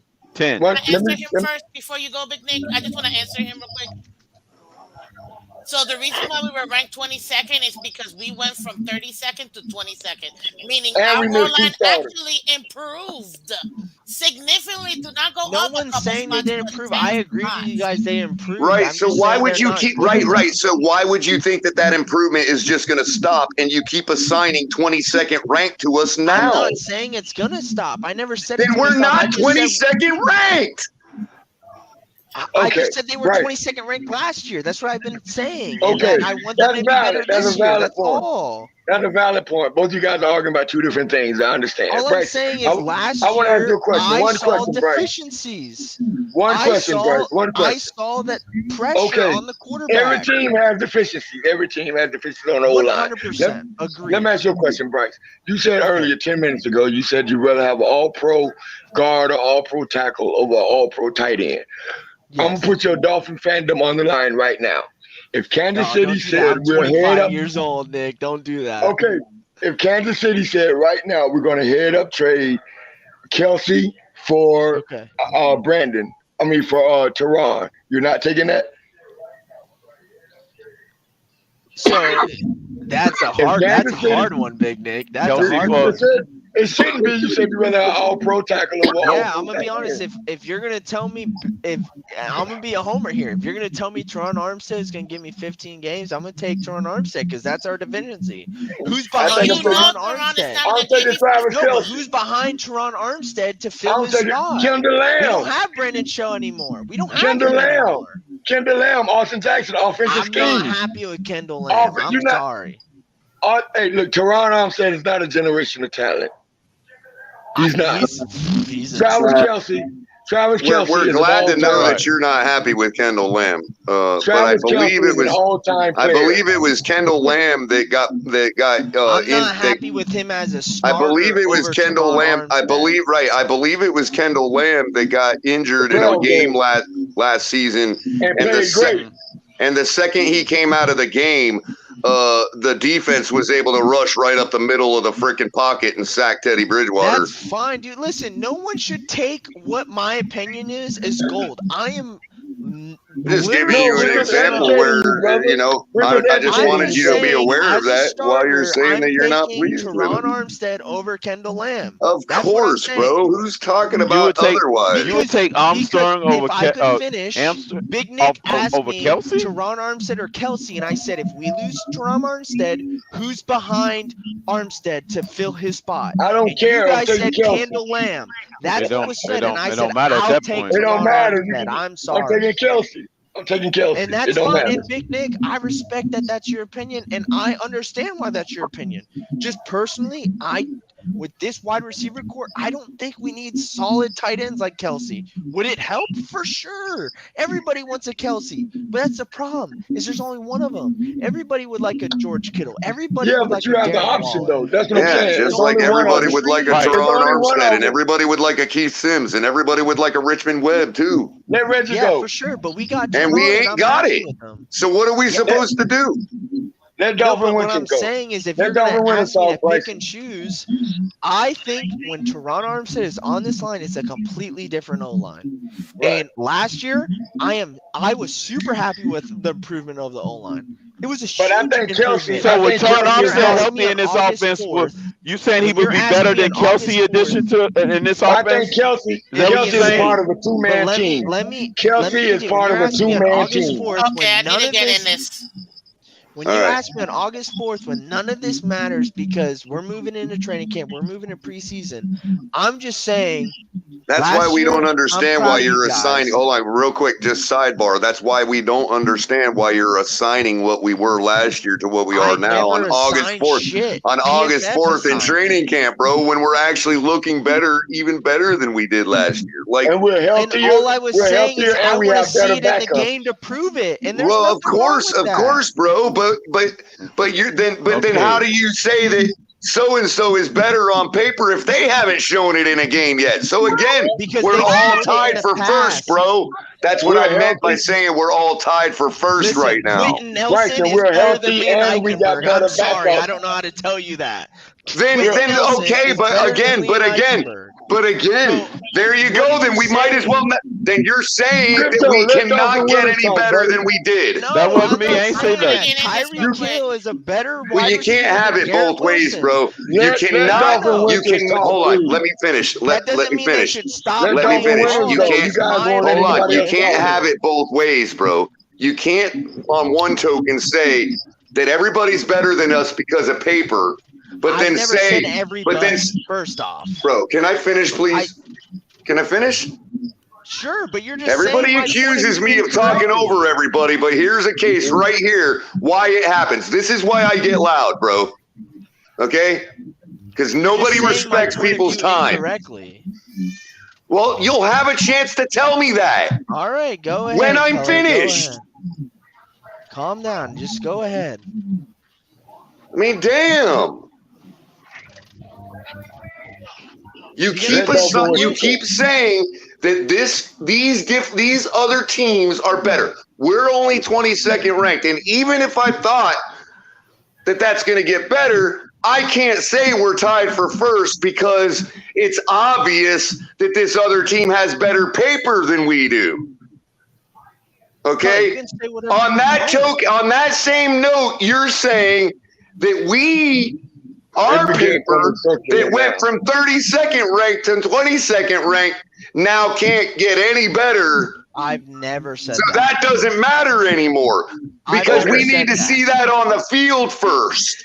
Well, if we need to see that on the field, then we also need to see the other team's paper that you're saying is better than ours. We need to see theirs on the field too. No. It's becoming circular. You show me a deficiency. It's becoming circular now. Even though if it's an improvement, if you show me a deficiency, I want to see that proved in play. There's nothing and wrong you're with right, Big Nick. It is circular. That's exactly what I just pointed out. That's exactly what I was just trying to point out. We're healthy now. We have better backups. Go ahead, Dolphin. Hey, what are y'all arguing about? I don't fucking even know, to be honest. I don't know either. I come back. Y'all precisely what I was trying to point out. So we're healthy. We're healthy now. Move us on. As the host, I'll move us on. Everybody like and share. and make sure we you're have a team full of Richmond Webbs now. and we have a team full of Jesse Davises. That's Listen, what we are. all about. I'm saying is I am concerned about this O-line's depth, and that yes, they have improved, but I don't know with what we added in the offseason has been very limited. I don't know if what we added will leap us another 10 spots or what 7 spots to get what I said was top 15. So 22nd to 15. I don't know if what we added leaps us to. Brandon Shell was a really good addition. We lost him. He's gone. If we get an injured player, he's gone. He's not there to fill our slot. Brandon Shell was a big reason why we leaped. Yeah, I don't think he knows his team. Leaped. I don't think he knows his team. Big Nick. I don't think he knows his team. You asked a question. Okay, who do I not know, Big Nick? Who do I Of not know on this team? Wahee, Kendall Lamb, Feeney, they're all having great camps. All of them. And those are backups. I did hear Kendall Lamb is looking very good on both. Feeney is looking good. Feeney is looking good. Wahee is looking good. Yeah. Robert Jones is looking I can't good. wait until Saturday. There's actually a competition at left guard right now between Isaiah Wynn, Robert Jones, and Liam Eichenberg. Hey, man, you can have whatever opinion you want. Well, Liam Eichenberg is those guys Greer is a shown Liam me in Eichenberg the guy. I just past want to let you know that. that they are not just starters, like above average to move this line from 22nd from last year. What I'm not putting anything out there. That's what they were rated. Some say worse to better. I just don't. I want to see it. I just Bryson, we was ranked 22nd. If I see in the preseason they were better, we was ranked that's fine. 22nd and we missed 2 starters. We missed 2 starters and we got it. We want better. I think We won't miss 2 starters this year. Hey, we can't say they're healthy. Hey, y'all gotta let Miss Fans talk. Yeah. No, I was saying Dolphin winners is trying to leave, so I just want to say have a great night. I wasn't trying to leave. I was actually trying to talk. Good evening, everybody. I've been listening. You gotta fight through the screen. You gotta fight through the screen, brother. I mean, I've been listening to everybody this evening. Bryson, you got my head hurting right now. I don't understand. I'm not trying to hurt your head. No disrespect, bro, but we talking about practice again. We talking about stuff that happened last year. We're going into the 2023 season. I think you need to relax. I've been telling everybody. I'm relaxed. I just want to see them do better. Listen, I understand, brother. Trust me. I'm going to 4 games this season. I understand. Listen, I'm spending my hard-earned money, like a lot of these people on this panel, and probably people watching, to be going to these games this season. We want the same thing, but for you to be, you're speaking stuff into existence that hasn't happened. And our O-line is progressing. You've got to give it a chance. They've made moves. Let's see what happens in preseason. Let's see what happens week 1. Because I'll be honest with you, everybody's saying what was the weakest link. Special teams is still the weakest link statistically on our team. Statistically, they are. Yeah, agreed. You're right. Dead last. All right. Give Bryson a chance to respond, and then I want to make a comment real quick. I'm not saying they can't be better. I'm just the type of person, because I've fallen in the past to like, yeah, we're going to do this, we're going to do that, blah, blah, blah, all this stuff. And then I just get heartbroken. And I'm on to be honest with you guys. I just don't want to be heartbroken with the We all been heartbroken. Absolutely. I know you guys have. I'm not saying you haven't. Right. I'm just saying this is my personal protection plan, whatever you want to call it. Right, and I'm trying to live right, Bryson, and that leads into my comment, Bryson. We're trying to pick you up out of that. And it sounds like I'm going hard at you and arguing with you, but that's what I'm actually trying to do is bring that in. Well, it's more. And let me put it. And this is leads into my comment. And this is how I try to do it, because let me ask you a question. Let's put the offensive line aside for a second. Let's forget we were even talking about it just for a second. And I'm not trying to shift gears, but I want it to seem that way because I want you to forget about the offensive line for a second, for real. Like, just for a second, okay, and follow me here. Follow my logic here. I have just a simple question, and it has to do with the Dalvin Cook issue or running back issue in general. because there are a lot of people out there that think that while we are a Super Bowl contender without Dalvin Cook, like our running back room is good, it would be like a lot easier and still an upgrade and a lot quite more helpful to say that if we had Dalvin Cook. Are you one of those people that agree with that statement? Like, do you think that bringing in a guy like Dalvin Cook would solidify with Jalen Waddle, Tyreek Hill, and Tua with Dalvin Cook that we're Super Bowl contenders? No, I think we are currently Super Bowl contenders. I think Dalvin Cook helps those odds, but I think it's a want, not a need. Right. That's what I'm saying. So you're one of those people that follow that are along those lines, right? Now, well, no, wait a minute, Miss Fins. I got to finish this exercise real quick. Sorry, I don't mean to shut you down. I'm just trying. I want this logic to be borne out, okay? And I don't necessarily disagree with you. And there's a lot of people out there, Bryson, that are like, "Yeah, Bryson, give it to him. Tell him exactly. That's right. We're, And I get it. But remember what you said earlier. You said there is no way we can win the Super Bowl with this offensive line ranked at 22nd ranked when the Chiefs had a top 5 ranked offensive line and the Eagles had the number 1 ranked offensive line. So how will Dalvin Cook change any of that?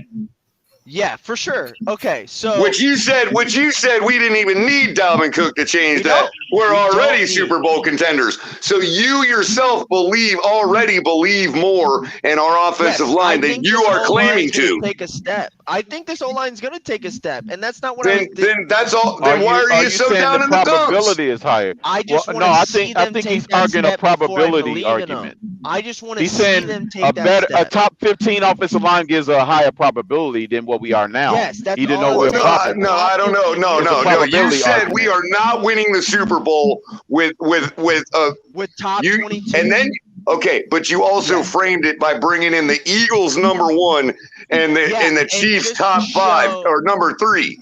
You said basically we need a top 5 offensive line to win the Super Bowl. No, I'm just showing you that it's important to have a solid O-line. Of course it is, but you brought up the number 1 and the number 3 to make that example. That's why they're that. It's like nobody else was Super Bowl contenders but them. They're the ones that contended in the Super Bowl. That kind of strengthens the argument last year because of his O-line. It's not just him back there. He had a great O-line that helped him in the run game, helped him in that. Dude, their quarterback sneak last year was unstoppable. If it was 4-1, they were getting a first down 9.9 times out of 10. My point is that this game is won in the trenches, and I don't know. And again, I'm going to say I don't know if Greer did enough. I hope he did enough. I'm not sure if he's done enough, and he still has time to add to this O-line. Well, again, and if you're not sure, then you can't even talk Super Bowl contender with or without Dalvin Cook. That's true, but I'm also fucking retarded, so it doesn't matter what I know. Like I don't know. Real quick. Sorry, go ahead. I'm just a fan. I'm speaking off emotions. I'm not even know what I'm saying half the time, bro. I'm just trying my best to say that. That's why it's easy to cook you, bro. That's why it's easy to cook you, bro. Yeah, that's true, bro. I want you to try this. Right, I want you to try this. I want you to try this. The unknown. Nah, I think you may have misspoke, Bryson. You was trying to argue probability versus practicality. I think you can look at the unknown 2 ways. I think you can be pessimistic about the unknown, or you can be optimistic about the unknown. Right now, you sound very pessimistic. Yes. And we're just trying to get you to be optimistic. That's all. Nick, and I have been optimistic in the past, and I've just personally. We all have. I've just personally been burned by that. Okay, then fair enough. Then fair enough, Bryson. Then fair enough. Then according to the rules of whatever. Marino's my favorite Queensberry or something. Right. According to the rules of Queensberry, you are not allowed to say we are Super Bowl contenders until you are optimistic about our offensive line. I love Ryan Tannehill, Bryson. I love Ryan Tannehill. I love him. No, the fandom can allow you to say it, but I guess the objectivity can. Bryson, Burrow made it to the Super Bowl with a 31st ranked. Yeah, they were pretty low. Listen, I told him that, I'm Big not Nick. the person I mean, to talk Miss about that Vince. because I was stationed in Louisiana when that was going down, and I'm a huge Burrow fan. So, like, I'm a big Burrow fan. Oh, I so think Burrow made the Burrow's. difference? Is that what you're He saying? was in the Air Force. I He's do. the one I that made the personally do, difference? but I'm not the guy to ask about that because I lived in Louisiana when that stuff was going down, when he was in college, and when he went and he won that national championship, and when I watched him get drafted by the Bengals, and I was praying the Dolphins would trade up to go get him. And Miss Fins, I'll vouch for Bryson a little bit here. As much as he wears Tua all over his shoulder, he has been fair to say that, look, skills are skills, and Joe Burrow's Joe Burrow. You know what I mean? I'm a big Tua fan. So, and he's my quarterback, and I'll defend him. But I Yep. am a big Burrow fan. But I you- will always be a Burrow fan. I guess what I meant to say was Bryson has acknowledged that he has acknowledged the importance of a we're not the quarterback. only living species in the universe. I'm just saying that Bryson has in the past acknowledged the importance of a quarterback before listening. Real quick, because I've been trying to make this point and I haven't been able to do it. Big Nick asked an excellent question earlier to Bryson, and I wanted to answer that same question because Big Nick said, Bryson, if you could trade Teron for Kelsey, would you? And Bryson said, if Teron plays 15 games, then no, I'll stick to Teron, which I totally understand. You know what I mean? But we all know this. You're getting 11, 12 if you're lucky out of Teron. So if you're getting 11 or 12 games out of Teron, would you still trade for Kelsey or no? I want to see. It's a yes or no. I know it's a yes or just no a yes or question to you, but to me, it's not. To me, it's who's behind Teron Armstead. I want to see. Who's behind Teron I need to analyze. I need to analyze. What am I getting out of the left tackle if I lose him? Who's What behind am I- Kelsey? So then it's a no, What then. do I It's a got no in for the you. tight end? So like for to you. me, if Who's I don't behind have You ever a thought about banter who's left behind tackle, Kelsey? I'm gonna keep Teron Hell Armstead, yeah. even if that means 12 games. I'm gonna Who's keep behind him. Kelsey? Then it's a no. Yeah. Okay, that's Behind fine. You Kelsey, can just say Yeah. no. I don't Like, need anybody behind I Kelsey because I I got asked that Tyreek question Hill the and other Jalen night, Waddle Big Nick, and I got and crickets Chosen too, bro. Anderson. And by the way, we have that's why we have win. Exactly. That's why we have I win. got a stacked Win-win wide receiver situation. core that can catch the ball for me. We don't need a. But we don't need sometimes a that wide ball-catching receiver tight core end. can We get need schemed against, and you blocking can't tight scheme end. against Kelsey that easy. Did you see what Kansas City did in the Super Bowl? Shout out Did the to my Eagles boy scheme Q. against What's their going wide on, Q? receivers? That didn't work too well. Mike McDaniel, first of all, does not deserve a talent like Travis Kelsey, period. Let's just be honest, period. And second, he wouldn't know what to do with that type of talent anyway. So That's it'd fine. be I just. absolutely useless for him That's to fine. have. I get it. I get why you would say Miss that. I just, Vince, me how personally, if you're dare gonna you? ask my opinion, that's my 1,750 opinion. yards, Miss I Vince. think we need a left tackle. He doesn't deserve 1,750 it. yards. Nick, listen You know, to me. He There is said he doesn't nothing deserve he it. would know And how I to think do. also, But by the way, what people don't talk about, 1,750 you know, yards. Yeah, was listen. thinking. Yes, he deserves Kelsey Kadarius Toney because he running had the a. ball, that punt Hold on. return Yes, he back is does. a He had a huge reason they won the Super Bowl. Guys. overrated slot receiver last year Kadarius as Toney is tight a end. huge reason they Right? won that Super Bowl. All the talk. Hold on. That's because Miss of the Vince, See, Bryson. 1,750 yards. Bryson. This is Miss why I Vince, got in such. 1,750 Hold on. yards. This is why I got in such a tizzy about the injury, who caused the injury talk, right? Because what you guys did was you set off a paradox in my head that is going to last me the rest of the night. And the reason being is that when I try to follow, hold on, when I try to follow your logic,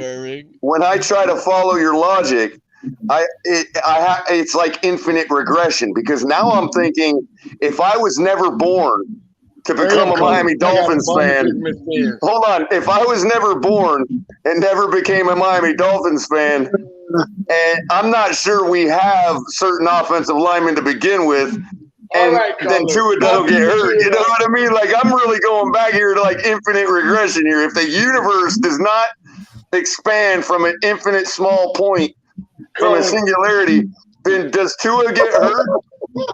Stop calling. Miss Vince, I'm gonna go back. I got a bone. I got a bone, Miss Vince. We I just got a bone entered to the pick. Jedi. Return of the Jedi. You can't Please, you can go ahead and forget the 1,700. He doesn't deserve, nor does he know how to use all that talent. So why would What do you mean? Well, how do you know he doesn't? He never had a good tight end as so how do you know? Exactly. Never had a good tight God, end. my brain is hurting. He But hasn't. he hasn't. So you give him a good tight end, and then we'll see if he knows how to use that talent. He never had a good tight end. He's used it at the 49ers. Exactly, Shake Buddy. They're gonna be able, they should be able to if you give any coach a good tight end, they should be able to get production out of that. Kittle. He was the She offensive didn't say tight coordinator. end. Yeah, exactly. She didn't say tight end. She said talent, and I say 1,750 yards. And Yes, and I said tight end. He doesn't deserve that tight end talent.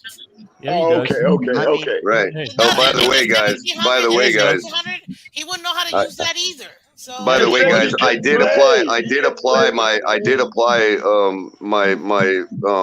what I did to the wide receivers on production. I did apply to Travis Kelce just for the fun of it, and he would, if his designation was wide receiver last year. Let's just say in a weird universe, Travis Kelce is listed as a wide receiver last year. He would have been 7th in production. Mm-hmm. And listen, one thing about Kelce is he doesn't have to freaking take him out on run plays. Yeah, you can keep him once he's in. For sure, it's just that left tackle, man. We need that left tackle.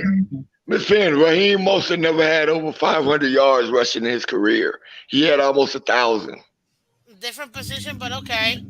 Again, I'm gonna stick to what I said. Mike McDaniel don't know how to use that kind of talent, so he's gonna have to prove himself. He's gonna have to prove he's not a rookie head coach. I don't know. Oh, you mean specifically tight end?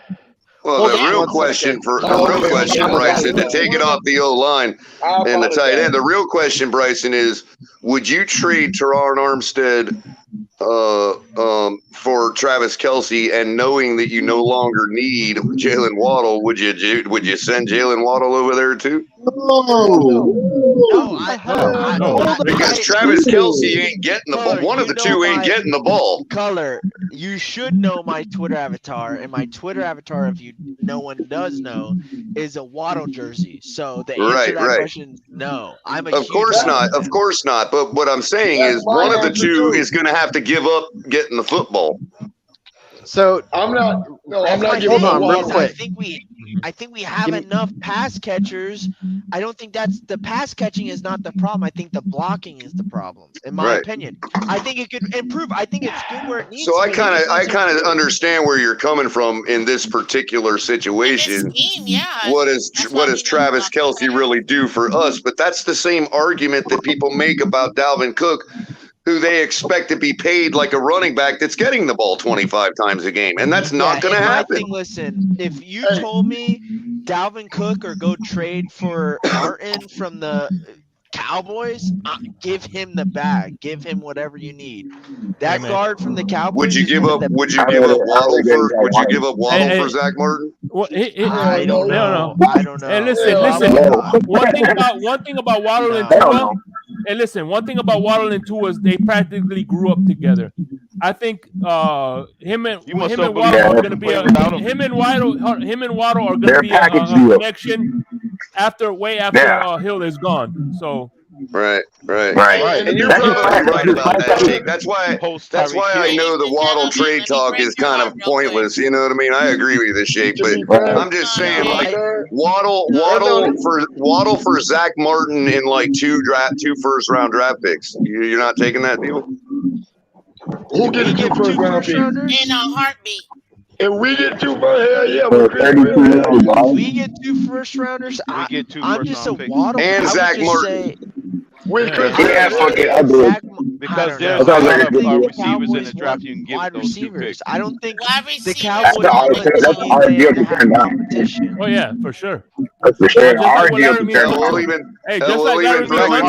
even throw in Mostert for him. You know what I mean? Hold on real quick. I want to keep it 1 second. Hold on. Go ahead, Big Nick. Tyreek Hill for Michael Parsons. Head up.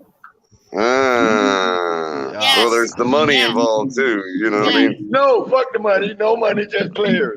I probably would. Yes. I probably would. Yes. I mean, I don't Micah know. I Parsons probably is a would. I tell you generational what, if you talent. truly believe in Tua's ability, you would do it in a heartbeat. Oh, that's true In a too. Yeah, heartbeat. I Micah already said Parsons that. is a generational talent, but then again, I just love Tyreek Hill. Who doesn't love Tyreek Hill? We got mini Tyreek Hill already. So, Miss Vince, I mean, I I'm don't gonna be honest. really Jerry wanna- Jones is in love with Micah Parsons. That trade's never get done. I know Because we're you just believe talking that shit Tua up can here, but operate with just only one speed guy and don't have to rely on two. no, I want him to operate with two, Crypto. I want him to operate Then with you would go two. for Parsons. You would go with that dynamic defensive player. Hey, we'll do the peak deal. A-Chain, Skylar Thompson, and Cam Smith for Parsons. You'll never think that, bro. I don't think Dallas will go over that one. Come on, caller. Come on, man. I know we're trying. You don't trade prospects. If that's one thing I learned from the St. Louis Cardinals in baseball, you don't trade prospects if you don't have to. Man. Here's what I wouldn't do. No, Michael Parsons not a prospect. I'm taking money out of it. Here's what I wouldn't do. I wouldn't do Tyreek for Aaron Donald. No, I wouldn't either. I wouldn't just because Aaron Donald's trying to retire. Well, I was going to say Aaron Donald is closer to being washed than Tyreek is. That's for sure. Yeah, he's at the pinnacle of it. A young Aaron Donald, you might do it. He's just washed from the level he was playing at, in a sense. He could still be a number one on 25 teams. You know what I mean? I think we got. Hey, let me ask a question real quick. I think we got 85% Aaron Donald already.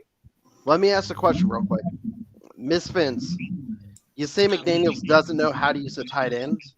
Do you think it's just Gesicki didn't fit what he wanted to do because he couldn't block, or do you honestly believe that it's Mike McDaniels can't effectively employ a tight end?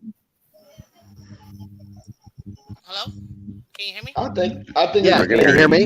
Okay, yeah, I can hear you. Sorry, no, I just thought for some reason you guys couldn't hear me, but it was the button. So let me put it to you this way, because I actually had this conversation already on my show on Tuesday. Okay. I think somebody needs to go mute. There it is. Okay. So essentially, you should make him go watch your show to get the answer, Miss Vince. I should, right? That's what I would do. I'd be like, go watch my damn show. You want the answer? This is the thing. The making of a head coach is to be able to utilize talent when you have it on the field. Period.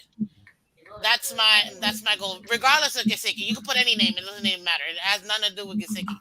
But when you have talent already, and you are a head coach, granted, a rookie head coach, fine, whatever. You should be able to go ahead and actually utilize talent and actually, what's the word? I don't know, coach. And with that,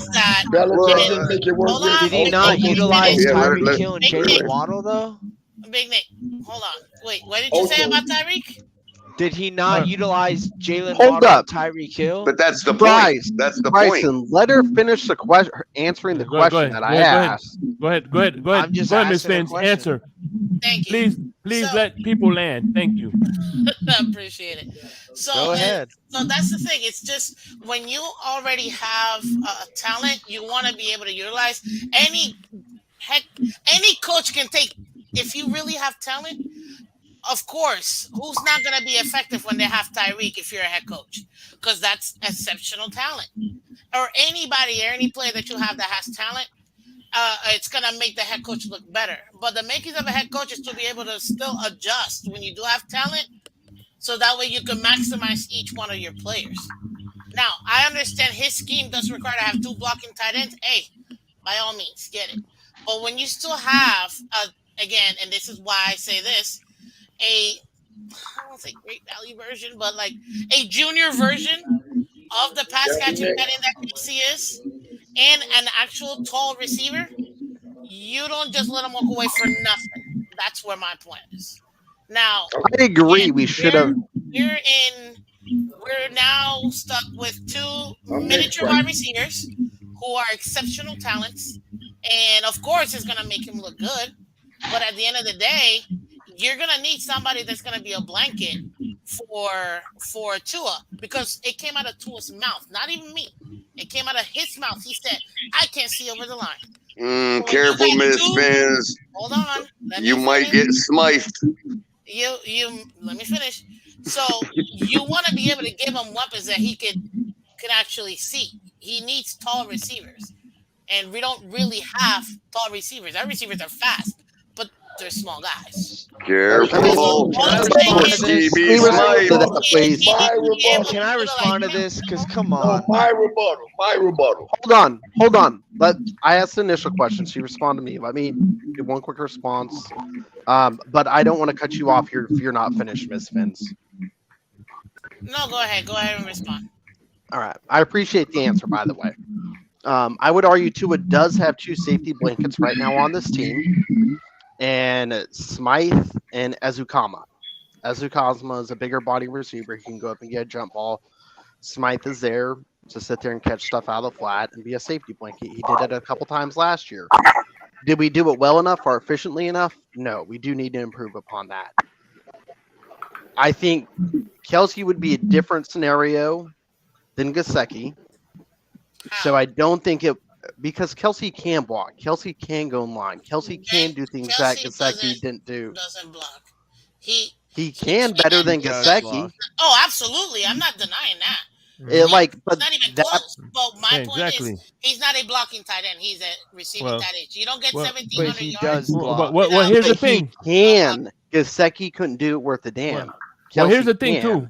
With Kelsey is when it's an obvious run play, Kansas City doesn't take him out of the lineup like they did Gesicki. And he chops blocks a lot, which is the main reason why he's a huge receiving. And he run routes. But let me rebut real quick. I appreciate the answer, Miss Fins. Let me rebut. Belichick couldn't make it work with Ocho, right? He couldn't make it work, and it was a load of talent still up there with Ocho. Schemes matter. And the second thing I want to say is, with those little receivers, Tua was a top-rated passer most of the league and finished number 3 in the NFL. So we got to move on from that. To that point, Big Nick, it's kind of along what I was going to say to Miss Fins would be, I don't disagree, but when it comes to, I think Mike McDaniel may have a favoritism, like a favorite, like he may tend to want to use his wide receivers more. What I think is, while Kelsey would probably get the ball more than Gesicki did in our offense, I think Mike McDaniel would still prefer his wide receivers catching the ball and all that in the West Coast type of system with running backs catching too and all that, because those guys got like the lion's share of our pass yardage last year, Jalen Waddle and Tyreek Hill. You know what I mean?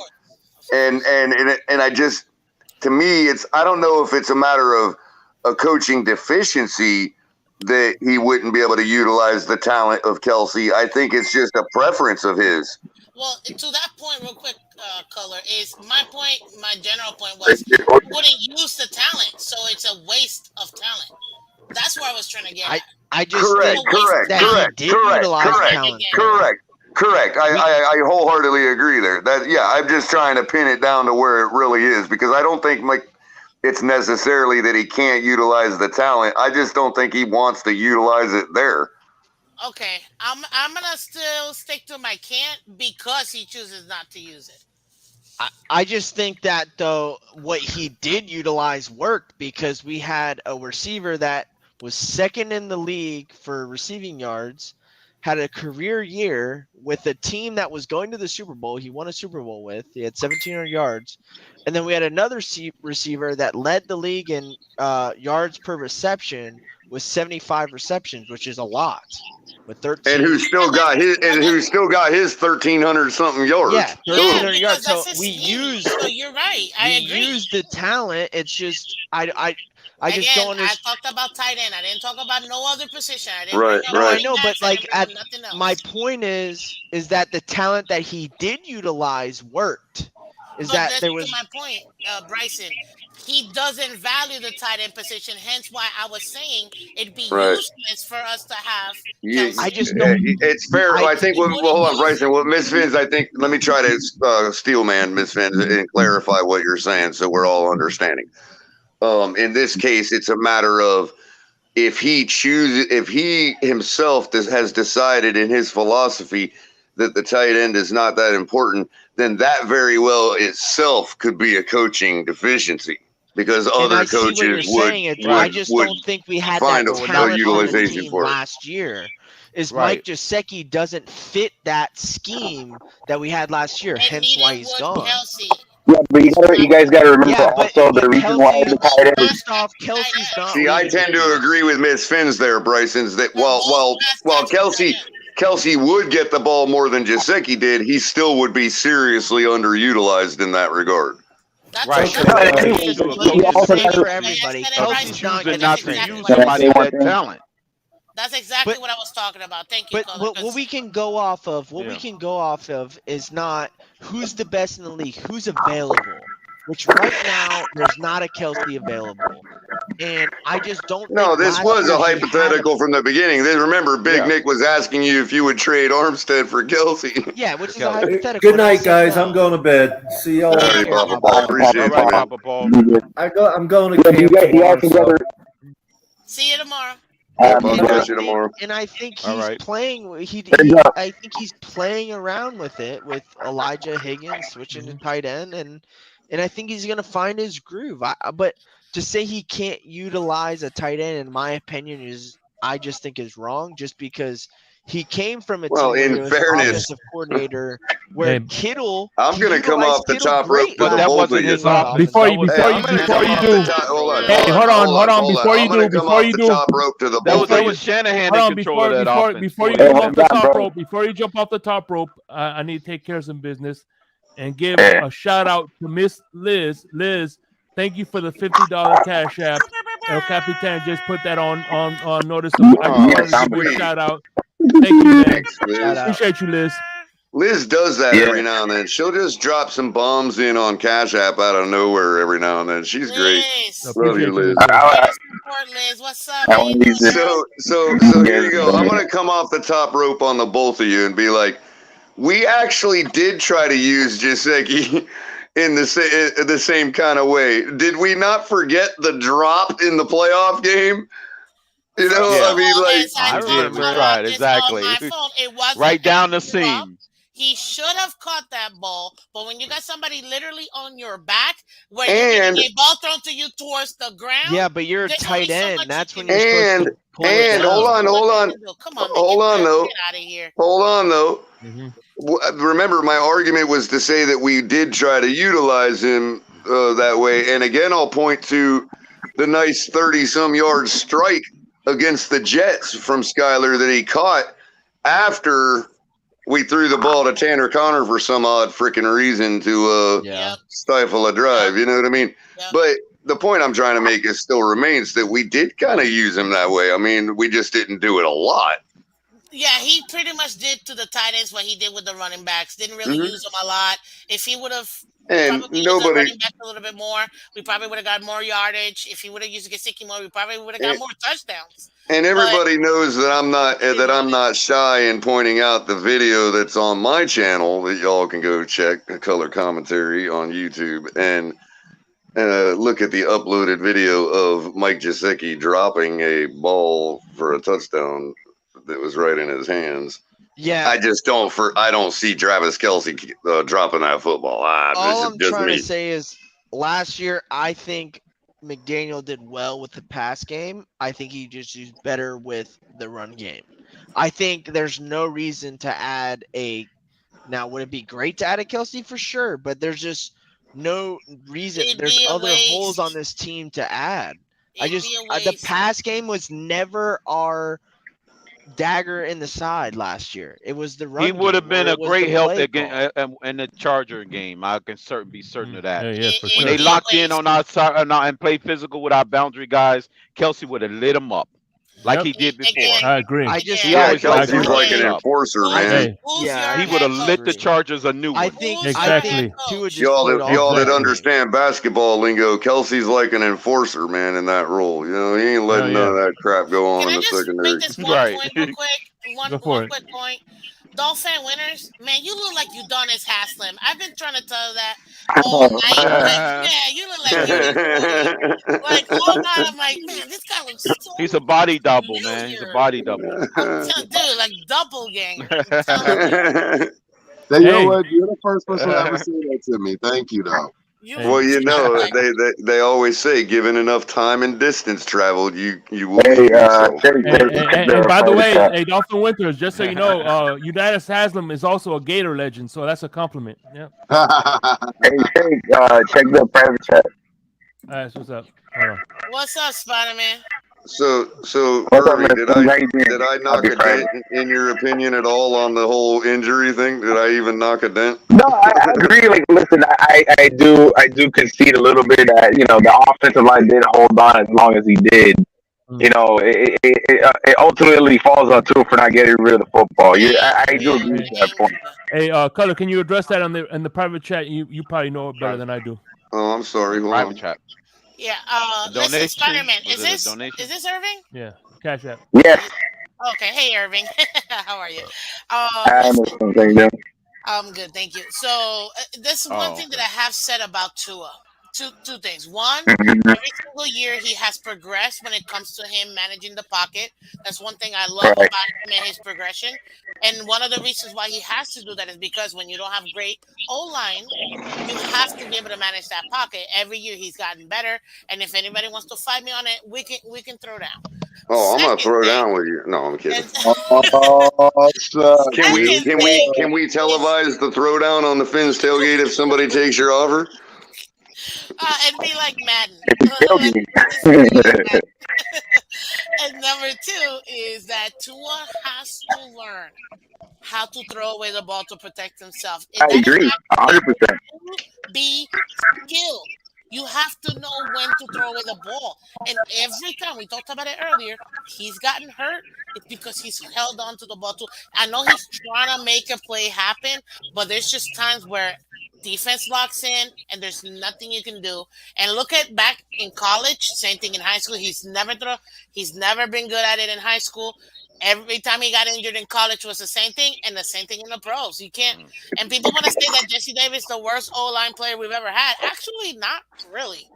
It's just, again, he never helped his O-line when it comes to him getting injured because he held on to the ball. So if he can learn that and he can actually protect himself, I still say, had he thrown away the ball in that 6 seconds he had in the Cincinnati game, we would have won that game. No one can tell me. If I understand the question correctly, the answer's in the banner there, Shake or Irving. No. Okay, I got you. Thank you. Pete, I was talking about the Charger game. But I've seen an improvement though in camp where he's maneuvering in the pocket, and he is buying extra time, stepping up and things of that nature that he's gotten better at. But I still want to see progress. Like there's still I'm still hearing of like the coverage sacks, and there are comments made by the beat reporters, whether it's Alain Poupard or Omar Kelly, where he's getting sacked because he's holding on to the football too long, and those are things that he just needs to continue to improve. So yeah, I agree, and that's one of Nick Saban's biggest things that he told every freaking NFL team that wanted to draft him, that his biggest problem that he'll play superhero and hold on to the football, and that'll get to kryptonite. Exactly. I totally agree. Right. And that's why we made it, and we've been on these panels and we've been on these Twitter spaces, screaming to our to we're blue in the face, take Tua, take what the defense gives them, and what you say what you want about Teddy Bridgewater, but one thing that he did a really good job of last season was taking what the defense gave him, whether it was a check down to the flats, underneath to the route, a leak out to the top, whatever it was. He just kept the play going, and or whatever, and that's something that I want Tua to do, is just take what the defense gives you, and now they've upgraded his options. That hopefully they I've seen that they've involved Raheem Mostert in the check down game. You know, being an option of running flare routes to the flats. You know, they added A-Chain, who's another guy that can run, catch passes out of the backfield. He's got 4.2, 4.3 speed. You know, so there are options, and there are speedy options now that, hey, you can have a guy running a rail route, right? Or a guy running a shoot route, whatever, that you can take, and those guys are threats. So, you know, now more than ever, Tua definitely can take advantage of all the space underneath by having, defenders trying to drop back and take away the middle of the field. Well, they're going to leave you all this space. And now it's even better to take what the defense gives you, because now you got elite weapons at that side. So, but anyways, whether we have elite weapons or not, to just take what the defense gives you, and it's not, bro. If everything is covered downfield, just throw the football away and live to see the next play. That's how a lot of these quarterbacks don't have great physical training. Is Irving holding class again? What? Is Irving holding class again? Well, no, actually, I listen, Irving. May I add to what you just said real quick? Yeah. Because I absolutely agree, and I've been saying this on my channel now for. You ought to do that on a channel, Irving. Yeah, I do it on my channel. Like, even if it's complete bullshit, it sounds totally the part, bro. You know what I mean? No, he's not. Oh man. Under. No, I'm not saying it's complete bullshit. I'm just saying, even if it was, I wouldn't. No, I know. I get it. You gotta teach your but not. You gotta teach your. Yeah. No, listen. I've been saying this now for a few weeks. Under Flores, Tua excelled with the dink and dunk, and he got better at that. Then under McDaniel, with the scheme change, he learned how to finally do the intermediate and the deep balls. Now what he has to do, I expect for him to do this year, is to marry those two together and now be able to utilize those. Find some balance, right? Because McDaniel's going to have some plays that are going to look exactly the same, but you don't know if it's going to be short. You don't know if it's going to be that intermediate or if it's going to be deep. And Tua has to now marry those two that he's learned in the last 3 years. Absolutely. And put that together. He does that, nobody's stopping this team, period. Nobody. Absolutely. I 100% agree. Every team and every defense. But he has to. Right. That's the only thing. Yeah, Irving, just let me know the next time you're holding class. I want to hit the add button before you start, so that way the people that don't subscribe to YouTube have to watch an ad before they get your take, bro. You know what I mean? Yeah. Cash app, please. But anyways, that's part of the reason why Tua has such a, his completion percentage wasn't as good as it was maybe in 2021, because he did kind of like, what anything that was 5 yards or less, he didn't have the highest completion percentage in that regard. So, and he also the attempts that he had, throwing, 5 yards or less wasn't as much as compared to like the likes of Patrick Mahomes or Justin Herbert, who took advantage of those checkdowns. So. And it doesn't matter whether you're the strongest quarterback, with the biggest arm, or you're not very physically talented, bro. I mean, the check down is the quarterback's best friend. Like, it's there. You take it. Peyton Manning made a whole career out of it. So, like I said, it doesn't matter. Like, even if you add check downs, or you add some diversity to the playbook with some rub routes or some, shallow crosses, mesh concepts, whatever it is. What makes it there's no inscription on the Lombardi Trophy that says this was won with a whole bunch of checkdowns. I know. Brady literally won Super Bowls by checking down. So yeah, get mad about dinking and dunking when this man literally won Super Bowls because of it. So hey, real quickly, I got to give the floor to this next guest. How you doing, Liz? I'm doing good. I just wanted to say to Miss Vince, you might want to check your Cash App. Shut it, girl. Shut it. No, I'm not. Shut it. No. Liz is making her rounds, Miss Fins. You always gotta do that. What in the You're awesome, bleep? Fins. Appreciate that. Yeah. Get out of here! Where'd you? Nope. Shut Me and it. Rich, So, me and by the Rich way, has been talking about this for a while. Oh We've my been god. wanting to do it for a while. hey, but Oh hey, my gosh. Liz, now that I have you on the floor, I need to talk to you real quick. So, which have you tried any other which any drinks have you tried so far? Okay, so I have tried the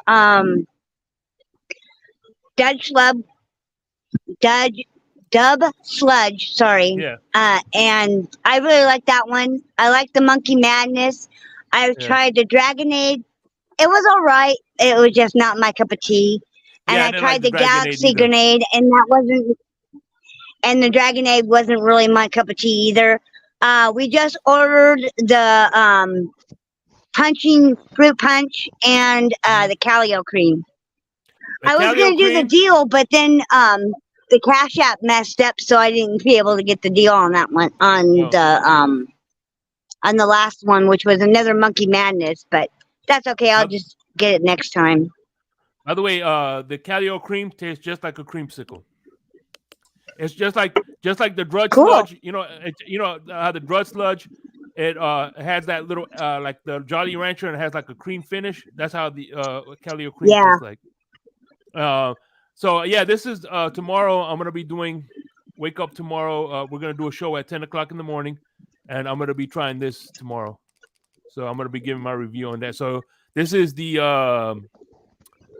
Galaxy Grenade. What did you think of that? It was alright. What did it taste like? Isn't that what? Okay, so remind me which one that one is. The It's the one combination. with, I think the lime and is that supposed to be watermelon? Looks like Watermelon lime. Yeah. Okay.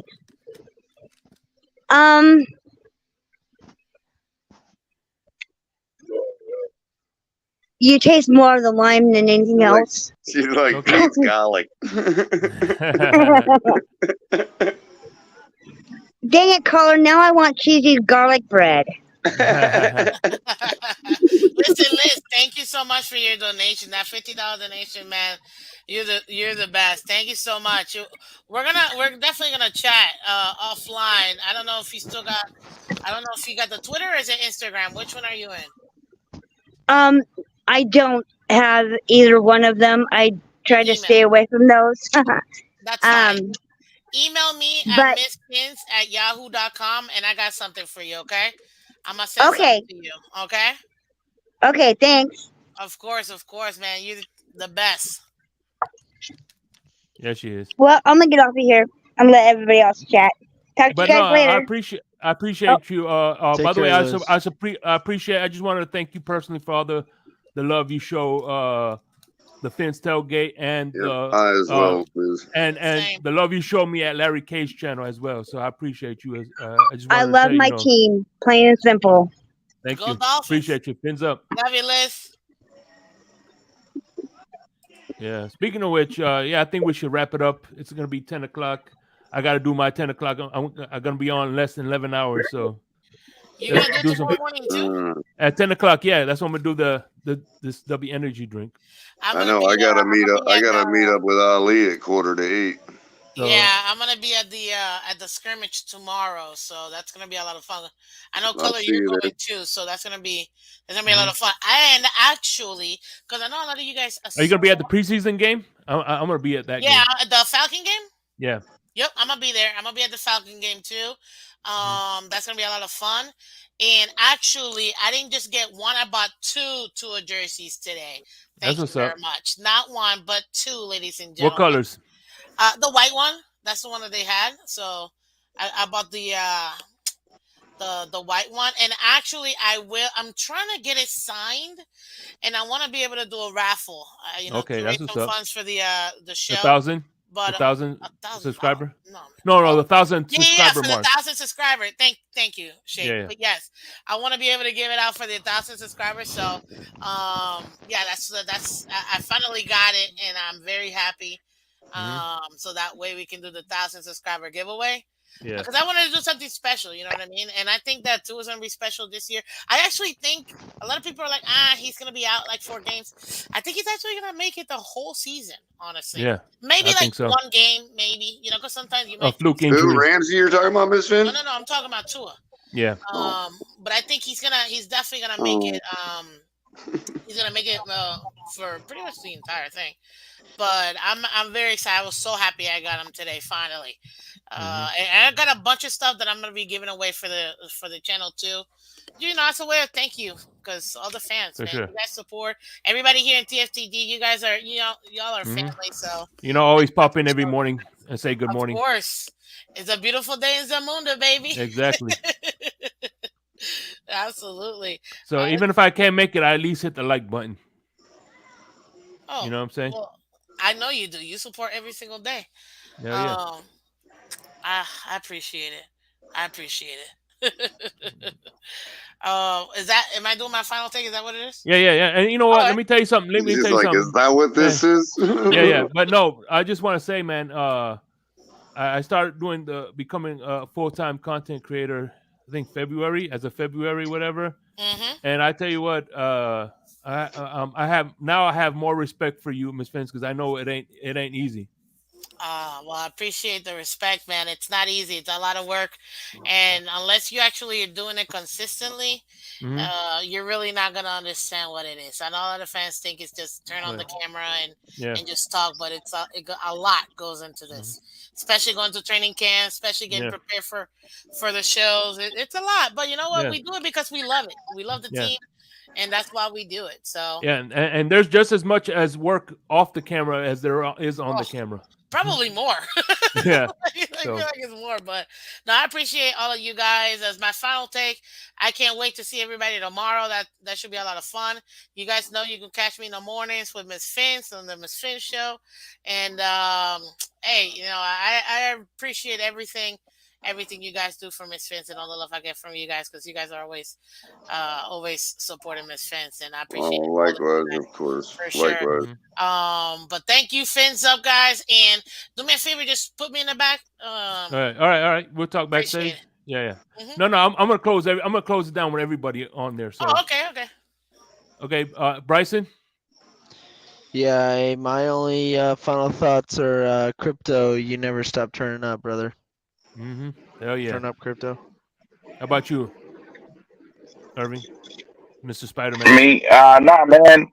It's always a great time in the tailgate. It gets heated, but that's part of the show, bro. That's what it is. That's what we do. So yeah, it's always awesome, man.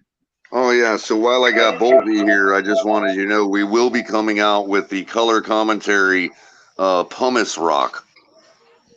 That way you can scrape all the burn off from when you get cooked. Oh shit! Hey, knock on wood.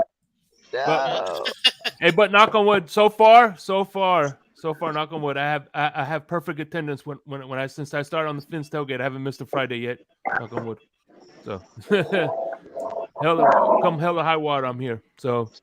No, but Shake Money, for real, for my last thought, for real, I just want to say I do have high hopes for this team. Of course. I do think the O-line's going to take a good step. And I think it's going to be a good season. And I'm really excited for the season because I really think this whole division and our schedule, we got some really solid opponents. And I'm excited for that because if you want to be the best, you got to beat the best.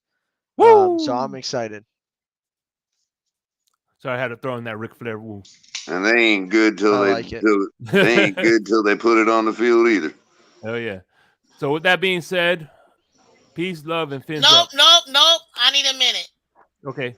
I just want to say fins up. And to Carla, who's been coming at me all night. Listen, I don't mind a good. I don't mind. You come up here too. We can go at it. I don't mind, Carla. Let's do it. Hey. But I'll tell you this. I appreciate debates. I think, and you guys know with my channel, You know, we like to keep it PG.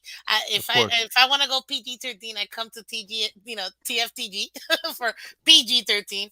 But no, Carla, you're always the best. And well, I mean, Ms. Fins, if you're able to questions too all the time, so I appreciate it. If you're able to get Carla to actually come up on a panel on your channel, you will have accomplished something nobody else has in the Dolphin community. What do you mean? So, no, Color, you got to get AB up here, man. He's got to end the hiatus. He's got to come up here on the panels. I have never heard him. He never will. But shout out to AB. Carla. And no, I'm not just a Flow fan. Okay, I'm a Dolphin fan. And by the way, being that you're not on your PG channel, you could easily say this. Shut up, bitch! Oh my God! First of all, I said PG-13. I am not saying that, okay? Well, no. Hey, on this channel, you could say, "Shut up, bitch!" Oh my God! Thing. I just want to reiterate, this is not affiliated with any of those words. Okay, thank you, Shane. You're just trying to start trouble, man. No. But I love the challenge. You're always great, Carla. Anyways, fins up, guys. Good night. All right. Good night. Fins up. Jets suck. Go to the Patriots. Don't forget fuck the Bills. Fuck the Patriots.